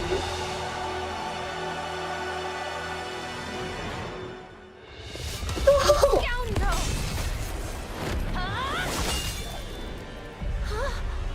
Scarlet!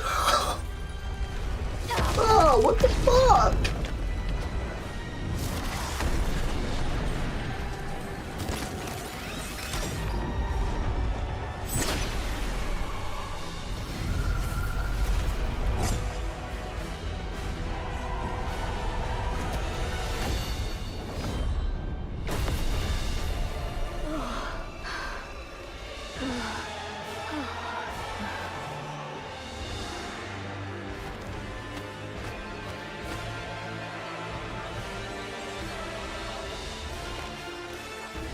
What the fuck is going on, man? Not goddess, not the goddess spot, man. This is fucked up. Dost thou conceal within that husk?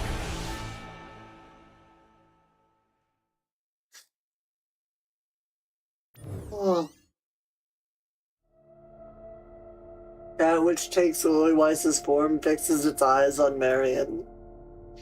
Struggling to steady herself, Marion meets its gaze. Slowly it advances. An unknown energy presses down on her, freezing her in place.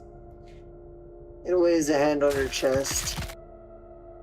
Its hand drives through her chest, and Marion crumples to the ground. The figure stares at the red core glowing in its grasp, clearly pleased. Bruh, not fucking Marion too, man!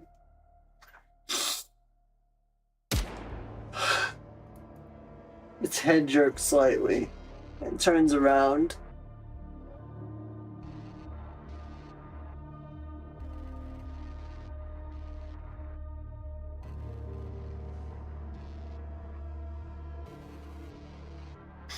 Bro, what the fuck? Papillon pants heavily, tasting a fear she's never known before. Hey, you. What are you? What even are you? The figure closes in on Papillon. She fires wildly, panic rising with every shot, but it doesn't do so much as flinch. Just as it draws near, Dorothy lands between them. You came. Lily Weiss? The figure looks at Dorothy. Her chest tightens as tears threaten to spill. Even every part of her wants to run forward and embrace it. But Lily Weiss is dead. The dead cannot return. Who are you? the figure remains silent. Who are you to dare wear her form? Answer me. Once again, silence settles over Answer them. me. I said, answer me. Sure enough, there was no response. Light burst out from Dorothy's gun. The figure's head snaps upward. Slowly, it lifts a hand to its forehead where the light grazed. One red drop smears across the glove. If you have no intention of answering, then die. Just standing there before me looking like that is reason enough for me to kill you. Its eyes lock with Dorothy. It slowly glances down at the smear of red on its glove. With a burst of motion, it kicks off the ground and vanishes beyond the horizon. What the fuck? So it's obviously the Queen because she just ran away after being injured. That's fucked up. No, bruh. Dorothy. Cecil. I see you've made it safely. Gather the wounded. There may be fatalities. I'll help too. Good. Eden's optical camouflage is fully operational. Still, our commotion will draw the raptures here quickly. Have the remaining forces defend Eden. It'll be enough if we can hold out for 2 days. Understood. What an extraordinary turn of events. Hast we won, Your Highness? I'm not sure yet. It's too early to jump to reckonings. Methinks the word be conclusion. What's become of everyone? Inherit has been wiped out. Wiped out? Only Noah's brain is being stored in the brain shelter. As for Isabel and Haran, they have fallen. I see. God damn it, Miriam man. has lost her core and is in a comatose state. She remains alive for now, but her condition is unstable. As a heretic, she's difficult to treat. We have no choice but to rely on her regeneration. Rapunzel's body was completely destroyed, save for a portion of her head. Her brain has been stored. Scarlet is heavily damaged, and her condition is too unstable to allow for brain extraction. She's in the most critical condition. Not Scarlet, man. Ready to sustain moderate injuries.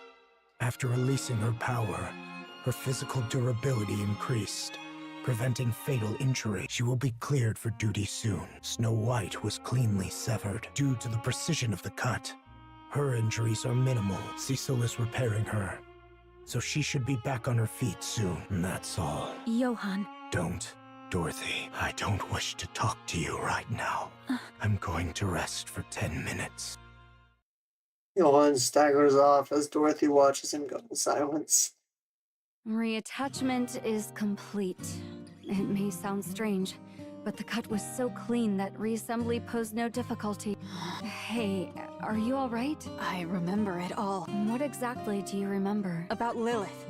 Cecil. Yes? Give me some weapons and equipment. There's no way I can beat her with what I've got now.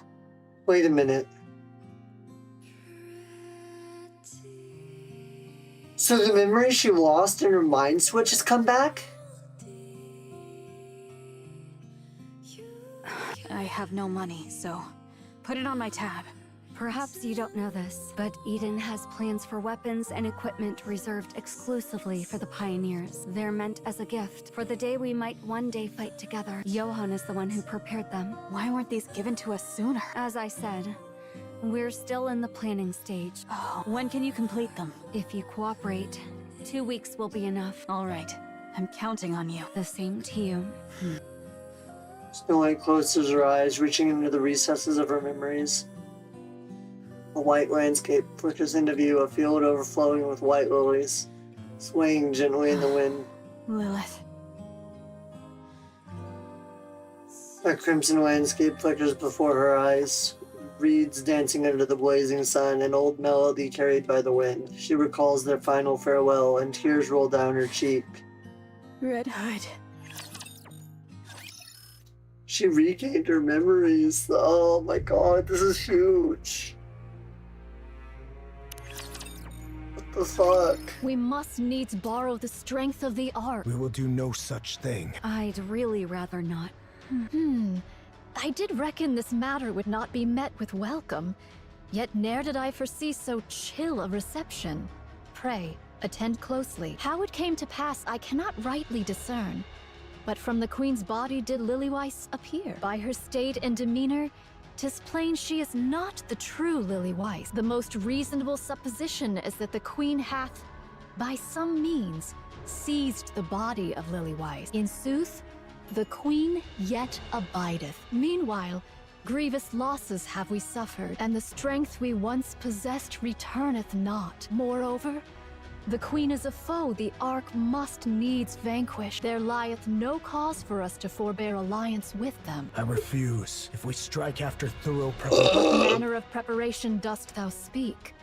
In the present plight, naught remaineth for us, but to clasp hands with the Ark, else victory is beyond our reach. This verily is certain. So it is. Whether ye oppose or consent, 'tis of little concern to me. All that behoveth is that I hie me unto the Ark and entreat their succor. Do as you please. Consider yourself fortunate if you're not scrapped. Pride hath no place at this hour. Use what means thou must. I said we have no need of them, monk. I agree. Cast thine eyes out the window, young hero Johann. What dost thou see? On the surface. Pray, how doth thou find? Is it delightful to behold nature at peace and in resplendent blossom? Get to the point. I abhor it. The sight thereof doth fill me with loathing. I delight in great buildings rising skyward, carriages coursing hither and thither, and the throngs of mankind in lively commotion. This desolate world, I tell thee, is a spectacle most vile. Pray, what deemest thou hath rendered this place so forlorn? 'Tis on account of them, raptures, and their queen. By their hand is the world thus brought low. Hast thou grown accustomed thereto? After decades upon this barren surface, hath this wretched scene become familiar unto thee? As for me, I shall ne'er grow fond of it. Though thousands of mine no spot doth invite my gaze. All appeareth loathsome unto mine eyes. Dost thou spurn the aid of the Ark out of pride? Or because thou canst not forgive their trespasses? Awaken thyselves. Now is no hour for trifling with petty matters. The Queen hath descended, and she hath seized the body of the strongest Nikke, Lilyweiss. Seest thou any prospect of triumph? E'en the slightest chance thereof? Nay, thou seest it not. And yet thou persistest in prating of reclaiming the surface by thine own strength. What hubris! Hast thy wits been undone by too long a sojourn upon this forsaken land? Prithee, behold the truth. How can folk of thy stature be thus? There is a way. Pray, a way to what? A method to wield the Ark's power without borrowing it. The Ark is currently preparing for the Third Surface Reclamation War. They're enamored with their new technology and have been quietly amassing power in secret. New technology? Yes. Eden's technology. So that's why you've been smuggling out data? I'm fanning the flames. If the Queen is their goal, that makes stoking the fire even easier. When the time comes, we'll use that to our advantage. The Ark will pour everything they have into the surface, and whatever they gain from wasting their strength, we can take it from them. That is evil as shit. That is far worse. Why? That is utterly despicable. Cease thy lamentations. Rather than disparaging each to charge into a conflict bereft of all hope of triumph doth not, verily, constitute a sound stratagem. We will borrow his power. Dost thou speak of the great hero? Yeah. So it is. I make no objection thereto. Yet, If he refuses to cooperate, or cooperation is impossible, or even with his help, there's no chance of victory. Then we turn to the Ark for aid. Wow. I hate it too. This hollow world. understood. My thanks to thee. Make preparations. I'll be the one to contact him. So that's the contact we received from Johann. Johann. Johann turns around and walks away. Ron, Isabel, and Noah. Dorothy, you are hereby expelled from both Inherit and Eden. You are not to return. Why are you so surprised? If you didn't see this coming, you're dumber than I thought. Leave, as you said. Only the chosen may set foot in paradise. Are they all going to make it? Marion, Scarlet, and Rapunzel shall manage it somehow, it seemeth. But that child Noah, ay nay. Perchance I heard amiss. 'Tis said all goes smoothly, yea. 'Tis said they shall live. Okay, that's a relief. So Noah does have a hope, however slim, of making it out alive.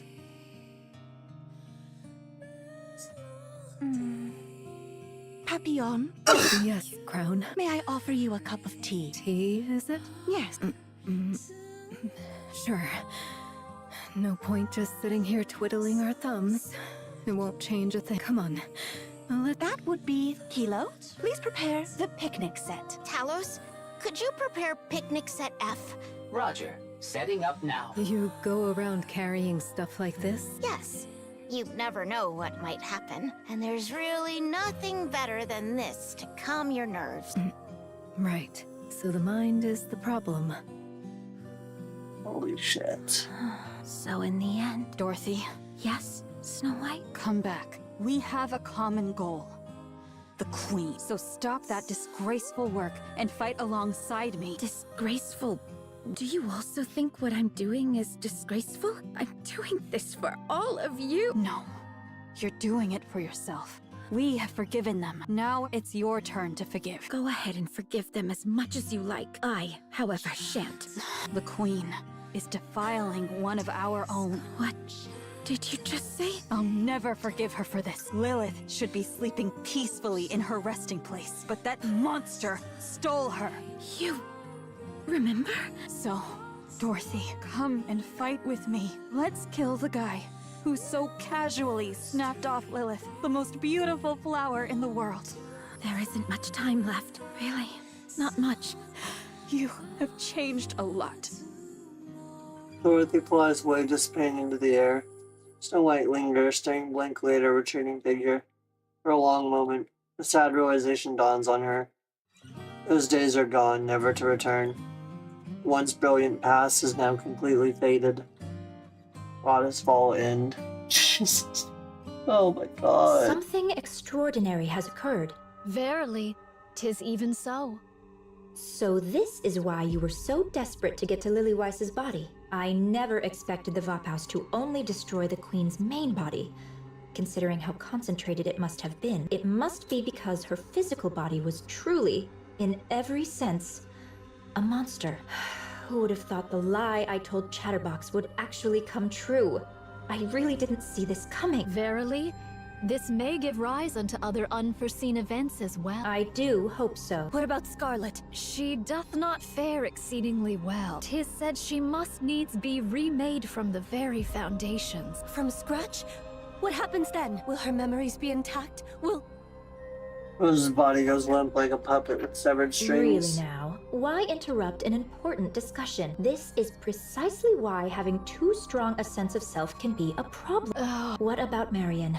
It doth appear that she may indeed be sustained by the affixing of a pseudo-core. Yet, since 'tis not her proper core, its vigor shall not be infinite, nor her output without bounds. Verily, 'tis more a measure to clutch at the thread of her life than aught else. Thank goodness. Her brain remains intact. Some queen gene may yet remain. Verily, the queen hath absorbed young Lady Marion's queen gene. Her dominion as a queen is now beyond all compare. The queen gene isn't entirely gone, is it? Then something can still be done. Of course, that something is a problem for you to solve, but really, how do you plan on dealing with this? The queen, who now has the body of the strongest Nikke Lilywise. How do you intend to defeat her? This I do ponder. You really should think things through, carefully, patiently, until you're absolutely sure. As for me, I can return to the queen anytime. Return?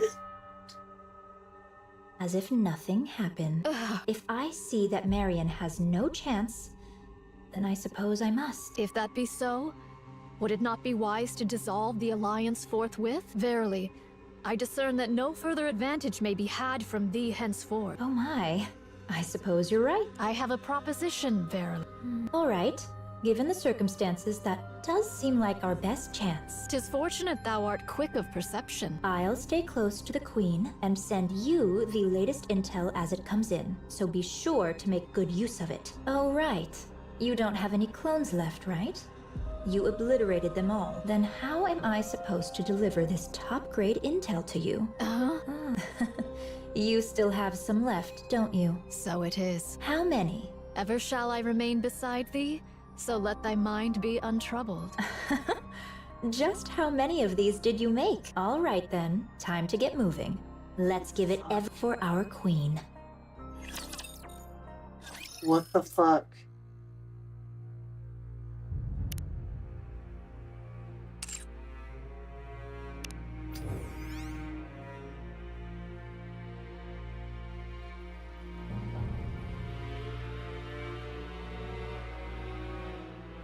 Bruh.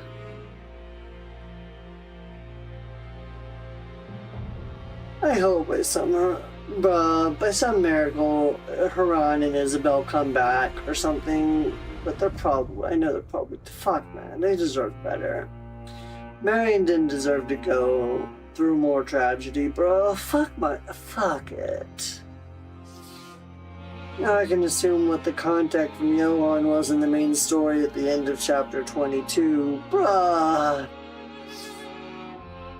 Before we wrap everything up, we're gonna watch the founding of Eden and stuff. Good grief.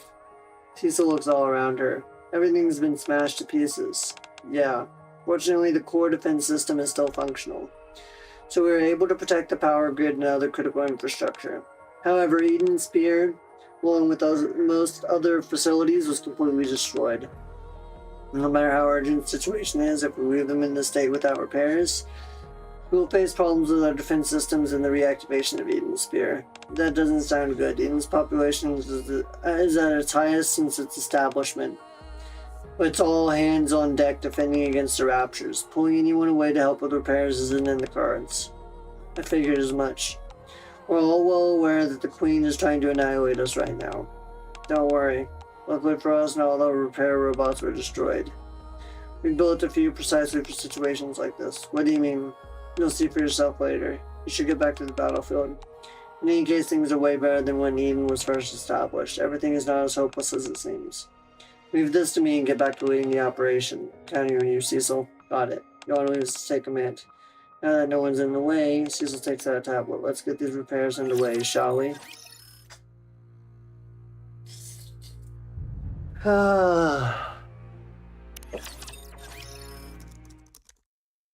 This is all flashbacks from here on. Cecil types away at the keyboard of the main computer.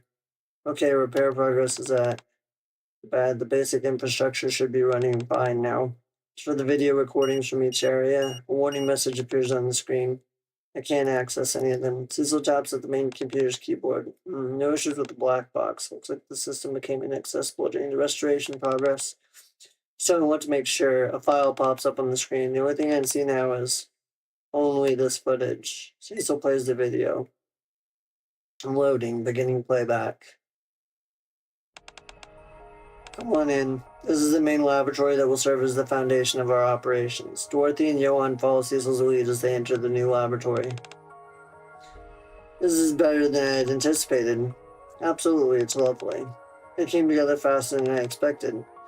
This is going to be the framework for everything after all. Given how long this laboratory has been abandoned on the surface, I thought everything inside would be ruined. But surprisingly, there were many things we could salvage. Is that so? Yeah, the main power source is big and is in surprisingly good shape. Fixing a few broken cords and replacing some lost components should be enough to get it up and running again. The building itself is in good condition as well. Excellent news all around. Nicely done, Cecil. You both did a great job hunting down all the parts I needed too. Sure, don't mention it. I'm impressed that you were aware of a place like this. Was it something you picked up back in your days with the Goddess Squad? I've already told you to be mindful about bringing that up. Oh, sorry about that. So, does what you know about this place come from your past experiences? Does it even matter? What matters is that this place will be where we start all over again. True. Dorothy slowly turns around, taking in the base around her. At long last, we can finally begin. Finally. The foundation has been laid to create a new Nikke squad that will uphold their legacy. And with that, the cornerstone of a new paradise, which this squad will protect, has been established. A new Nikke squad, new weapons, a new paradise. The tainted history of hypocrisy shall be rewritten, and a new story shall begin. And this is where it all begins. It's still a bit of a gamble. We don't know when or where we'll find Nikke's capable of wielding the weapons we've created. Even if we do, there's no way to know if they'll be on the same page as us. Still, we finally reached the starting line. That's right. What about you, Johann? Do you like this place? Johann carefully examines the surroundings. Johann, what's the name of this place? Huh? What should I call this place? Seems you're not asking about the purpose of this place. You really were just asking for its name. Well, let me think. Dorothy, you're the one who proposed building this place, so it's only fitting for you to come up with a name. Do you have anything in mind? Eden. Eden? In this place, no one will be exploited for their weakness. No one will be sacrificed for their strength. It will be a true paradise. Only those who have the power to survive on their own will gather here, living to uphold what they consider just. So, this will be a paradise reserved for those who are worthy. We shall call this place Eden. End of playback.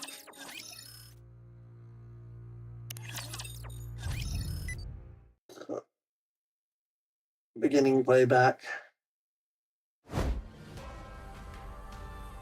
So this is Haran when Haran came to Eden. Haran mightily swings around a scythe.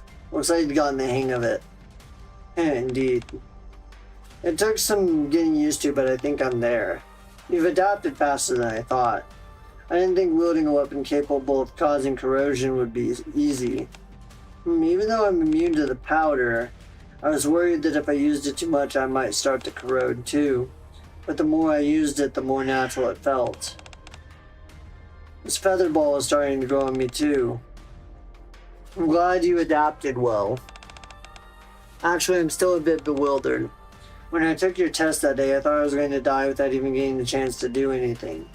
I can't believe I'm still alive. You have every right to be proud of yourself. We've had innumerable Nikkes undergo this test, and you're the first to pass and enter this place. Huh, I see. I thought I'd spend the rest of my life wandering aimlessly with a half-broken core until the day I die. To have been given a second chance at life is thrilling indeed. Now that you've mentioned it, your core is damaged? Yes. How did that come about? It's pretty much the same old story. An ordinary Nikke who once admires the goddesses of victory, traveling up to the surface, blinded by the noble cause of reclaiming it. I burned my life away in battle and damaged my core. When my so-called comrades found out, they used me as bait for the raptures and ran away.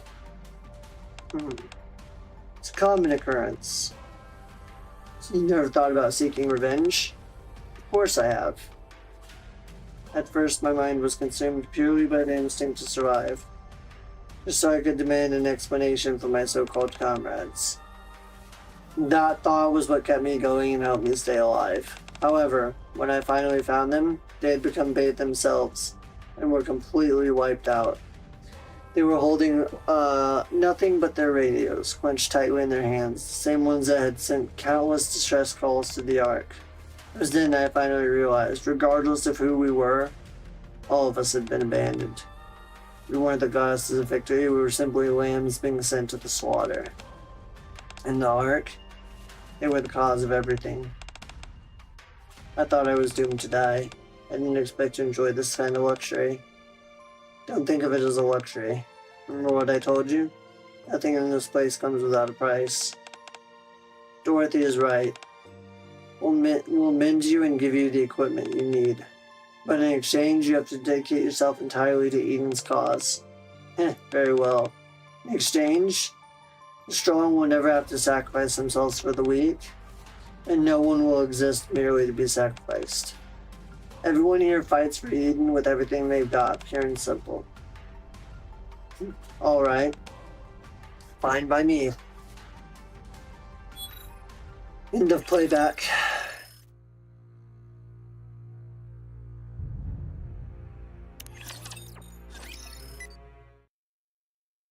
Beginning playback. What in the world is going on? No matter how many times I check, there's nothing wrong with the weapons. Forget about aerial maneuvers, you can't even get off the ground. What a letdown. Even if you have no prior experience in aerial combat, this is just pathetic. I can't believe you passed my test. Where's the fire inside you that you used to have? Is this really the best you can do? Anyway, what's the point? I'm just wasting my breath. Next time you'd better show more skill than this. This has nothing to do whether or not you pass the test. The paradise has no place for those who aren't worthy. Dorothy leaves. What's gotten into you?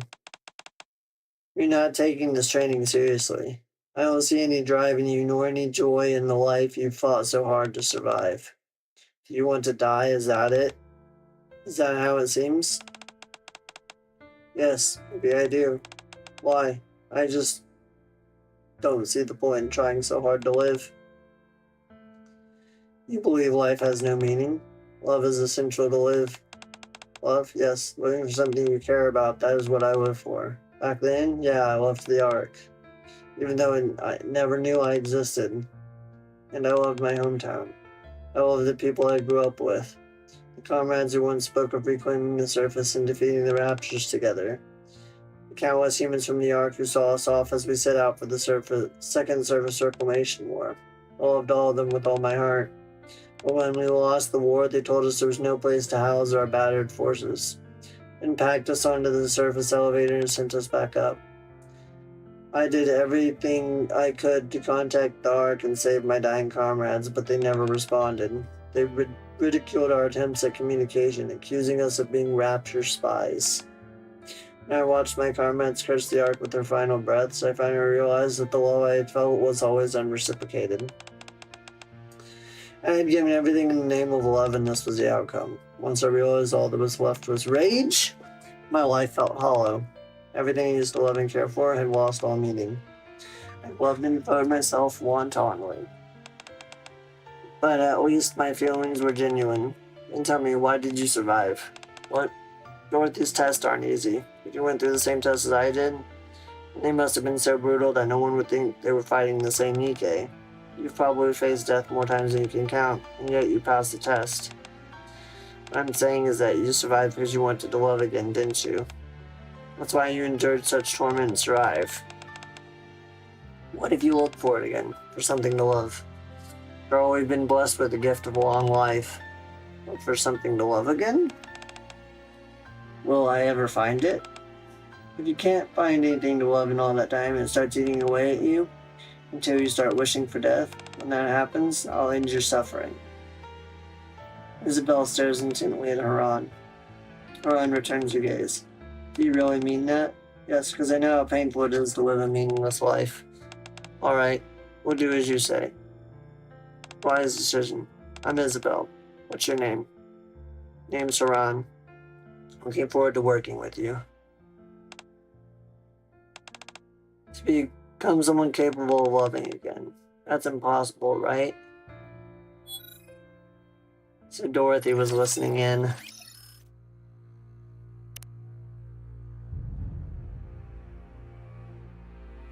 For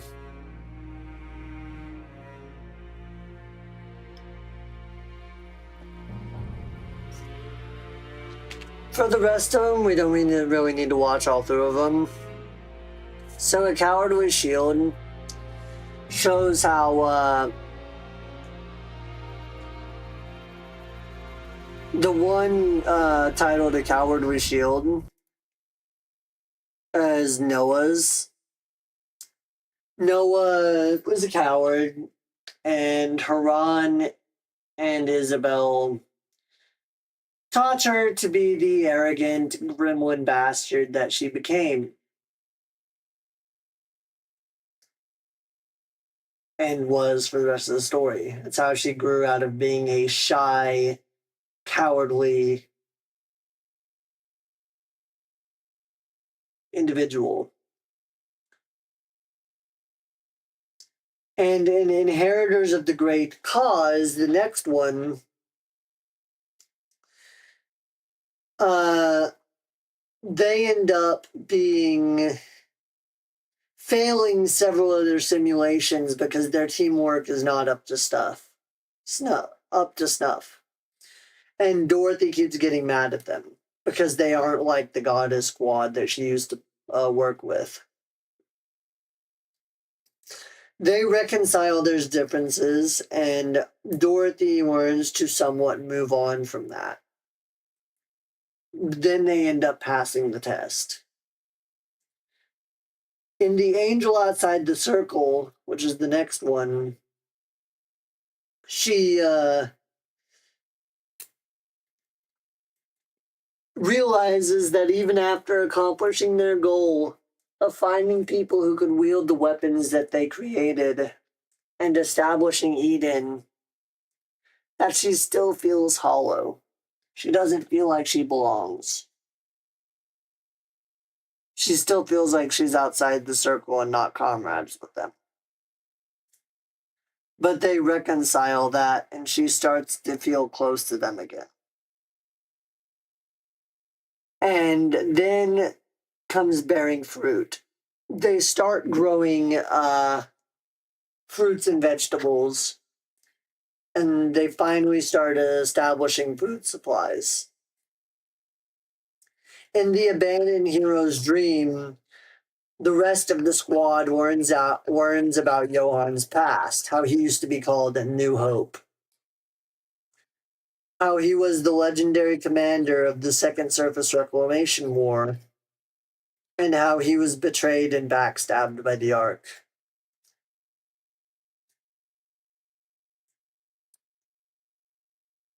And how his dream was to reclaim the surface, but not for humanity's sake, but simply for himself. That was his dream, not the Ark's dream anymore.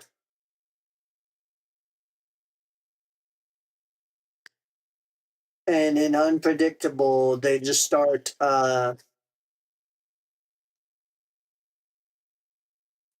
overcoming even more and more expectations. And they realize that they finally reached their end goal. And then the Declaration Without Glory, that is after they finally achieved their end goal. They make their vows that even if nobody knows what they've done, even if they end up all dying in the attempt, that they would one day take out the Queen. Even if Ark and humanity never knows their glory, that they will kill the Queen at all costs, even if it means sacrificing everything, including their own lives. And then comes Messages Left Behind. And after watching through the whole event, that is probably the saddest cutscene of them all. Because all that cutscene is Noah, Isabella, and Haran. And and them sitting in front of a camera in a hidden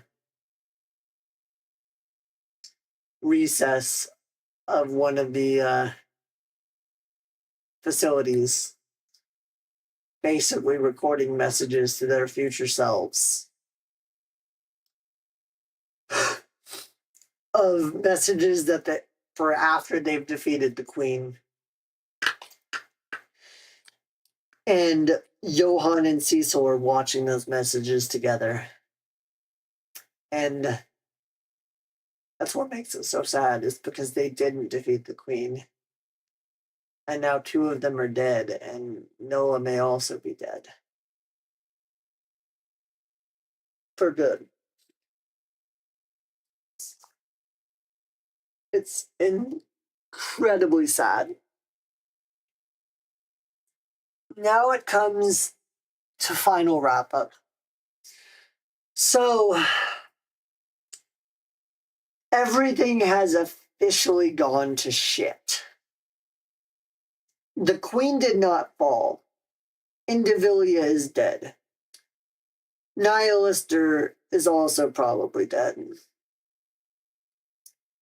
Noah is on death's door, if not already dead. Haran is dead. Isabel is dead. Scarlet has to be remade from the ground up, which carries a lot of risk. Rapunzel her body has to be remade from scratch. Only her head has survived. Nayuta still isn't fully recovered. Crown has not been fully restored and is still in pretty bad shape. And though they did end up wiping out the orbital forge and the queen's main body, the queen did not fall. She has a stronger body and more power than ever after seizing Lily Weiss's body and head.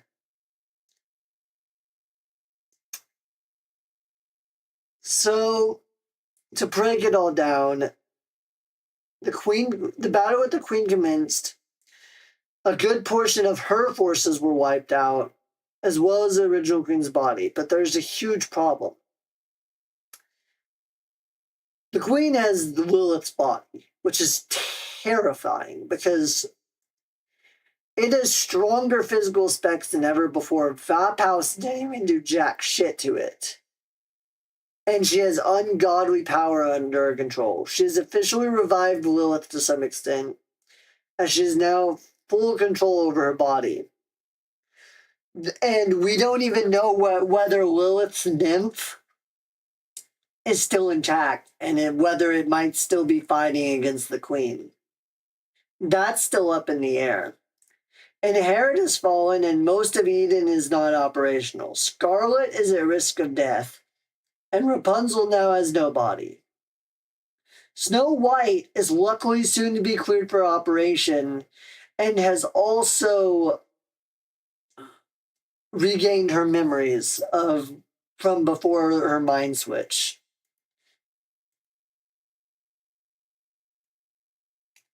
And Nayuta is also soon cleared for combat. Eden is going to manufacture new weapons for the Pioneers to fight alongside each other for the next battle with the thing that now wears Lilith's body. And the most depressing part to me, Marion is now in a comatose state. There's no telling if or when she'll ever recover, or if she'll ever have the powers that she had before of the Queen Gene. Meanwhile, the Queen retreated after Dorothy inflicted even the smallest wounds on her, so clearly she is still prone to being scared. That could work in humanity's favor in the future, but there's no telling what might happen next, or when the next battle might take place. There's also the issue of Nayuta, Mirror, Rose, and Chatterbox all knowing each other. I think Nayuta is on humanity's side, but she's not clear of my suspicion just yet. And fuck Mirror. Fuck Red Shoes, who she was based off of. And fuck them for using Marion for their own agendas. Clearly, Mirror and Rose are also associated with the Profound because they know Nayuta pretty closely. Or they're a splinter group. I hope that Rose and Scarlet can have a heartfelt reunion one day, but that is probably far off. As for where the story goes from here, there's no telling. A whole lot of shit is hit the fan. I think there's going to be more huge plot twist involving the Profound, the Queen, Marion, Lilith, and even Nayuta. But as for which of my several theories may be proven true or disproven, we'll just have to see. Because everything's bad. Damn, that event was sad as hell, man. I cried like 2 or 3 times, almost, when playing through this event. Fuck. I love Nikke and shit. And I love Shift Up. But fuck them for this. This story did us dirty. This shit was sad as hell. I'll have further updates as to when the next lore deep dives will be done on my Twitter and Discord as I figure out when I'll be able to do those as more stuff comes out. You can find those in my bio and about sections on my Twitch and YouTube channels, as well as my Kick channel. Because I will continue to do this, but fuck. And I will try to get the previous video uploaded shortly, the edited version, whenever I can. And I will try to get this video edited down and uploaded as soon as possible as well. Thank y'all for watching. That about does it for the video, though. I appreciate everyone watching. If you liked the video, make sure you like and subscribe, as well as hit the bell for all notifications. This video was streamed live on Twitch, Kick, and YouTube /Icarus007. We will be doing more videos like this in the near and distant future until the story ends. Like and subscribe, and I will see y'all in the next video. Stay cool, crew. This event was so sad. I'm so tired. I'm going to end the Kick and YouTube streams. Thank y'all for stopping by. I appreciate y'all. And I love y'all. I'll see you next time. Thank y'all for watching.